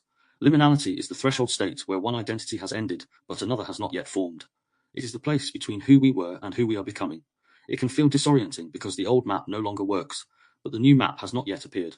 Liminal states can happen after loss, after awakening, after leaving a relationship, after healing begins, after a belief system collapses, after a family role is refused, after a major life transition, after spiritual crisis, or after the body finally stops being able to carry the old performance. The liminal self is not yet stable. It may feel empty, confused, exposed, raw, strangely free, and deeply uncertain. It is a dangerous and sacred space because people often rush to fill it with a new identity before the deeper transformation has had time to unfold. In liminality, the temptation is to grab certainty, a new belief, a new group, a new label, a new romance, a new mission, a new ideology, a new spiritual explanation, a new performance of being healed. But the liminal space asks for patience. It asks us to let the old self die without immediately manufacturing a replacement. This is difficult because modern culture does not honor thresholds very well. It wants quick transformation, visible progress, a narrative arc, a before and after image, a lesson, a brand, a breakthrough. But genuine liminality may be quiet. It may look unproductive. It may involve not knowing. It may involve grief without immediate clarity. It may involve withdrawal, not as avoidance, but as incubation. It may involve the slow reorganization of desire, language, values, and identity. The self is not failing in liminality. It is being reformed. Symbolic death is part of this. There are identities that must die for consciousness to deepen. The identity built around being the good child, the strong one, the helper, the rebel, the victim, the savior, the intellectual, the awakened one, the damaged one, the one who never needs, the one who always knows, the one who keeps the peace, the one who exposes everyone else, the one who survives through control. These identities may once have protected life, but eventually they can become too small. They may begin to suffocate the very person they once helped. Symbolic death is the painful release of an identity that can no longer carry truth. It often feels like failure before it feels like freedom. The ego experiences it as loss because the old form is dissolving. But beneath the loss, something more honest may be trying to emerge. Spiritual architecture, then, is concerned with transformation that does not fit neatly into improvement language. Some transformation is not a glow-up. It is not a clean upgrade. It is not becoming more impressive, more certain, more productive, more desirable, or more socially legible. Sometimes transformation looks like no longer being able to lie to yourself, no longer being able to tolerate certain dynamics, no longer being able to perform the old role, no longer being able to speak inherited language without feeling the contradiction in the body, no longer being able to call survival fulfillment, no longer being able to mistake noise for knowledge, no longer being able to live outside the truth the body has been carrying. This can make life messier before it becomes clearer. The spiritual threshold often begins when old adaptations stop working. This is why mystery and humility must remain central. The more one explores consciousness, the more tempting it becomes to explain everything. To turn every sign into certainty, every pattern into doctrine, every feeling into cosmic instruction, every coincidence into proof, every hardship into spiritual assignment. But mystery does not exist to be dominated by interpretation. Some experiences ask to be held rather than solved. Some symbols may speak, but not in ways the ego can fully control. Some events may carry meaning, but meaning may unfold over time. Spiritual humility says, I can listen without claiming final knowledge. I can sense pattern without forcing it into certainty. I can remain open without abandoning discernment. I can honor mystery without using mystery to avoid reality. Symbols and myth belong here because human beings are not only rational processors of information, we are symbolic beings. We dream, we imagine, we create stories, we live through archetypes, we recognize patterns in images before we can explain them. A path through darkness, a descent into the underworld, a mirror, a threshold, a broken child, a sleeping world, a language of return, a map beneath the work. These are not merely decorative images. They organize meaning. They allow the psyche to approach truths too large or too layered for literal language alone. Myth does not need to be treated as factual history to be psychologically real. Symbols can give shape to transformation. They can help the self locate itself in a journey, descent, confrontation, death, reorientation, return. But symbols can also capture. A person can become possessed by a mythic role. The chosen one, the martyr, the prophet, the persecuted truth-teller, the healer, the warrior, the awakened outsider, the divine feminine, the sacred masculine, the wounded genius, the misunderstood visionary. These archetypal energies may contain truth, but if they become identity without humility, they inflate the self. Spiritual language can make ego harder to challenge because the ego has dressed itself in sacred symbols. This is why discernment must come with us into spiritual architecture. The symbolic world is powerful, but power requires grounding. A symbol should open the person to deeper responsibility, not excuse them from ordinary accountability. Spirituality without escape is one of the most important themes here. To be spiritual in a grounded way is not to leave the body behind. It is not to use higher language to avoid lower pain. It is not to claim transcendence while treating people poorly. It is not to speak of love while refusing repair. It is not to speak of energy while ignoring behavior. It is not to speak of consciousness while dissociating from grief. It is not to speak of surrender while avoiding boundaries. True spiritual inquiry deepens contact with reality. It brings the person more honestly into the body, not less. More honestly into relationship, not less. More honestly into responsibility, not less. More honestly into mystery, not as fantasy, but as humility. This is where the consciousness code connects again. Consciousness is not only the capacity to analyze patterns, it is also the capacity to witness the dissolution of old patterns without immediately rebuilding a false certainty. It is the capacity to remain present when the mind does not know. It is the capacity to notice thought without being ruled by it, emotion without being possessed by it, identity without being trapped inside it. In spiritual terms, consciousness is the light that can enter darkness without needing to dominate it. It can see the wound, the state, the language, the projection, the belief, the fear, the longing, the symbol, and still remain open. Not detached in a cold way, but spacious enough to let reality be larger than the self's immediate interpretation. This spaciousness is not always comfortable. People sometimes imagine spiritual awareness as peace. Sometimes it is. But often, awareness first brings discomfort because it reveals what was hidden. It shows where we were lying, where we were performing, where we were clinging, where we were using beliefs as armor, where we were using pain as identity, where we were using spirituality as avoidance, where we were using relationships to escape ourselves, where we were using critique to avoid grief. Awareness can be tender, but it can also be severe. It strips illusions. It interrupts false innocence. It asks for honesty. This is why spiritual awakening without emotional maturity can destabilize. The person sees too much without enough capacity to integrate what is seen. Capacity matters in spiritual work as much as in trauma work. A nervous system cannot always metabolize sudden meaning, grief, insight, or symbolic collapse. Too much too soon can disorganize. This is why grounded practices matter. Breath, body, routine, relationship, food, sleep, sunlight, movement, ordinary tasks, honest conversation, creative expression, and boundaries. The spiritual path is not only visions, symbols, thresholds, or revelations. It is also washing dishes after grief, answering messages with integrity, apologizing when wrong, taking care of the body, paying attention to tone, resting, returning to the present, letting insight become conduct. If the spiritual does not return to the ordinary, it remains incomplete. Darkness also teaches the limits of control. Much of the earlier map reveals systems of shaping and invites conscious participation, but conscious participation is not the same as total control. We can regulate, but not control everything we feel. We can choose language, but not control every interpretation. We can repair, but not force another person to meet us. We can discern, but not know everything. We can heal, but not erase the past. We can create, but not guarantee reception. We can love, but not possess. We can live consciously, but not avoid death. Spiritual architecture humbles the will. It does not destroy agency, but it places agency inside a larger mystery. This prevents the map from becoming another control system. Surrender belongs here, but surrender must be understood carefully. Surrender is not passivity. It is not submission to abuse. It is not giving up discernment. It is not allowing harm. It is not abandoning boundaries. Real surrender is the release of the false demand that reality must obey the ego's timing, image, or control strategy. It is the willingness to meet what is true when denial no longer works. It is the willingness to let an old identity fall. It is the willingness to grieve what cannot be restored. It is the willingness to stop forcing meaning and allow meaning to emerge. Surrender does not remove action. It purifies action. It asks action to come from truth rather than panic. This has direct relevance to the whole body of work. The movement from unconscious shaping to conscious participation could itself become another control project if misunderstood. The ego might say, now that I understand the map, I can master reality. But the deeper invitation is not mastery in that sense. It is relationship. Relationship with perception. Relationship with wound. Relationship with the body. Relationship with language. Relationship with others. Relationship with discernment. Relationship with mystery. Relationship with earth. Relationship implies responsiveness, humility, contact, limits, listening, and participation. It does not imply domination. The spiritual dimension also reframes darkness as threshold. A threshold is not a permanent home. It is a crossing place. But while one is on the threshold, it can feel endless. The old has gone. The new is not yet stable. The mind wants to know how long it will last, what it means, who one will be after it, whether the pain is purposeful, whether the darkness will lift. Sometimes no answer comes quickly. The task becomes staying close to life in small ways, noticing the breath, letting grief move, speaking honestly, asking for support, avoiding grand conclusions when the nervous system is exhausted, allowing the liminal self not to know, trusting that not knowing is not the same as failure.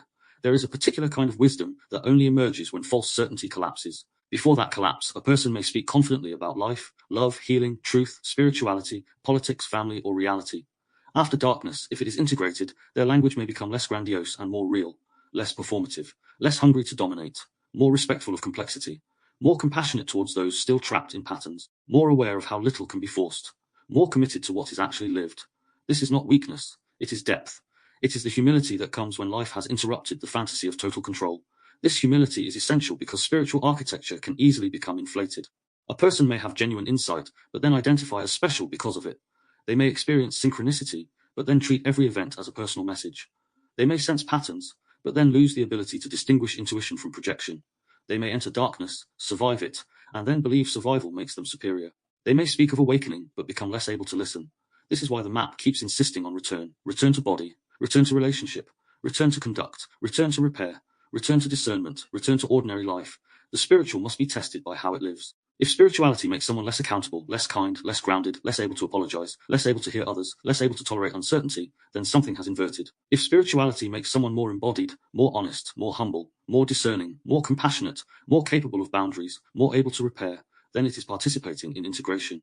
The fruit matters, not the image, not the vocabulary, not the symbols alone, the fruit. How does this spiritual orientation shape the way the person lives, speaks, listens, loves, creates, and responds to power? This brings us towards this place called Earth, because the spiritual path cannot remain above the world. It must return to life. If darkness teaches, it teaches us to live differently. If death opens a doorway, it asks us to value life more honestly. If liminality dissolves identity, it asks us to embody a truer one. If symbols speak, they ask to be lived, not only admired. If mystery humbles us, it asks us to participate with more reverence and less arrogance. The spiritual journey is incomplete if it does not change the way we meet the ordinary. The conversation, the child, the partner, the stranger, the work, the body, the meal, the apology, the silence, the public moment, the private thought. This is why the final architecture must be living architecture. We have moved through perception, wound, body, language, relationship, discernment, and spirit, but all of it must return to the question of how to live. It is not enough to see illusion. It is not enough to understand trauma. It is not enough to listen to the body. It is not enough to use better language. It is not enough to explore the relationship. It is not enough to practice discernment. It is not enough to enter darkness and speak of mystery. The map is not complete until it becomes complete, until awareness becomes practice, until language becomes repair, until spirituality becomes embodied, until discernment becomes how we move through the world, until this place called Earth is not only the name of a project, but the field in which the work is lived. Spiritual architecture shows us that some parts of reality are not conquered by explanation. They are entered through humility, presence, surrender, and transformation. It reminds us that life includes darkness, grief, death, liminality, symbolic collapse, mystery, and thresholds that cannot be reduced to technique. But it also warns us not to use spirit as an escape. The spiritual must remain connected to the body, the wound, language, relationship, discernment, and the ordinary world. Otherwise, it becomes another inversion. From discernment architecture, we moved into spirit because clarity eventually meets mystery. From spiritual architecture, we now return to life because mystery must be embodied. The next movement is living architecture, this place called Earth, the place where the map is no longer only understood, but lived. Spiritual architecture shows us that some parts of reality are not conquered by explanation. They are entered through humility, presence, surrender, and transformation. Part 9, Living Architecture. This place called Earth, if spiritual architecture showed us that some parts of reality are not conquered by explanation, but entered through humility, presence, surrender, and transformation, then living architecture asks where all of that returns. Because the map cannot remain in perception, wound, body, language, relationship, discernment, or spirit as separate regions of inquiry. It must return to life. It must return to the ordinary. It must return to how we speak, how we listen, how we pause, how we create, how we respond, how we repair, how we disagree, how we love, how we raise children, how we hold power, how we meet uncertainty, how we move through culture, and how we live inside this place called Earth. This is the final architecture before the full integration, because it gathers the work back into conduct. It asks whether the map has become something more than thought. It asks whether awareness has entered behavior. It asks whether language has become repair. It asks whether discernment has become practice. It asks whether spirituality has become embodied. It asks whether consciousness has become a way of participating, rather than simply a way of explaining. This is where this place called Earth becomes more than a name. It is not only a project title, not only a page, a channel, a hub, an archive, a creative container, or a phrase placed beneath a collection of books and podcasts. It is the symbolic home of the whole map. It names the field in which every architecture must eventually be lived. We are here in bodies, in language, in history, in culture, in relationship, in uncertainty, in grief, in beauty, in contradiction, in survival, in longing, in systems, in families, in stories, in time. We are not floating above life as pure observers. We are inside it, we are shaped by it, and we shape it. We receive reality and participate in creating the reality others receive. This place called Earth names the shared condition of being alive inside a world that is both ordinary and mysterious, material and symbolic, wounded and beautiful, shaped and still open to conscious participation. That phrase has always carried something both humble and cosmic. This place called Earth does not sound like a finished doctrine. It sounds like a human being looking around and trying to make sense of where we are. This place, this strange place, this living place, this wounded place, this beautiful place, this place where people love, betray, heal, lie, create, grieve, awaken, forget, remember, build, destroy, repair, and begin again. The phrase does not ask us to escape Earth. It asks us to notice it, to notice the field we are already inside, to notice that spirituality which cannot return to Earth becomes escape, to notice that philosophy which cannot return to conduct becomes abstraction, to notice that psychology which cannot return to relationship becomes self-absorption, to notice that language which cannot return to repair becomes performance, to notice that discernment which cannot return to action becomes superiority. The map has to come back here, to the ground, to life, to this place called Earth. The full ecosystem of the work can be understood as different regions of this living landscape. The Inversiverse maps illusion, inversion, belief, and perception. My inner child was broken maps the wound, childhood, family systems, and emotional inheritance. The Unfiltered Human on the Fringe maps shadow, emotional honesty, fringe states, grief, desire, death, liminality, and transformation. The body knows maps somatic intelligence, neuroception, dissociation, shutdown, and the body as signal. The resonance matrix maps influence, repetition, authority, language, state, and meaning. The Mirror-Linguistic Hypothesis maps language as regulatory, reflective, somatic, relational, and reality shaping. Nervous system language maps repair through state-aware speech. The resonance between us maps love, attachment, projection, mirroring, repair, and relational consciousness. The discernment field maps clarity, under pressure, emotional intelligence, critical thinking, moral certainty, incentives, and narrative capture. If the brain was an app, maps the mind as interface, habit as program, attention as input, and belief as installed software. The consciousness code maps deeper awareness, pattern recognition, symbolic reality, and the mystery of consciousness. Traversing the darkness maps the spiritual journey through grief, uncertainty, surrender, threshold, and symbolic death. And this place called Earth holds all of it as one living field. But the purpose of gathering the ecosystem is not to admire its structure. The purpose is to live differently. A map that remains a map is incomplete. A map has value only when it changes orientation. If we understand perception architecture but continue to react automatically to every frame placed before us, the map has not yet been lived. If we understand wound architecture but continue to use our wounds to justify harm without responsibility, the map has not yet been lived. If we understand somatic architecture but ignore the body until collapse forces us to listen, the map has not yet been lived. If we understand linguistic architecture but continue speaking in ways that shame, rush, confuse, control, or collapse others, the map has not yet been lived.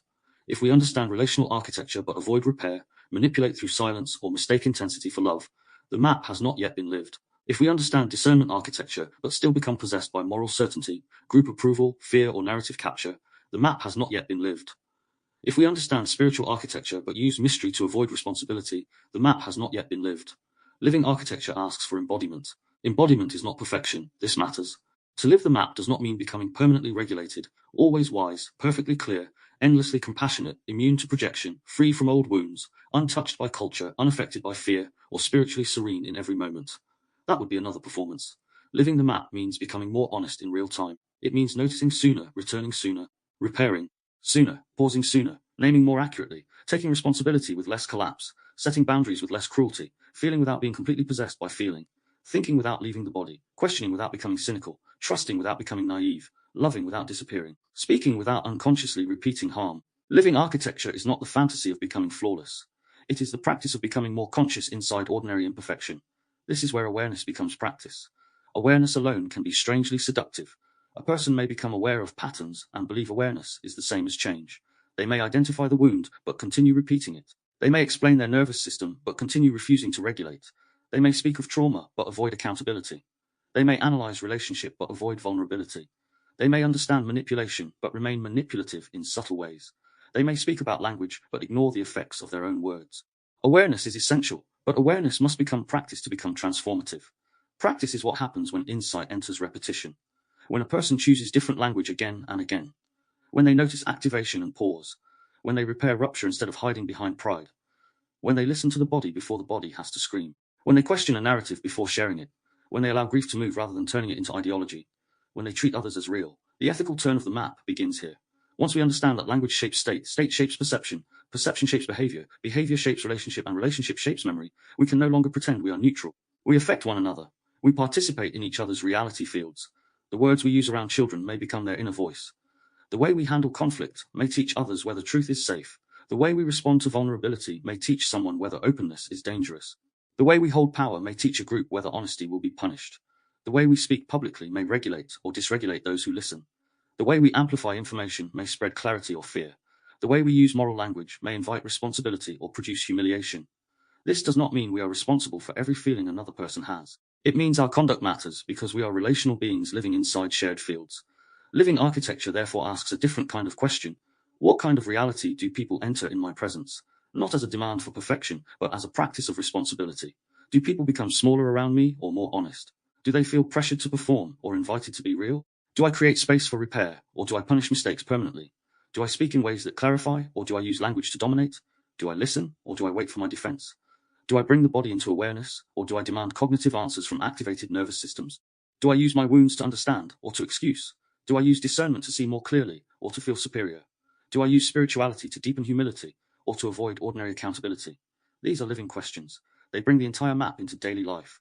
This is especially important in relation to children and future generations. If childhood is the first reality field, then conscious living cannot ignore the emotional atmosphere we create around children. A child does not only learn from what adults say. A child learns from the state adults live in. The child learns whether stress becomes cruelty, whether apology exists, whether anger can be repaired, whether sadness is welcome, whether curiosity is punished, whether questions are allowed, whether love remains present during difference, whether adults can regulate or demand the child regulate them, whether truth is safe, whether the child's body is respected, whether language is used to shame or guide. If we want a different reality, it begins not only with ideas, but with the fields children are born into. This is where the map becomes generational. Generational change is often spoken about in large terms, but it happens in small repeated moments. The moment an adult apologizes to a child instead of protecting their pride. The moment a parent says, "I was frustrated, but that was not your fault." The moment a teacher asks what happened instead of labeling a child as difficult. The moment a family allows grief rather than demanding everyone move on. The moment a child's sensitivity is treated as perception rather than weakness. The moment a boundary is respected. The moment anger is taught as signal, not shame. The moment language gives the child a way to understand their body rather than fear it. These moments are living architecture. They are small changes in the emotional field, but they can alter the reality a nervous system learns to expect. The same applies to relationships between adults. Conscious living is not proven by how much one knows in solitude. It is tested in contact. It is tested when we are misunderstood, when we are challenged, when we are tired, when we are ashamed, when someone sets a boundary, when someone does not respond the way we wanted, when we are tempted to punish with silence, when the old wound wants to write the whole story, when the body is activated and the mind is building accusations. Living the map means creating a gap in those moments. A space, even a small one, where consciousness can enter. I am activated. I need to slow down. I want to understand what is present and what is old. I can take responsibility without collapsing. I can be honest without being cruel. I can protect myself without dehumanizing you. This is not always easy, but this is where the map becomes real. Conscious living also changes how we engage with information. If the noise of knowing taught us that information without integration becomes overload, then living architecture asks us to become more responsible with attention. What do we consume? What do we amplify? What emotional states do we repeatedly enter through media? What narratives do we share before we have metabolized them? Are we becoming more informed or more reactive? Are we using information to see more clearly or to avoid our own body? Are we addicted to crisis because stillness would reveal grief? Are we confusing exposure to content with wisdom? Living the map may mean slowing down, verifying, pausing before sharing, noticing the body's response to information, refusing the pressure to have an immediate opinion, and creating enough silence for integration. This does not mean withdrawing from the world. It means participating with more consciousness. The world still matters. Systems matter, politics matter, culture matters, power matters, public language matters. But if we engage from constant activation, we may reproduce the very patterns we claim to oppose. We may spread fear in the name of awareness. We may humiliate in the name of justice. We may oversimplify in the name of clarity. We may perform belonging in the name of truth. Living architecture asks us to bring the whole system into public participation: body, language, discernment, humility, ethics, and responsibility. It asks us to become harder to manipulate, but not harder in the sense of becoming cold. Harder to manipulate because we are more grounded, more self-aware, less hungry for certainty, less dependent on group approval, and more capable of holding complexity. This is also a creative architecture. The work itself has always been creative. Books, podcasts, images, frameworks, titles, concepts, campaigns, episodes, reflections, and maps. Creation is one way consciousness participates in reality. To create is to make something visible that was previously internal, atmospheric, fragmented, or unspoken. A book gives shape to inquiry. A podcast gives voice to reflection. A framework gives language to patterns. An image gives symbolic form to what cannot be fully explained. A project becomes a container where scattered insights can gather. But creation carries responsibility too. What field does the work create? Does it deepen fear or deepen awareness? Does it expose illusion without abandoning repair? Does it honor pain without trapping people in wounded identity? Does it offer language that dignifies the nervous system? Does it invite discernment without contempt? Does it open mystery without bypassing embodiment? These questions matter because creative work enters other people's reality fields. This place called Earth, as a living architecture, can therefore be understood as a project of orientation. It is not only producing content, it is trying to orient consciousness. It says, look at perception, look at the wound, look at the body, look at language, look at relationship, Look at influence. Look at discernment. Look at darkness. Look at life. Not to become overwhelmed by the map, but to become more awake inside it. The project is not asking for blind belief. A living map should invite questioning. It should remain open, evolving, corrigible, grounded. It should not become an ideology that demands loyalty. It should be a field of inquiry and practice, a place where language, nervous systems, and the architectures of reality can be explored without pretending the exploration is finished. The danger for any body of work is that it becomes fixed around itself. The map can become identity. The creator can become attached to the role of mapmaker. The audience can become attached to the language.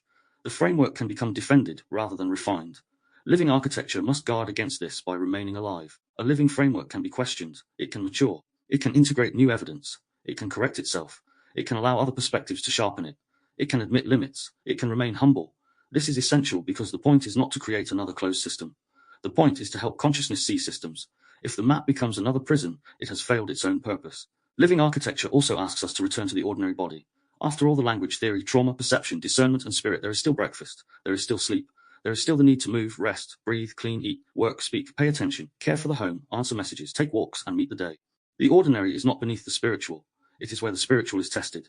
It is easy to speak of consciousness in the abstract and harder to notice the tone we use when tired. It is easy to speak of love and harder to listen without defending. It is easy to speak of nervous system awareness and harder to go to bed on time. It is easy to speak of discernment and harder not to react to the first emotionally charged story we see. The ordinary is where the map either enters life or remains performance. This brings us to embodiment as conduct. Embodiment is not only feeling sensations, it is living in a way that reflects what has been understood. If we understand the body, we respect capacity. If we understand the wound, we practice compassion and accountability. If we understand language, we speak with more care and clarity. If we understand relationship, we practice repair. If we understand discernment, we pause before certainty. If we understand spirit, we remain humble before mystery. Embodiment means the insight has moved from concept into behavior. It has reached the hands, the voice, the timing, the choices, the boundaries, the apologies, the rest, the creation, the silence. There is also a social dimension to living architecture. No one lives the map alone. We need fields that support consciousness. Families, friendships, creative communities, learning spaces, relationships, and cultural projects can either reinforce unconscious shaping or support conscious participation. A conscious field does not mean a perfect field. It means a field where truth can be spoken, repair is possible, language is examined, bodies are respected, boundaries are honored, questions are allowed, and people are not reduced to their wounds or roles. This kind of field is rare because it requires maturity. It requires people to tolerate discomfort without immediately turning to blame, control, collapse, or performance. But even small conscious fields matter. They become evidence that reality can be lived differently. Living architecture also includes limits. Conscious participation does not mean endless openness. It includes saying no. It includes leaving what repeatedly harms. It includes refusing language that erases reality. It includes withdrawing attention from systems designed to dysregulate. It includes not offering vulnerability where there is no repair. It includes protecting the body from overload. It includes not confusing compassion with availability. It includes recognizing that some fields cannot be transformed by our presence and must be exited. The map is not a call to endure everything in the name of consciousness. Consciousness includes discernment, and discernment includes boundaries. At the same time, boundaries must remain honest. A boundary is not a punishment. It is not a way to control another person while calling it self-care. It is not avoidance dressed as wisdom. It is a clear statement of what we can participate in without abandoning ourselves. Living the map means continually examining whether our boundaries are protecting dignity or protecting fear from ever being challenged. Sometimes space is necessary. Sometimes contact is necessary. Sometimes silence is regulation. Sometimes silence is avoidance. Sometimes leaving is self-respect. Sometimes leaving is a repeated escape from intimacy. There is no formula that removes the need for consciousness. That is why the map must be lived, not memorized. This is where the ethical turn becomes very personal. Once we know the architectures, we can no longer ask only, what shaped me? We must also ask, what happens through me? What language passes through me? What emotional atmosphere do I create?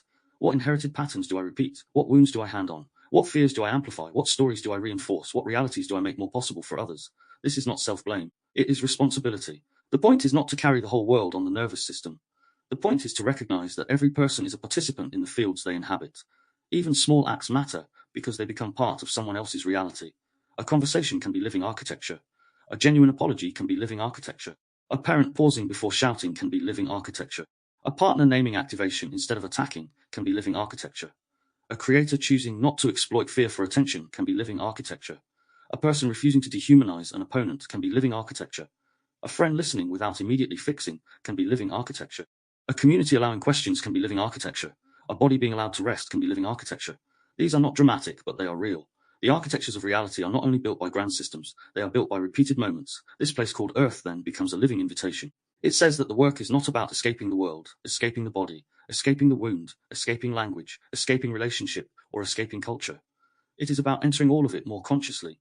It is about seeing illusion without becoming consumed by suspicion, meeting the wound without becoming permanently defined by it, listening to the body without turning every signal into unquestioned truth, using language without being used by inherited language, loving without disappearing into projection, practicing discernment without becoming cold, entering darkness without romanticizing suffering, returning to earth without forgetting mystery. This is why living architecture is the final architecture before integration.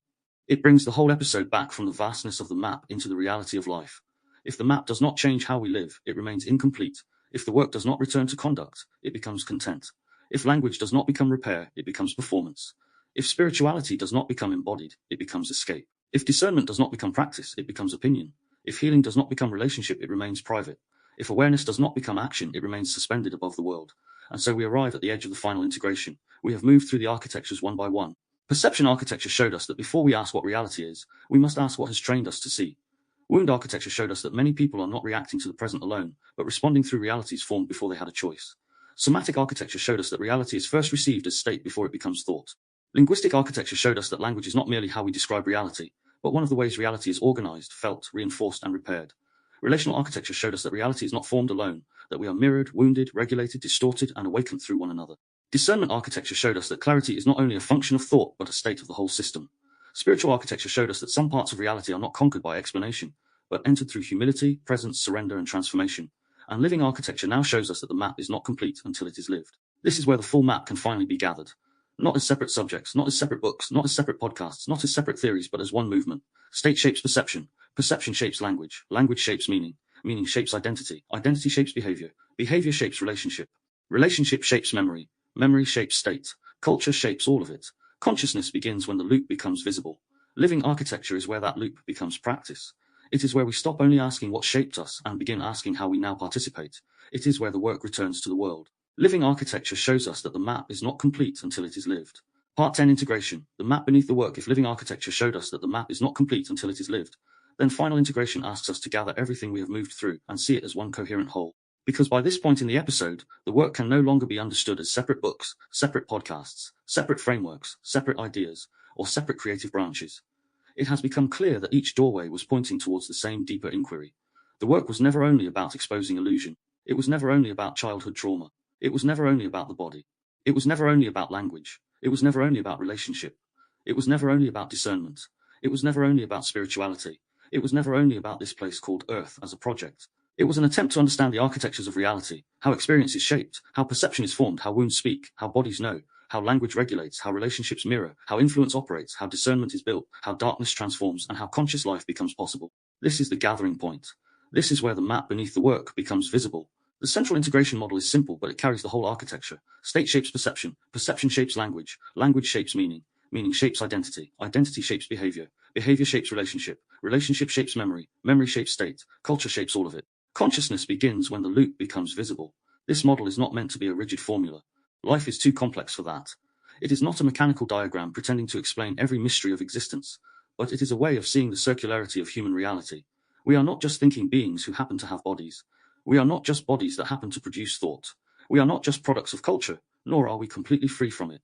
We are not only wounded, but neither are we untouched by wound. We are not only linguistic, but language shapes the way experience becomes organized. We are not only relational, but relationship forms, wounds, regulates, and transforms us. We are living loops of state, perception, language, meaning, identity, behavior, relationship, memory, culture, and consciousness. State shapes perception because the nervous system determines what kind of world we are able to receive. When the system is grounded, reality can appear wider. There is room for complexity, nuance, uncertainty, and contact. When the system is activated, reality can narrow. The world becomes threat, urgency, certainty, enemy, escape, or control. When the system is ashamed, the world becomes judgment. When it is grieving, the world becomes absence. When it is longing, the world becomes searching. When it is collapsed, the world becomes impossible. This does not mean the outside world disappears. It means the state through which we meet the world shapes what the world feels like. A frightened body and a grounded body do not enter the same room in the same way. A wounded system and a regulated system do not hear the same sentence with the same meaning. Before thought has finished explaining, state has already begun to organize reality. Perception shapes language, because what we see determines what we can name, and what we name begins to stabilize what we believe we are seeing. If perception is narrowed by fear, language may become absolute. If perception is shaped by shame, language may become self-attacking. If perception is shaped by resentment, language may become accusatory. If perception is shaped by curiosity, language may become exploratory. If perception is shaped by humility, language may become more spacious. The words we choose are not random. They reveal the frame through which reality is being interpreted. A person who perceives distance as abandonment will speak differently from a person who perceives distance as regulation. A person who perceives conflict as danger will speak differently from a person who perceives conflict as a difficult but survivable part of a relationship. Perception gives language its first direction. Language shapes meaning because words do not merely label reality after the fact. They help create the field in which reality is understood. I am broken creates one meaning. I am carrying a wound creates another. You never listen creates one relational field. I do not feel heard right now creates another. The world is ending creates one nervous system environment. Something serious is happening and I need to stay clear creates another. Words frame experience. They gather emotion into meaning. They can make pain feel like a defect, or they can make pain feel like a signal. They can make difference feel like threat, or they can make a difference feel like information. They can turn a state into a prison, or they can create space around it. Language is therefore one of the most powerful tools of reality formation. Meaning shapes identity because the meanings we repeatedly live inside begin to tell us who we are. If the meaning of childhood neglect becomes I am unworthy, identity forms around unworthiness. If the meaning of emotional sensitivity becomes I am weak, identity forms around concealment or self-attack. If the meaning of survival becomes I must control everything, identity forms around vigilance. If the meaning of spiritual experience becomes I am special, identity may form around superiority. If the meaning of pain becomes I am damaged beyond repair, identity may form around limitation. But if meaning shifts, identity can begin to shift. I was neglected is different from I am worthless. My body learned fear from I am weak. I adapted is different from I am defective. Meaning is the bridge between experience and selfhood. Change the meaning and identity may begin to loosen. Identity shapes behavior because people act from who they believe they are and what reality they believe they are in. A person who identifies as unlovable may reject love before it can reject them. A person who identifies as the helper may abandon themselves to remain needed. A person who identifies as the awakened one may stop listening. A person who identifies as broken may avoid responsibility because healing feels impossible. A person who identifies as dangerous may suppress their voice. A person who identifies as powerless may stop acting before they have tested the possibility. Identity becomes behavioral instruction. It says, people like me do this, people like me cannot do that. This is what I deserve. This is what I must avoid. This is how I stay safe. Behavior is not only chosen in the moment, it is often performed from identity. Behavior shapes relationships because how we act enters the field between people. If we withdraw without language, others may experience abandonment. If we control in the name of care, others may experience pressure. If we shame ourselves constantly, others may feel required to rescue or reassure. If we attack when afraid, others may become defensive. If we cannot repair, ruptures become memory. If we speak with dignity, others may feel safer being honest. If we set boundaries clearly, others learn where we stand. If we listen without immediate defense, relationship becomes more possible. Behavior turns inner architecture into relational reality. The wound may begin inside one person, but unexamined behavior allows it to enter the lives of others. Relationship shapes memory because what happens between people becomes part of the body's archive. A child remembers whether distress was met. A partner remembers whether an apology happened. A friend remembers whether truth was welcomed or punished. The body remembers whether closeness felt safe, whether conflict was repaired, whether vulnerability was respected, whether boundaries were honored. Relationship can reinforce old memory, or it can create new memory. A safe relationship can become evidence that the past is not the only possible reality. A harmful relationship can deepen the body's old expectation that love is dangerous. Every repeated relational pattern teaches the nervous system something. Relationship becomes memory, and memory then shapes future state. Memory shapes state because the body does not enter the present empty. It enters with histories. It enters with patterns. It enters with implicit predictions. A situation that resembles an old wound can activate the state associated with that wound. A tone can bring back shame. A silence can bring back abandonment. A room can bring back danger. A smell, phrase, expression, or delay can return the body to a previous reality. Memory is not only recall, it is preparation. It tells the body what to expect before the present has fully unfolded, and then state shapes perception again. The loop continues. The person may believe they are reacting to now, but now has been filtered through then. This does not mean the present is not real. It means the present is being met through a system shaped by memory. Culture shapes all of it. Culture shapes what states are acceptable, what perceptions are rewarded, what language is available, what meanings are normalized, what identities are desirable, what behaviors are praised, what relationships are modeled, what memories are collectively preserved or denied. Culture teaches people what counts as success, sanity, love, masculinity, femininity, intelligence, morality, spirituality, strength, weakness, health, beauty, freedom, progress, and belonging. Culture becomes internal. It becomes the imagined audience. It becomes the phrase in the head. It becomes the shame around rest, the fear of being ordinary, the pressure to perform, the suspicion of vulnerability, the need to have a public stance, the impulse to turn life into image. Culture does not determine everything, but it shapes the field in which everything else occurs. And consciousness begins when the loop becomes visible. This does not mean consciousness begins only in intellectual understanding. It begins whenever the system can see itself in motion. When a person notices my body is activated and I am about to interpret this through fear. When they notice this language is inherited. When they notice this relationship is revealing an old pattern. When they notice I'm using certainty to avoid grief. When they notice my identity is defending itself through this belief. When they notice this narrative is giving me belonging but it may be narrowing perception. When they notice I am not reacting only to the present. These moments are not small. They are the openings where unconscious shaping begins to become conscious participation. This is what the entire episode has been moving towards. Perception architecture showed us that reality is not simply seen. It is framed, filtered, inverted, overloaded, simulated, programmed, and interpreted. We learned that before asking what reality is, we must ask what has trained us to see. We saw how the Inversiverse exposes inversion, how freedom can become compliance, safety can become control, information can become noise, morality can become theater, identity can become programming, and awakening itself can become another mask if it lacks humility. We saw that the noise of knowing reveals a modern condition in which the problem is not only hidden information, but too much unintegrated information. We saw that if the brain was an app, helps us understand the mind as an interface, with attention as input, memory as archive, belief as installed software, habit as program, and consciousness as witness or user.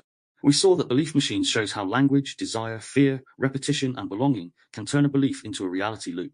And we saw that awakening without arrogance requires the ongoing refinement of perception rather than the creation of a new superior identity. From wound architecture, we learned that perception can be injured before it becomes conscious, and that the wounded child may still be interpreting the adult world.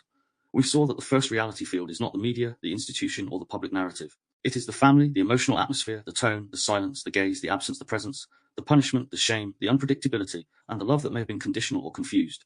We saw how my inner child was broken opens the deeper question of how the child becomes the adult's hidden map.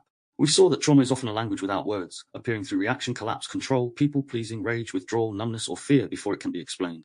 We saw that the unfiltered human on the fringe gives voice to the shadow emotions, envy, lust, anger, shame, apathy, control, grief, desire, death, liminality, not to glorify them, but to stop them from governing from the dark. We saw that healing requires relanguaging, learning to name old states with dignity, accuracy, compassion, and agency. From somatic architecture, we learned that the body receives reality before the mind explains it, and that nervous system state shapes what feels true, possible, dangerous, or safe. We saw that the body knows is not a sentimental phrase, but a recognition that the body scans, remembers, predicts, contracts, opens, freezes, withdraws, and signals before conscious thought has made meaning. We explored neuroception, the body's preconscious scanning for safety and threat. We looked at fight, flight, freeze, fawn, and collapse as survival realities, not moral failures. We saw that dissociation can be survival, shutdown can be protection, and activation can narrow perception. We saw that mirror neurons, group synchrony, and conformity show how socially responsive the body is, how we absorb atmospheres, mirror states, and sometimes surrender private perception for belonging. We saw that somatic inversions reveal moments where language says one thing while the body registers another. And we saw that the body is a discernment instrument, not because every signal is final truth, but because every signal is meaningful data that asks to be translated. From linguistic architecture, we learned that language is not merely descriptive. It is regulatory, relational, symbolic, somatic, and reality shaping. We saw that the Mirror-Linguistic Hypothesis names language as more than representation, language as mirror, regulator, relational signal, somatic trigger, and architecture of perception. We saw that words do not merely point to things, they prime the body, organize meaning, trigger memory, create expectation, and shape what can be perceived. We saw that the inner voice becomes the language environment the nervous system lives inside. We saw how the resonance matrix maps influence through language, state, repetition, authority, symbolism, identity, emotional charge, and attention. We explore grammar of collapse, shaming, rushing, labeling, mocking, invalidating, coercing, absolutizing, pathologizing, and forced positivity. And we explored the grammar of return, language that restores orientation, agency, dignity, choice, pacing, and presence. Nervous system language emerged as a practical grammar of repair, not soft language for the sake of softness, but language that understands the body as listener.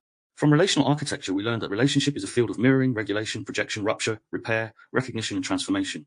We saw that the resonance between us belongs at the heart of the map because relationship is where body, wound, language, culture, desire, fear, memory, and consciousness meet another person. We explored attraction before explanation, the body's recognition of tone, rhythm, scent, status, familiarity, difference, danger, beauty, and resonance before the mind has built a story. We explored attachment as a reality template, anxious systems reading distance as abandonment, avoidant systems reading closeness as engulfment, disorganized systems experiencing love as both longing and threat. We explored projection as the way we meet disowned or unlived parts of ourselves through others. We saw that love is not only comfort but revelation. It reveals hidden fear, shame, tenderness, control, grief, hope, vulnerability, and longing. We saw that relational language can either weaponize state or make state conscious. We saw that repair is how the nervous system learns conflict does not have to mean abandonment. From discernment architecture, we learned that clarity is not only cognitive. It requires emotional capacity, nervous system regulation, humility, critical thinking, and resistance to narrative capture. We saw that intelligence is not enough, because intelligence can serve whatever state is driving it. Fear can use intelligence, shame can use intelligence, identity can use intelligence, belonging can use intelligence. We explored emotional activation and perceptual narrowing, the way the nervous system under threat reaches for certainty, enemies, quick relief, or moral clarity. We explored identity capture, where disagreement feels like attack because belief and selfhood have fused. We explored narrative capture, where every event is interpreted through the same frame. We brought in game theory and incentives, recognizing that people and systems do not act only from truth, but through rewards, punishment, status, risk, approval, and belonging. We brought in control theory and feedback loops, seeing how what gets rewarded repeats, what gets punished hides, and what gets measured becomes important. We examined moral certainty and ethical inversion, where the language of goodness can conceal control, contempt, or coercion. And we saw that discernment is regulated perception, the capacity to feel without being possessed by feeling, think without leaving the body, question without becoming cynical, and trust without becoming naive. From spiritual architecture, we learned that darkness, grief, liminality, mystery, and symbolic death can become thresholds into deeper consciousness. We saw that traversing the darkness is not about romanticizing suffering, but recognizing the region where old lights no longer work, old identities no longer hold, and old meanings collapse. We saw that death, mortality, grief, and impermanence sharpen the question of what life is actually for. We saw that grief cannot be hurried into meaning without bypassing the body's need to mourn. We explored the liminal self, the self between identities, no longer who it was and not yet who it is becoming. We explored symbolic death, the release of roles that once protected us but eventually became too small. We saw that spirituality without embodiment becomes escape. Spirituality without discernment becomes gullibility. Spirituality without the wound becomes bypassing. And spirituality without relationship becomes fantasy. We saw that mystery requires humility, and that surrender is not passivity but the release of false control. Spiritual architecture brought the map to the edge of explanation and asked us to enter what cannot be dominated by thought. From living architecture, we learned that the map must return to life, how we speak, listen, choose, repair, relate, create, and participate in this place called Earth. We saw that this place called Earth is not only a project title or creative container, but the symbolic home of the whole map. It is the field where perception, wound, body, language, relationship, discernment, spirit, and everyday conduct meet. We saw that a map that is not lived is only decoration. If we understand perception but remain reactive, the map is not yet lived. If we understand trauma but avoid responsibility, the map is not yet lived. If we understand the body but ignore capacity, the map is not yet lived. If we understand language but speak in ways that shame or collapse, the map is not yet lived. If we understand the relationship but refuse repair, the map is not yet lived. If we understand discernment but become possessed by certainty, the map is not yet lived. If we understand spirit but use mystery to avoid accountability, the map is not yet lived. Living architecture brought the work back to practice, ethics, creation, ordinary life, and conscious participation. When all of this is gathered, the deeper pattern becomes clear. The work is not only about critique, it is about repair. It is not only about seeing through the illusion. It is about learning how to live after seeing it. It is not only about trauma. It is about understanding how the wound becomes language, and how language can become a path of return. It is not only about the body. It is about recovering the body as a participant in reality, a source of signal, memory, boundary, and intelligence. It is not only about language. It is about learning that words can be cages or bridges, weapons or medicine, inherited commands or conscious repair. It is not only about the relationship. It is about recognizing that we are formed in fields, that love can reveal what remains unintegrated, and that repair can teach the body a new reality. It is not only about discernment. It is about learning how to stay clear when the nervous system, the group, the narrative, the wound, and the culture all pull perception in different directions. It is not only about spirituality. It is about entering mystery without abandoning the body, truth, or responsibility. It is not only about this place called Earth. It is about living inside this place called Earth more consciously. This is why the map beneath the work cannot be reduced to one discipline. Psychology alone is not enough. Neuroscience alone is not enough. Linguistics alone is not enough. Philosophy alone is not enough. Spirituality alone is not enough. Cultural critique alone is not enough. Trauma theory alone is not enough. Relationship theory alone is not enough. Each field sees something. Each field also has limits. Psychology may see the inner pattern but miss the cultural architecture. Cultural critique may see the system but miss the wound. Neuroscience may see the mechanism but miss meaning. Spirituality may see mystery but bypass embodiment. Linguistics may see language but miss the body. Relationship theory may see attachment but miss influence. Discernment may see error but miss grief. The map beneath the work tries to hold these layers together, not to dominate them, but to let them speak to each other. And perhaps this is one of the deeper purposes of the whole project, to build bridges where modern life often creates fragments. The mind is separated from the body. The individual is separated from culture. Language is separated from state. Trauma is separated from society. Spirituality is separated from responsibility. Information is separated from wisdom. Relationship is separated from nervous system history. Discernment is separated from emotion. Healing is separated from ethics. Consciousness is separated from conduct. But in lived reality, these things are not separate. They are interwoven. The person is not one thing. The person is a living convergence of biology, memory, language, relationship, culture, symbol, desire, fear, spirit, and choice. Any map that wants to serve life must honor that complexity. The danger of fragmentation is that each part begins to speak as if it were the whole. The body says, "This feels unsafe," and the person takes that as total truth without examining memory. The mind says, "This argument makes sense," and the person ignores the fear driving the argument. The wound says this always happens, and the person forgets the present may be different. Culture says this is normal, and the person forgets normal is not the same as healthy. Spirituality says let go, and the person bypasses grief. Discernment says question everything, and the person loses trust. Language says I am broken, and the person mistakes a phrase for identity. Relationship says this is love, and the body may actually be recognizing repetition. Integration does not silence these parts. It lets them come into conversation. It asks each one to contribute without taking over the whole map.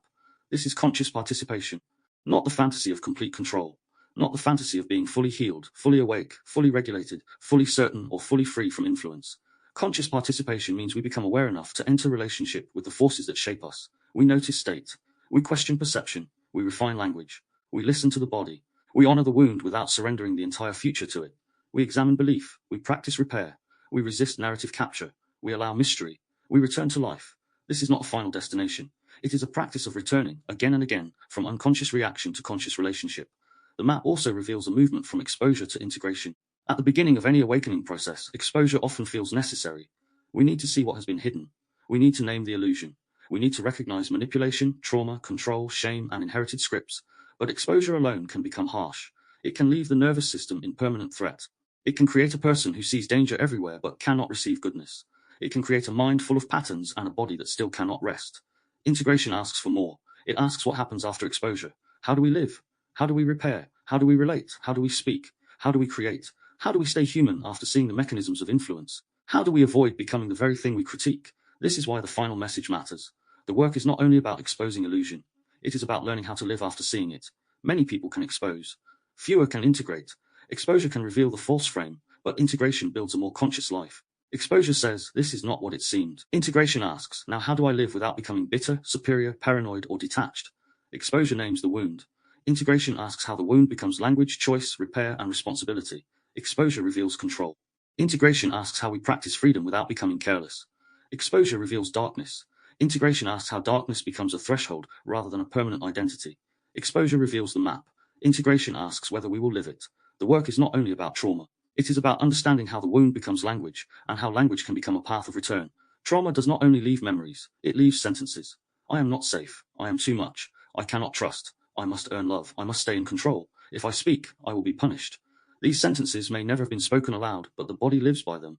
Healing, then, involves more than remembering. It involves listening to the body's old language and offering new language that is not fake, not sentimental, but truer. That was then. This is a state. My body is protecting me. I can move slowly. I can have needs. I can set a boundary. I can be seen and remain safe. Language becomes a path of return when it helps the self come back from shame, collapse, projection, and old time. The work is not only about consciousness. It is about how consciousness lives through the body, relationship, attention, speech, silence, memory, and action. Consciousness is not only something abstract that observes from above. It must enter the nervous system. It must enter the mouth. It must enter the pause before reaction. It must enter the apology. It must enter the boundary. It must enter what we choose to amplify. It must enter how we listen to a child, how we respond to a partner, how we engage with culture, how we meet grief, how we treat the body, how we handle uncertainty. Consciousness that does not enter life remains incomplete. The goal is not to think about consciousness forever. The goal is to live more consciously. The work is not only about critique, it is about repair. Critique is necessary because some things must be seen clearly. Illusion must be named. Harm must be named. Manipulation must be named. Inversion must be named. But critique without repair can become a closed loop of exposure and contempt. Repair asks what language can restore orientation, what relationships can become more honest, what patterns can be interrupted, what fields can become safer, what practices can return us to presence, what creativity can make visible, what responsibility can be taken. Repair does not mean everything can be fixed. Some things must end, some relationships must be left, some grief cannot be reversed, some harm cannot be undone. But even then, repair can mean refusing to pass the harm forward. It can mean letting truth change conduct. The work is not only about seeing the map, it is about living it. This is the most important turn. A person may understand perception architecture and still spread fear. They may understand wound architecture and still wound others unconsciously. They may understand somatic architecture and still ignore their own body. They may understand linguistic architecture and still use words carelessly. They may understand relational architecture and still avoid repair. They may understand discernment architecture and still become captured by certainty. They may understand spiritual architecture and still bypass responsibility. The map becomes real only when it begins to alter the way life is lived. Seeing is the beginning. Living is the test. And still, this must be held without perfectionism. The map is not a demand to become flawless. It is an invitation to become more conscious. There will still be activation. There will still be old wounds. There will still be unclear moments. There will still be mistakes, defenses, projections, withdrawals, rushed words, missed signals, and times when the body moves faster than awareness. The point is not never to fall into old architecture.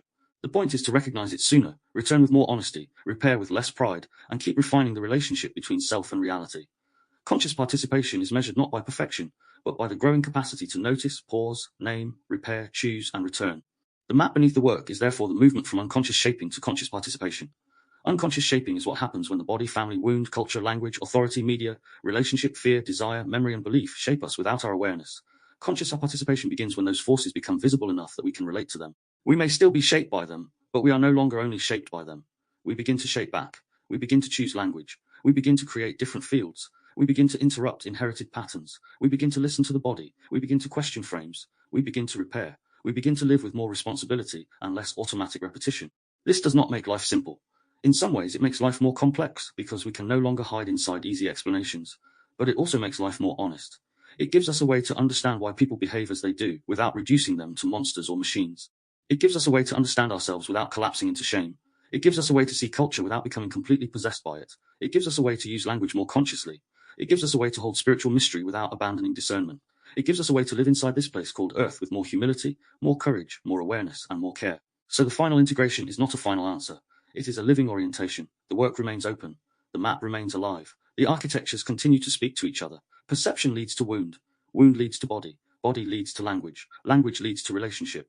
Relationship leads to discernment. Discernment leads to spirit. Spirit returns to life. Life reveals the map again. Each time we move through the loop consciously, reality becomes less automatic, not less real. More real, perhaps, because we are meeting it with more of ourselves present. The map beneath the work is the movement from unconscious shaping to conscious participation. Part 11, Listener Reflection. Bringing the map back to the self. And now, before we close, the map has to return to you. Because a map only matters if it changes how we meet ourselves, others, and reality. If this episode remains only an explanation of my work, then it has not fully done what it came to do. The point is not only to understand the books, the podcasts, the frameworks, or the architecture behind this place called Earth. The point is to notice where the map is already alive in your own life, because everyone lives inside architectures. Everyone has been shaped by state, language, memory, culture, relationship, wound, attention, and belief. Everyone has inherited realities they did not choose. Everyone has adapted in ways they may still be calling personality. Everyone has words that collapse them and words that return them. Everyone has a body that learned something before the mind could explain. Everyone has relationships that reveal hidden patterns. Everyone has certainties that may sometimes protect them from uncertainty. Everyone has darkness they have either traversed, avoided, or not yet understood. Everyone is living, somehow, inside this place called Earth. So this reflection is not here to tell you what to believe. It is not here to instruct you into a doctrine. It is not here to make you agree with every part of the map. It is here to invite noticing, to invite a slower kind of honesty, to ask questions that do not need to be answered immediately, publicly, or perfectly. Some questions are not meant to produce quick conclusions. Some questions are meant to open a room inside consciousness. They sit there. They disturb the old certainty. They wait for the body to respond. They reveal something slowly. This is the spirit of the reflection, not pressure, not performance, not self-attack, just attention. Where did your language come from? Not only the language you speak publicly, but the language you use inside yourself. The sentences that arrive when you fail, when you are tired, when you are hurt, when someone pulls away, when you are praised, when you are criticized, when you need rest, when you feel desire, when you feel shame.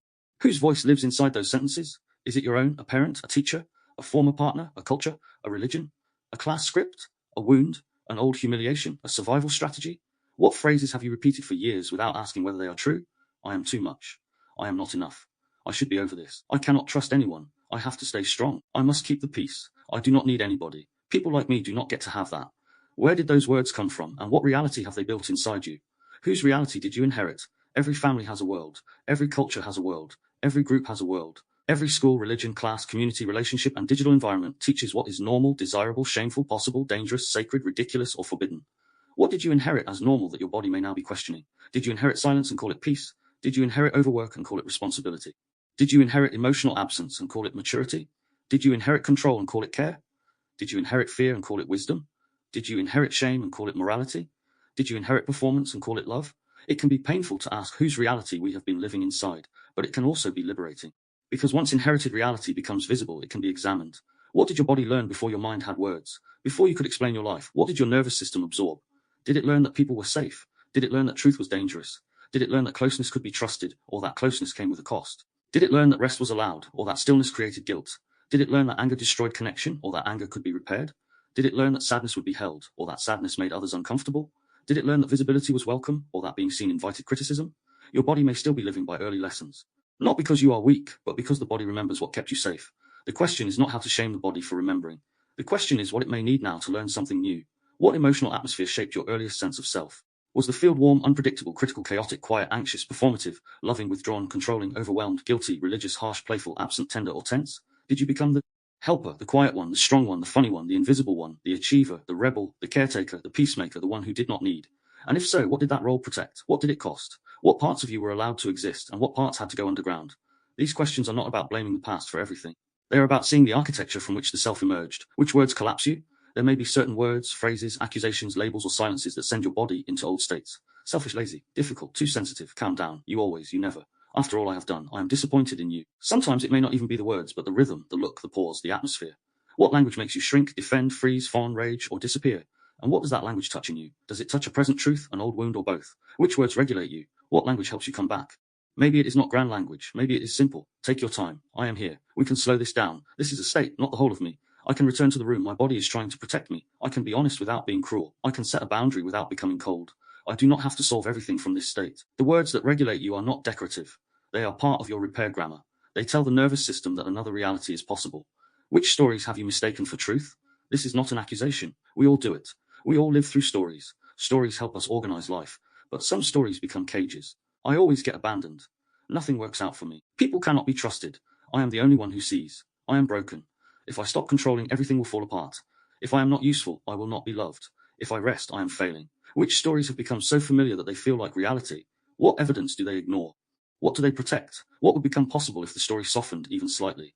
Which wounds are still interpreting the present? This may be one of the most difficult questions, not because the wound is false, but because it may be so familiar. Where are you reacting to now through then? Where does the present become old time? Where does a person in front of you become someone from before? Where does a small shift become abandonment, a boundary become rejection, uncertainty become danger, kindness become suspicion, or calm become boredom? The wound deserves compassion, but it also deserves truth. It cannot heal while it is secretly writing the whole story. Which relationships reveal your hidden patterns? Not only the relationships that feel difficult. Sometimes safe relationships reveal us by showing how unfamiliar safety feels. Sometimes loving relationships reveal the places we cannot receive. Sometimes conflict reveals how quickly we defend. Sometimes distance reveals abandonment fears. Sometimes closeness reveals engulfment fears. Sometimes attraction reveals projection. Sometimes resentment reveals a boundary we did not set. Sometimes envy reveals desire. Sometimes grief reveals love. Relationship is a mirror, but we must learn how to look into it without either blaming the mirror or losing ourselves in it. Where has certainty replaced discernment? Certainty can be comforting. It can give the body relief. But where might certainty be protecting you from grief, complexity, ambiguity, or humility? Where do you need to be right, because being wrong would threaten an identity? Where do you need a simple enemy, because uncertainty feels unbearable? Where do you repeat language, because your group rewards it? Where do you mistake intensity for truth? Where might you be using moral language to avoid self-reflection? These questions are not meant to remove conviction. Conviction matters, but conviction becomes wiser when it remains accountable to reality. Where has spirituality become escape rather than embodiment? This question may land differently for different people. It might not apply to you, or it might apply deeply. Have you used spiritual language to avoid grief? Have you used forgiveness to bypass anger? Have you used destiny to avoid choice? Have you used everything happens for a reason to avoid mourning what hurt? Have you used the idea of higher consciousness to avoid ordinary repair? Have you used mystery to avoid responsibility? Grounded spirituality does not take us away from the body, the wound, the relationship, or the earth. It brings us into deeper contact with them. Where is life asking you to become more conscious? Not in theory, not one day, not in some grand dramatic way. Where specifically is life asking for consciousness now? In your language? In your body? In your relationship with rest? In how you respond to conflict? In how you use your attention? In what you create? In what you avoid? In what you are afraid to feel? In what you keep repeating? In who you become under pressure? Consciousness often enters through the very place we would rather not look. And finally, what would it mean to live more honestly inside this place called Earth? Not perfectly, not performatively, not as a polished identity. Honestly, what would it mean to speak with more truth and less inherited fear? To listen to your body without being ruled by every alarm? To meet your wound without letting it define your whole future? To use language that repairs rather than repeats harm? To love with more awareness? To practice discernment without losing compassion? To enter darkness without turning it into identity?